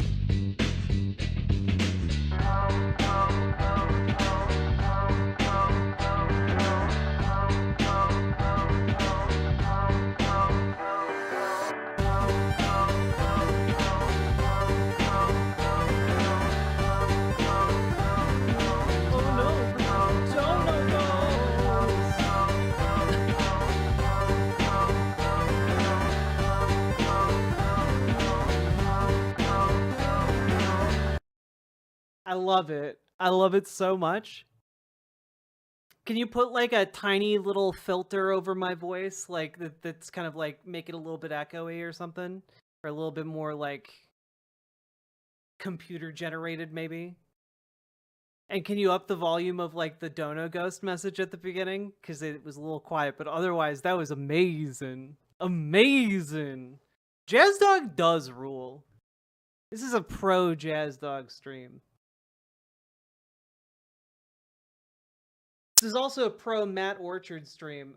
Folks, go subscribe to Matt Orchard Crime and Society. I loved that. I loved all of the twists and turns, and I loved sitting here enjoying them with you guys. Are you going to use this somehow? I would love to do that. I'll think of how to implement it. It would be a lot easier to implement with a soundboard, but I don't have the soundboard. What does your shirt say? Oh, this is a Space Maria shirt. It's an anime that doesn't exist from an artist who goes by DS Lugs. And I just really like his artistry and style, and so I bought a few shirts and sweatshirts. Hi, Jack. So I got COVID right before Christmas, which totally torpedoed my family plans. So thanks a lot for being around today. I'm sure there are others who appreciate it too. Sorry to hear that, Distron. Thank you for the $10 dono. I'm glad we can all spend some time together. And I've been streaming now for 4.5 hours, and I've got to go, eat and check on my people. But I may be back later, and I might be back tomorrow as well. We'll keep doing a little bit more Christmas stuff as we go forward. Jack, I want to leave you with how I have inadvertently revealed how internet poignant I've become with a link. This is for your amusement. What is this?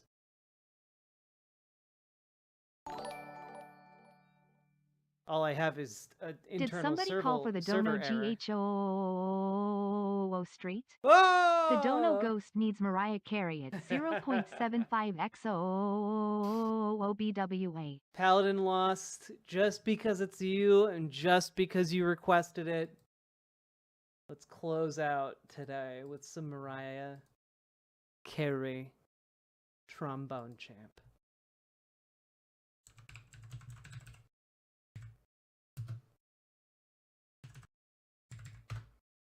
Here you go. At 0.75 speed.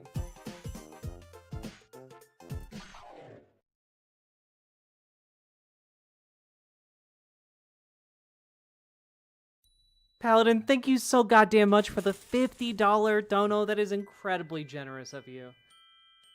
I really appreciate it.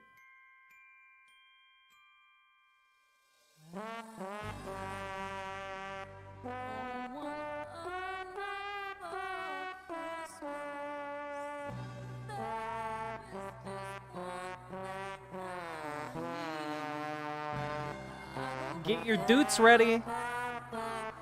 Get your trombonages ready.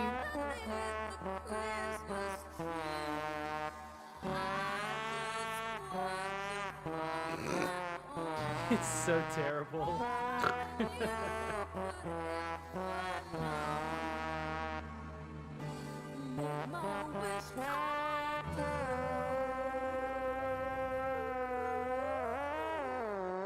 All I want for Christmas is you.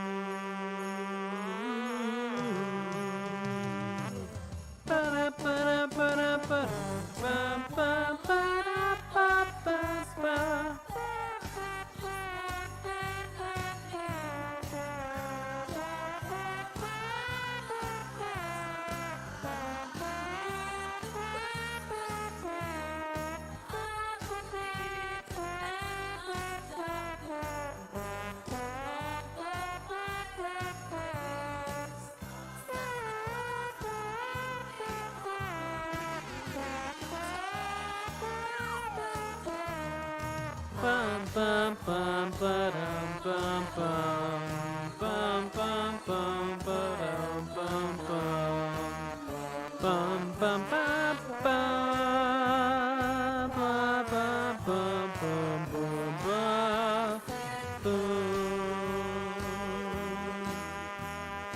Ooh, baby.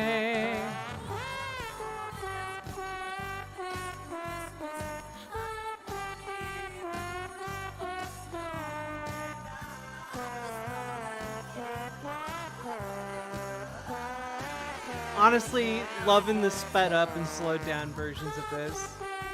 Makes me so happy.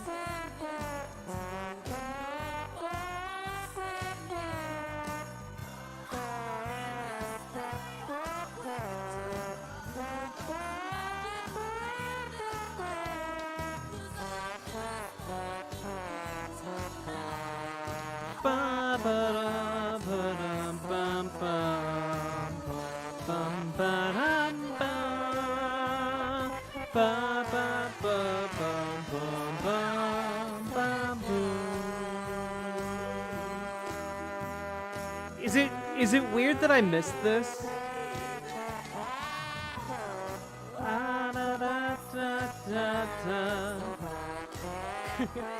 Merry Christmas to you too, Shadamar. Merry Shimpmas to all. And to all a good night.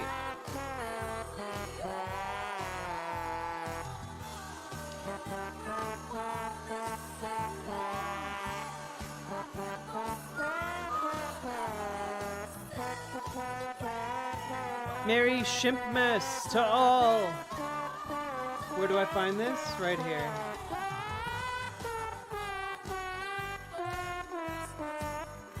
Bum, bum, ba-dum, bum, bum, bum, bum. I got you, grandson.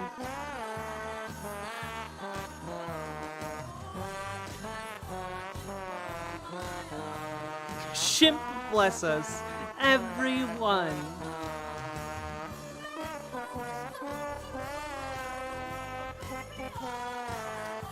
Oh, I like Shimpmas a lot better with the M-U-S instead of the M-A-S.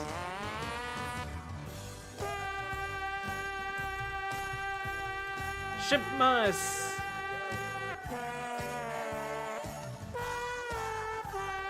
But maybe it's too... the Shimpmusy. Oh, yeah. No, no. No. No. No. Alvin and the Chipmunks, there we go. Bum, ba,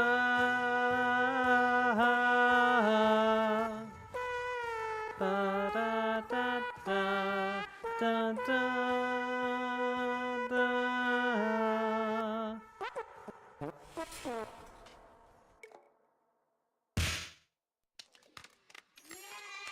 Doot, doot.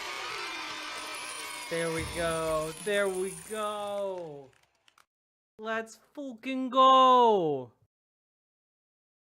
And with that, folks, I'm going to end for now. Maybe back later tonight. Maybe back tomorrow. We'll see. I hope you all have a happy holiday. And happy start of Hanukkah. And all that good stuff. I'm going to be a bit spotty with streams, but we'll get back to politics soonish. But it's going to take some time to just rest my brain. You all have a good one, okay, folks? Let's raid you guys into... raid